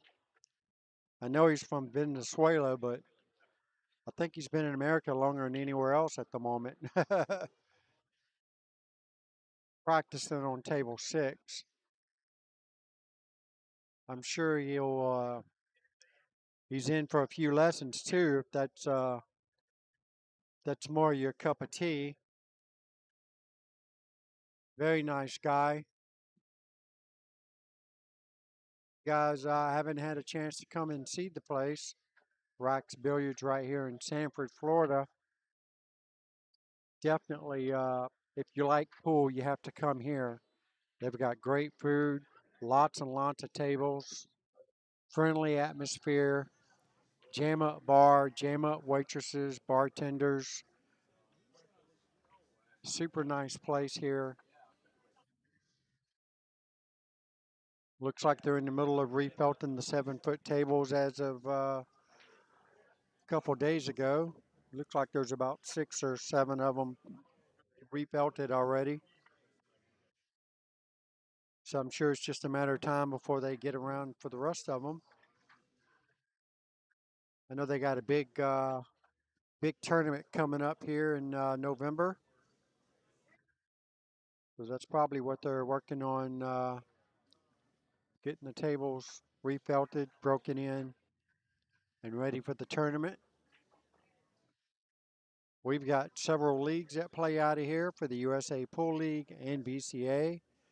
If you guys want to check out some great action, we have the BCA Masters up here tomorrow. It's a once a month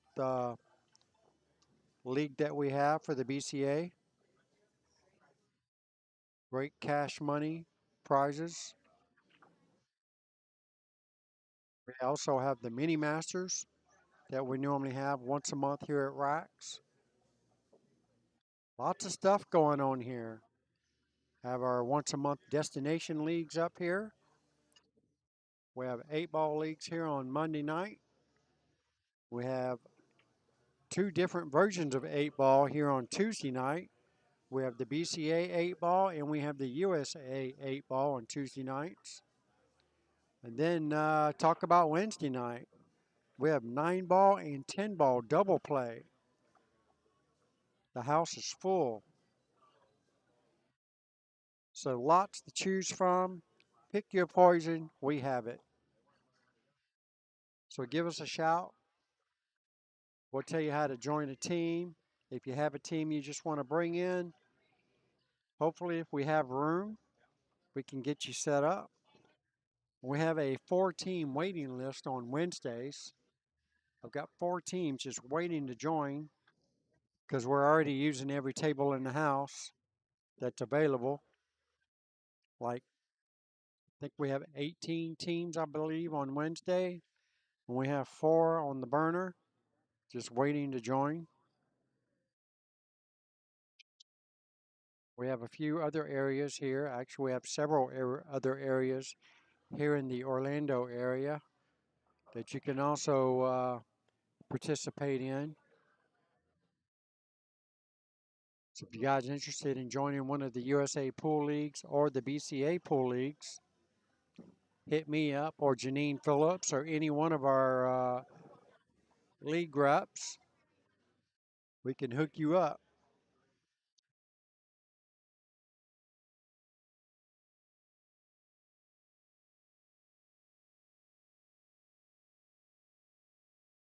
All right, so we got Pam here in dire need of a win. Not really for sure what was going on with that particular shot. She gets no rail on the 10 ball. Don't understand why she didn't shoot at the 13 ball. All right, so Anita has ball in hand. She has the 6, then she has the 5. Should have decent position on the 8 if she didn't get too straight in on this 5 ball, but I think she's okay. Should go 1 rail with the cue ball back out here. She get anywhere around the spot, she's going to be in pristine position. She come up a little short. She might be okay. You might have to use the bridge. She's right-handed. She might be able to reach this shot. I believe she's calling for a timeout. Ball goes. And if I was playing her opponent, I wouldn't really care too much about where the cue ball's going as long as she doesn't scratch. Which I think her cue ball's going to run towards the 10 ball. Let's see if her timeout is telling her to play safe. Looks like she's trying to cut it in. Looks like she's hitting it too thick though. She got no chance of making that ball at that angle. And again, I think she's okay. So Pam's going to have ball in hand.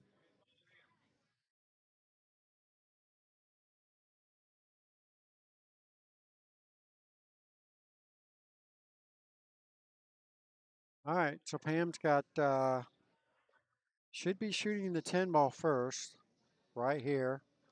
Stop shot. Shoot the 13 next. Again, get the cue ball anywhere in that vicinity for the 8 ball. Can she do it? She should be getting coached. 10 ball first. So she's shooting the 13 first. All right, here we go. Now she's taking the timeout. Rocky's going to tell her to shoot the 10 ball first, I would assume. Yep. 13 leads to the 8. The 10 does not lead to the 8.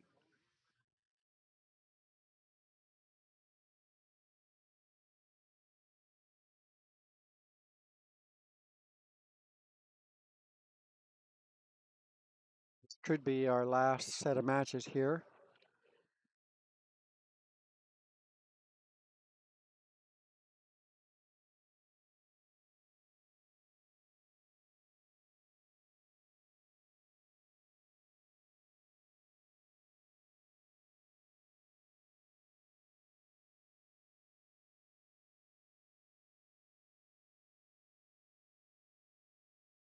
All right. Very nice shot. Will that keep her? Yep, that will keep her in the match. Actually, that will win her the match. She only needs the 8 ball to win, and this is going to help out her team considerably. Wow. 14-7 win. So that's going to give her 26. Just enough to win to 35. All right. So it looks like Alpha Omega gets their first win. So now it's going to be dependent upon Robin King desperately needs to win this match for his team to stay alive and play a fifth match. But we're not going to wait. We're going to go ahead and get the fifth match started. So give me a couple minutes. I will be right back. I'm going to get the player information for the next match. I'll be right back.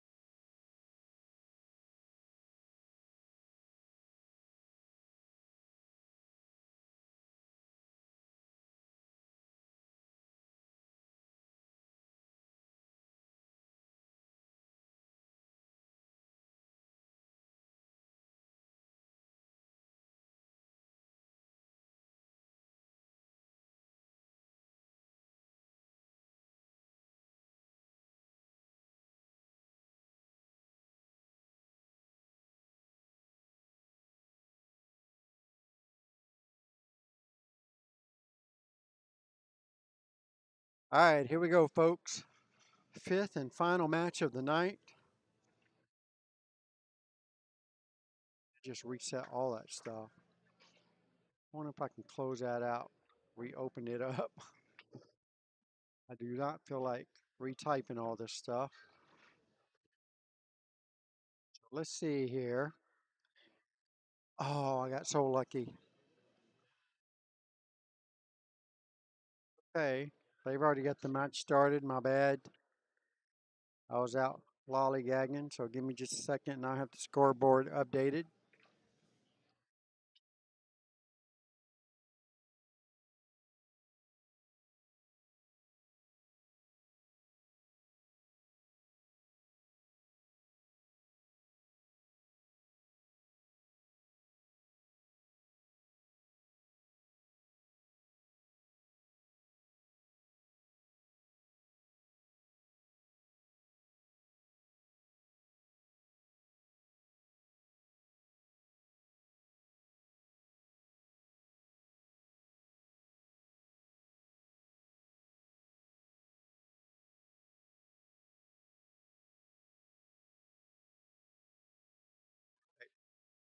There we go, folks. Playing for Team Alpha Omega, Corey Phillips. Playing for Team Safety Meeting, Brian Thomas. Brian's Fargo's 415 and Corey's is 478. So naturally, Corey's got to get a few more points than Brian. Actually, Corey's got to get basically a whole rack, might as well say. Not really too for sure on Brian Thomas. I know Corey plays pretty good. Hell, he's beat me a couple of times in 8-ball. 8-ball is definitely not my favorite game. I don't think he has any chance in you know what to beat me in 9-ball or 10-ball, but 8-ball for sure. Never seen Brian play, so I'm not really for sure how good he is at 415 Fargo. Well, we're fixing to find out. And this match may come down to winning or losing for Team Alpha Omega. Because right now, Robin King is on the hill for Alpha Omega on the 4th match. So Robin should win this match. That's going to make it 2 matches each. 2 for Alpha Omega and 2 for Safety Meeting. And the match you guys are watching right now, Corey Phillips versus Brian Thomas, is going to be the deciding match of who comes back tomorrow or who stays home.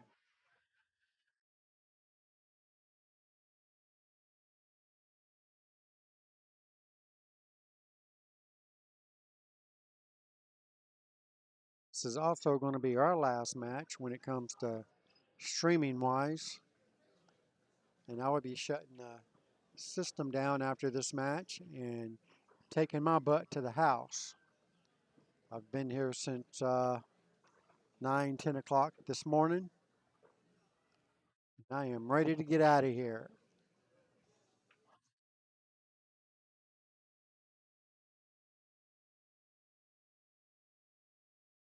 I think my girlfriend's over there hitting on Jesus Atencio. She's had a few drinks, so be my luck.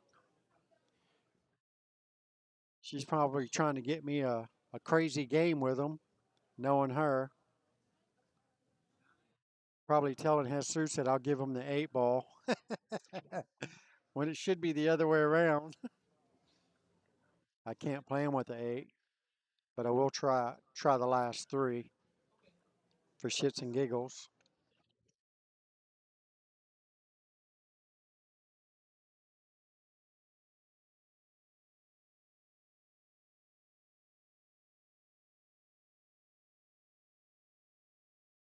Nice cut shot there by Brian.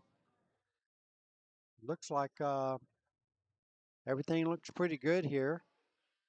Just got to get decent position on the 15.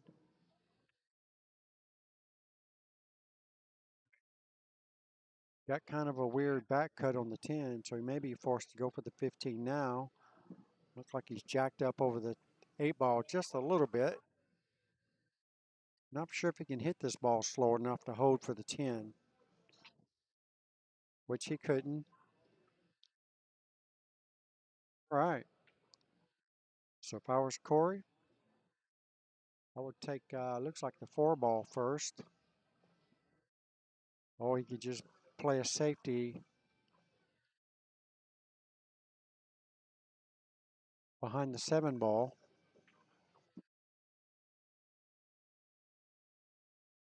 Not going to be a whole lot that he can do with this other than the 4-ball. Jacked up over the 8, trying to cut the 5 in would be very difficult and probably a give-up shot. I like playing the 7-ball. Send the cue ball this way and get it to stay right behind the 7-ball. 7-ball should come out in this vicinity and leave him almost nothing on the 10-ball. So this is not a bad shot, except he's not leaving himself anything easy. It's the reason why I kind of didn't want the shot. So now he's going to shoot at the 7, and this is going to be one of those must shots. If he makes it, good for him. If he don't, there's no telling what's going to happen. And it looked like he might have got away with this. Brian's got a jump shot, or he can play safe off the 10-ball.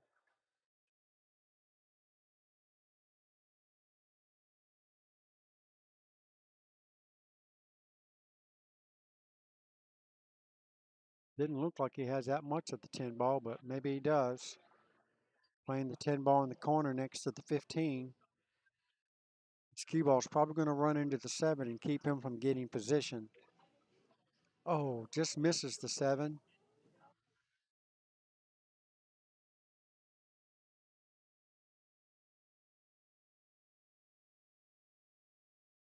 All right. Corey's got a very good opportunity to play a strong safety. I would play the safety way before I would play anything else. Slide this cue ball right off the 2 and leave it right here behind the 8-ball. That is the shot. And he's going to play a 1-rail bank on the 7. I'm not really understanding why somebody doesn't call a timeout on him. And he makes a good shot. But again, this is not a very good situation to be in. And Robin is looking at him. Robin probably wants to say something really bad. Nobody's calling a timeout on him.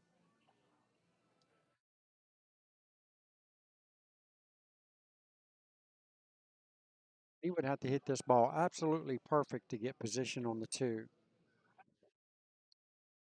All right, so here we go. If I was Brian, I'm calling somebody to watch this hit. There's no way I would let him swing at this ball without getting somebody to watch it.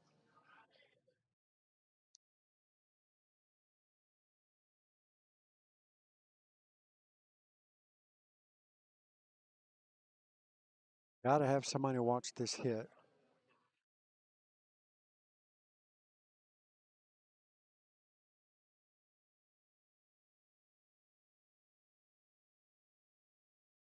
It looks like it might have a possibility of going.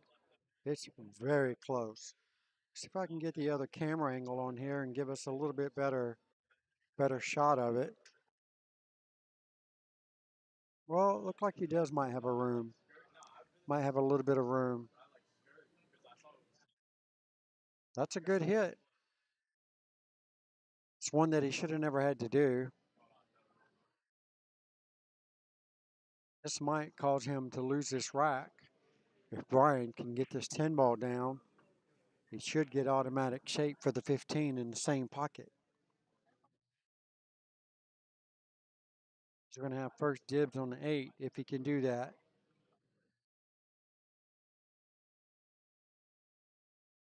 Nice shot.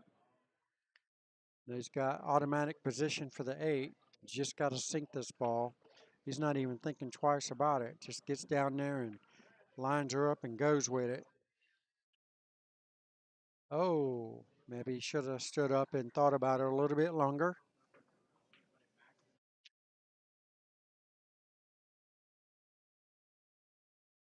Corey's got a very difficult shot here. And he's going to need to hit it with a little bit of pace to get back around. Assuming that he's going in the bottom right-hand corner pocket. There's no scratch there unless he hits it too hard, like so. Very good.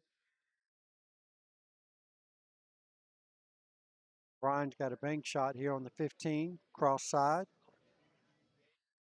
That's what he's lining up.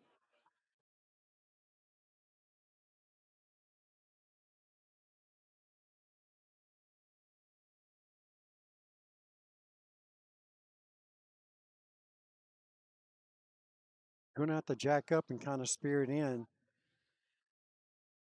If he hits it with top English, his cue ball could run right into it. Keep it from cross banking. Very sensitive shot. I like the way he's thinking here, especially since the two ball's on that top rail. He can try to cut this 15 ball all the way down. I like that shot. Cut it all the way down. Let the cue ball go right here. I like that shot. He could cross corner bank it. That works too. Not sure what pocket he just called. I think he called cross corner. Now he's running it up, it looks like, down the rail. Yeah, look at that. Wow, that was a really close shot. Tell you what, Corey better come with something now. Super thin cut. Very hard to control the cue ball on this shot, so you just kind of got to let it go.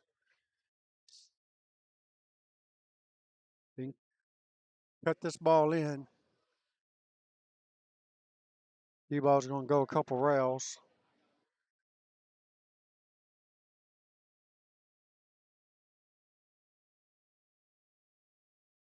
It's a very tough shot.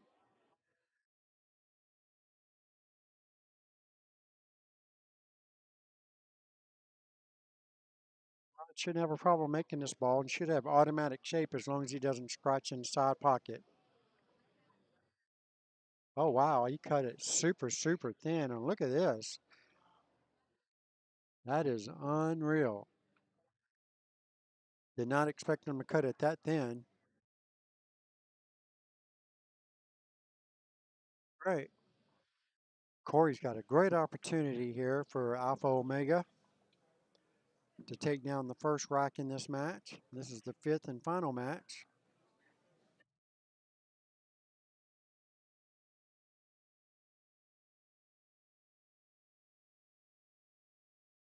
All right, he's trying to go one rail back to the center of the table.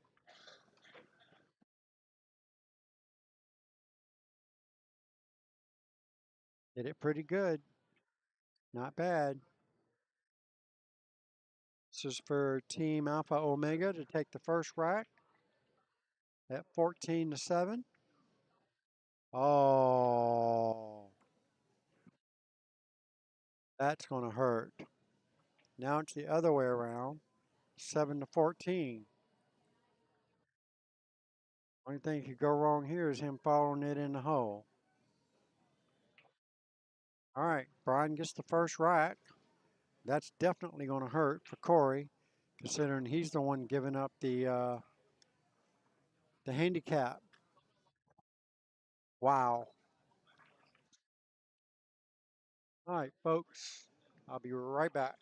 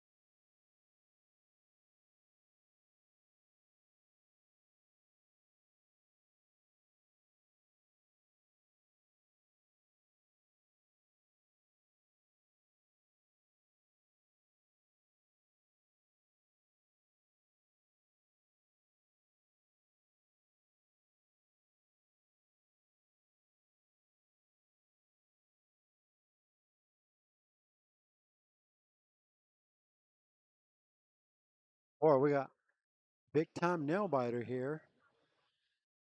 It's the other match, Robin King versus Bryant Wiggins.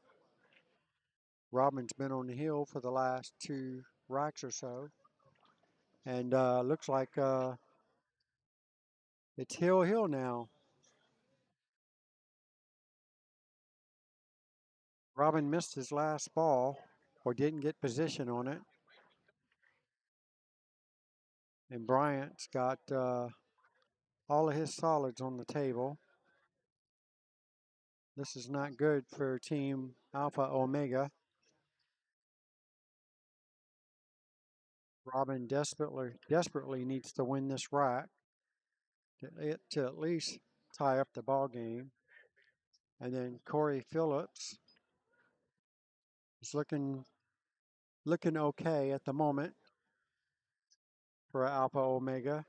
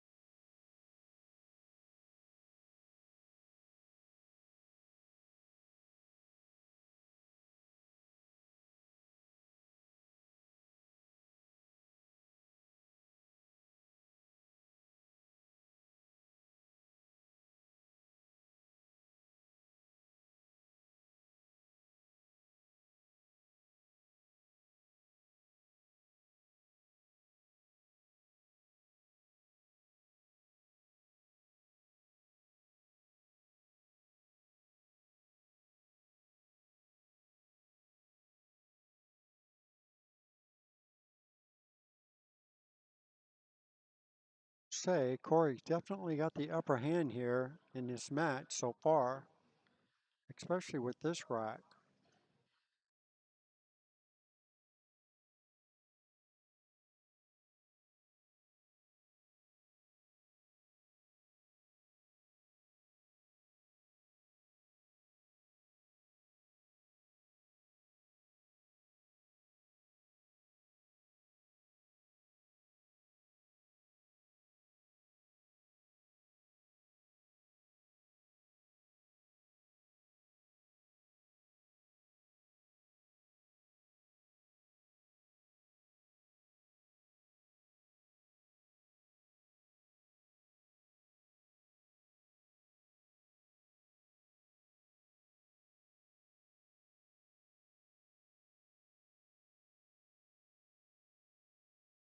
Tried to make something happen there. Don't think he got the best of it though.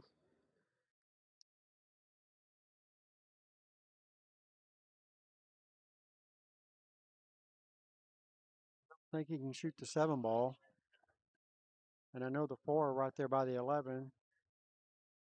It's pampered a little bit.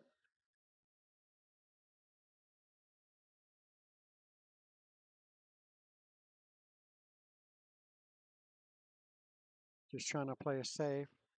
Keep his cue ball there on the rail.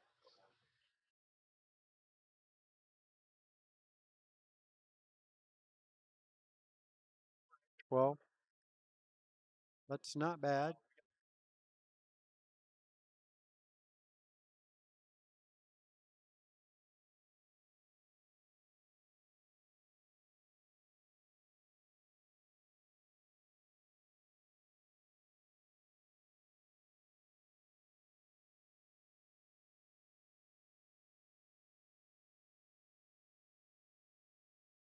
I think if I was Corey, I would cut the 11 ball and get it close to that pocket over there and leave the cue ball up table.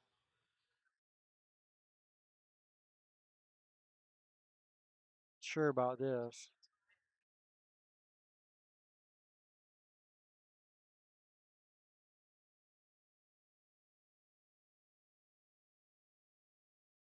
Should be sticking the cue ball right behind that 10 as he tries to do. It's not bad. It doesn't have a full block, but enough to where he doesn't have anything to work with.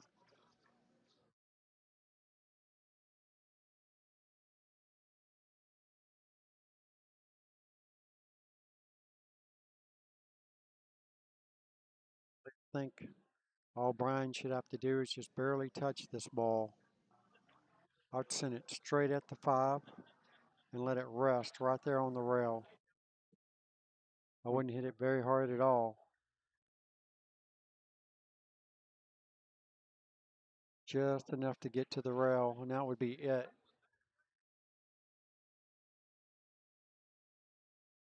Hard. That works. Still got the 13 ball blocked up. Really, really bad. If I was Corey, I wouldn't be making any more balls. I would just be setting them up. Because right now, I don't believe the 6 ball goes past the 13.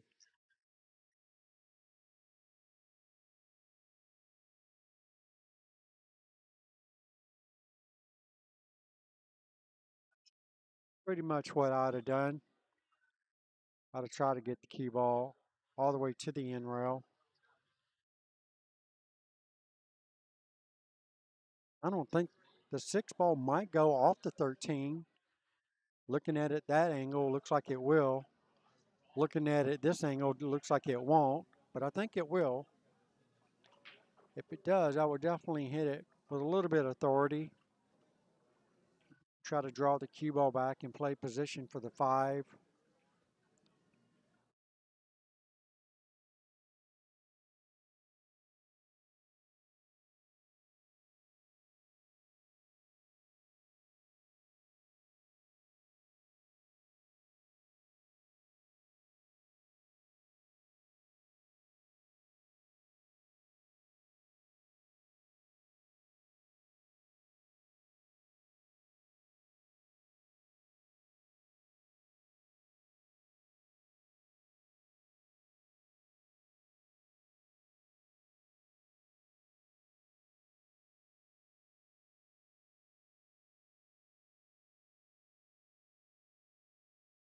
Wow. Bryant just missed the 8 ball and left it sitting right in front of Robbins' only ball on the table.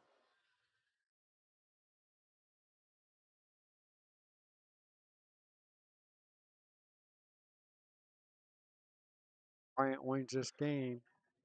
That'll pretty much seal the deal for team safety meeting. They'll be coming back tomorrow, and Alpha Omega will be going home. Overturned to Cinda.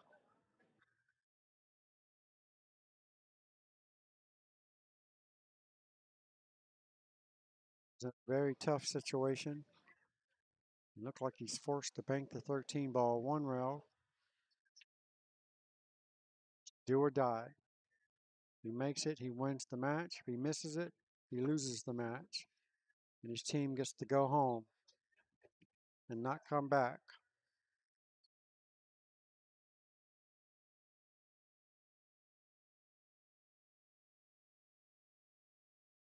Just made it. Too little, too late.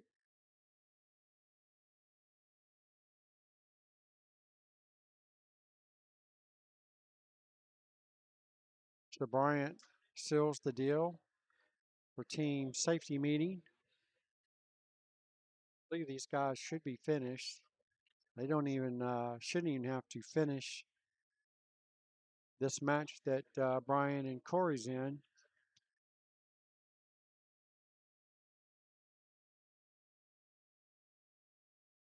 Unless Corey beats Brian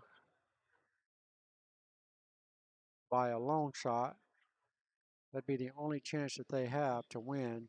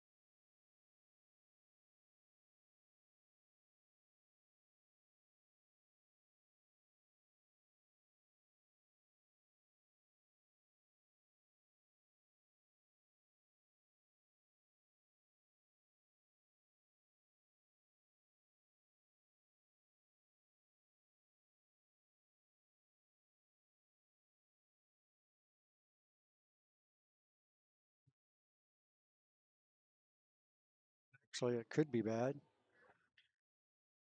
Corey's going to take this 10 in the side. Should be sending that cue ball right into those cluster of balls.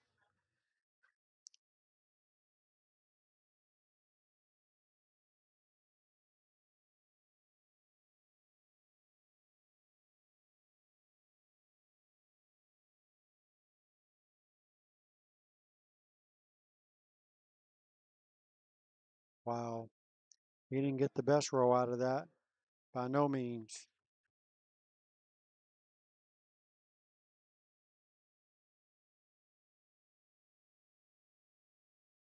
No, that would be them at the bar.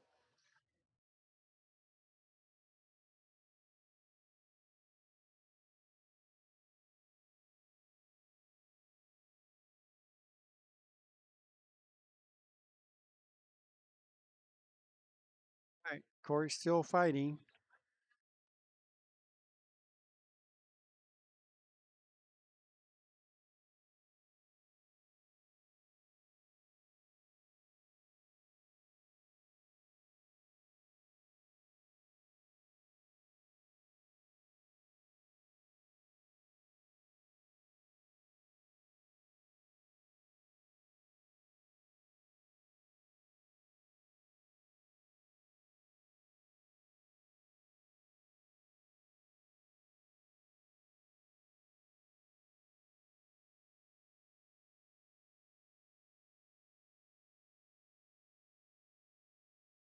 Wow, just misses it.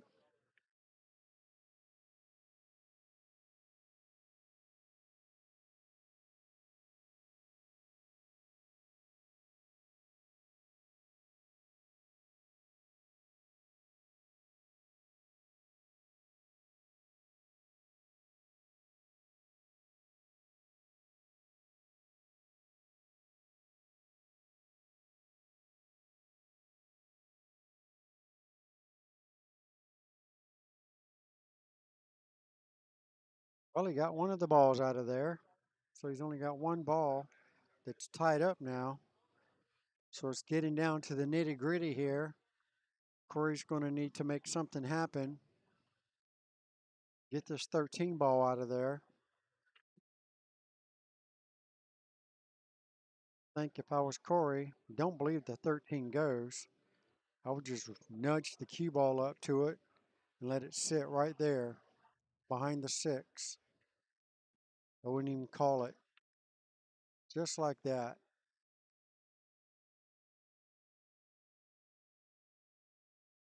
Sure if I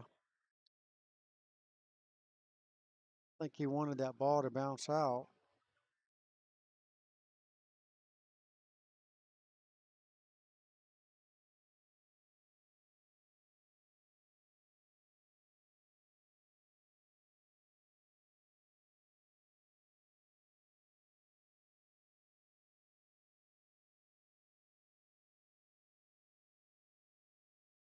Got a nice roll out of that.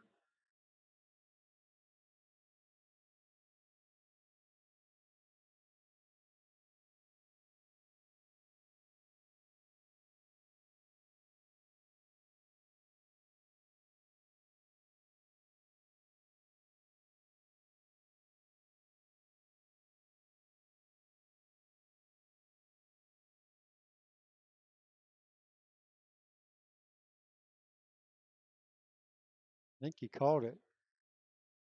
Maybe not. That was a good hit. Really good hit for Corey Phillips. Still have the 6 ball that's tied up, so he's not out of trouble just yet.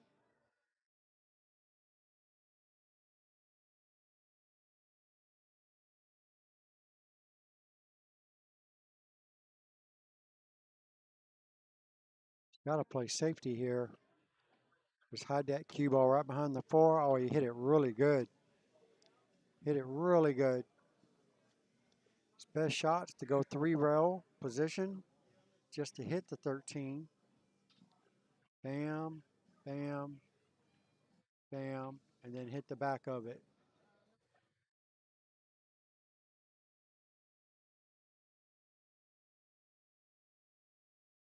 That's about right. Like right here.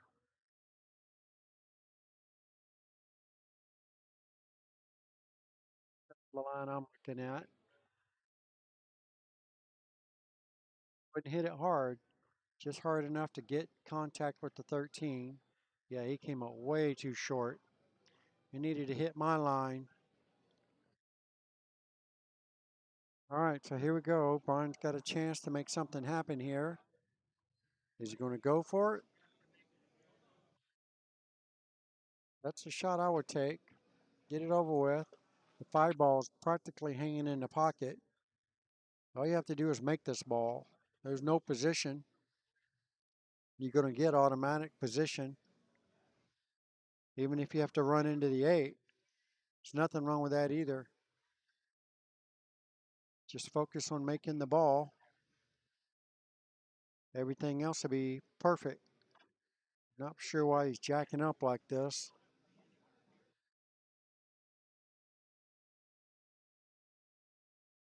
Good shot. Hit it dead perfect. The only thing I didn't like about it is he didn't touch the 8. So that means he still got his work cut out for him. I'd at least try to push the 8 out of the way. Get better position on it.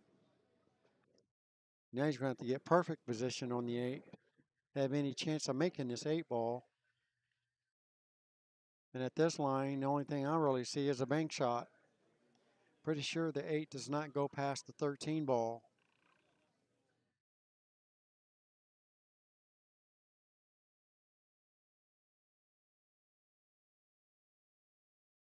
Eight definitely doesn't go past the 13 ball. Looks like you're setting up for a bank shot. Corey's got a nice shot here.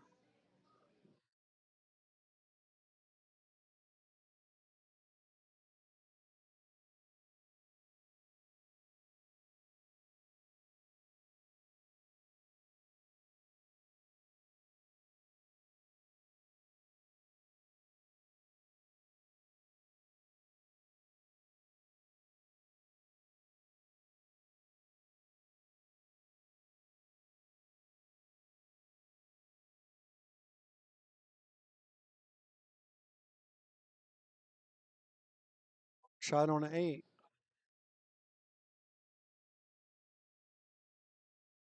Get him a pretty good lead. Couldn't put it down. Oh my goodness. That is no good. It's no good. Brian should not have a problem finishing off these 2 balls.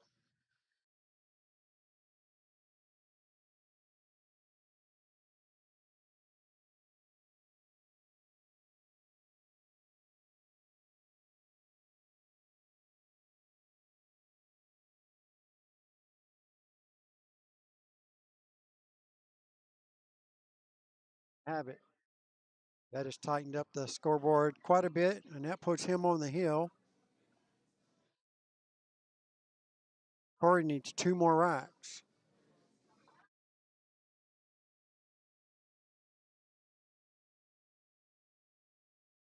All right, looks like that's it. They're calling it quits, and so am I. Looks like team safety meeting has got the job done. Don't need to finish up this match. So Alpha Omega is saying there's no possible way to win from here, so they're calling it quits and shutting it down. That's exactly what I'm going to do. It's been a very long day. Been here since 9 something in the morning. I'll go ahead and wrap up this live stream and call it quits. You guys have a great night. I'll see you guys tomorrow. We have our first match scheduled at 11 a.m. tomorrow morning. So if you guys want to tune in, check us out. I'll be large and in charge and live and streaming around 11 a.m. tomorrow. Till then, I'll see you guys later. Have a good night.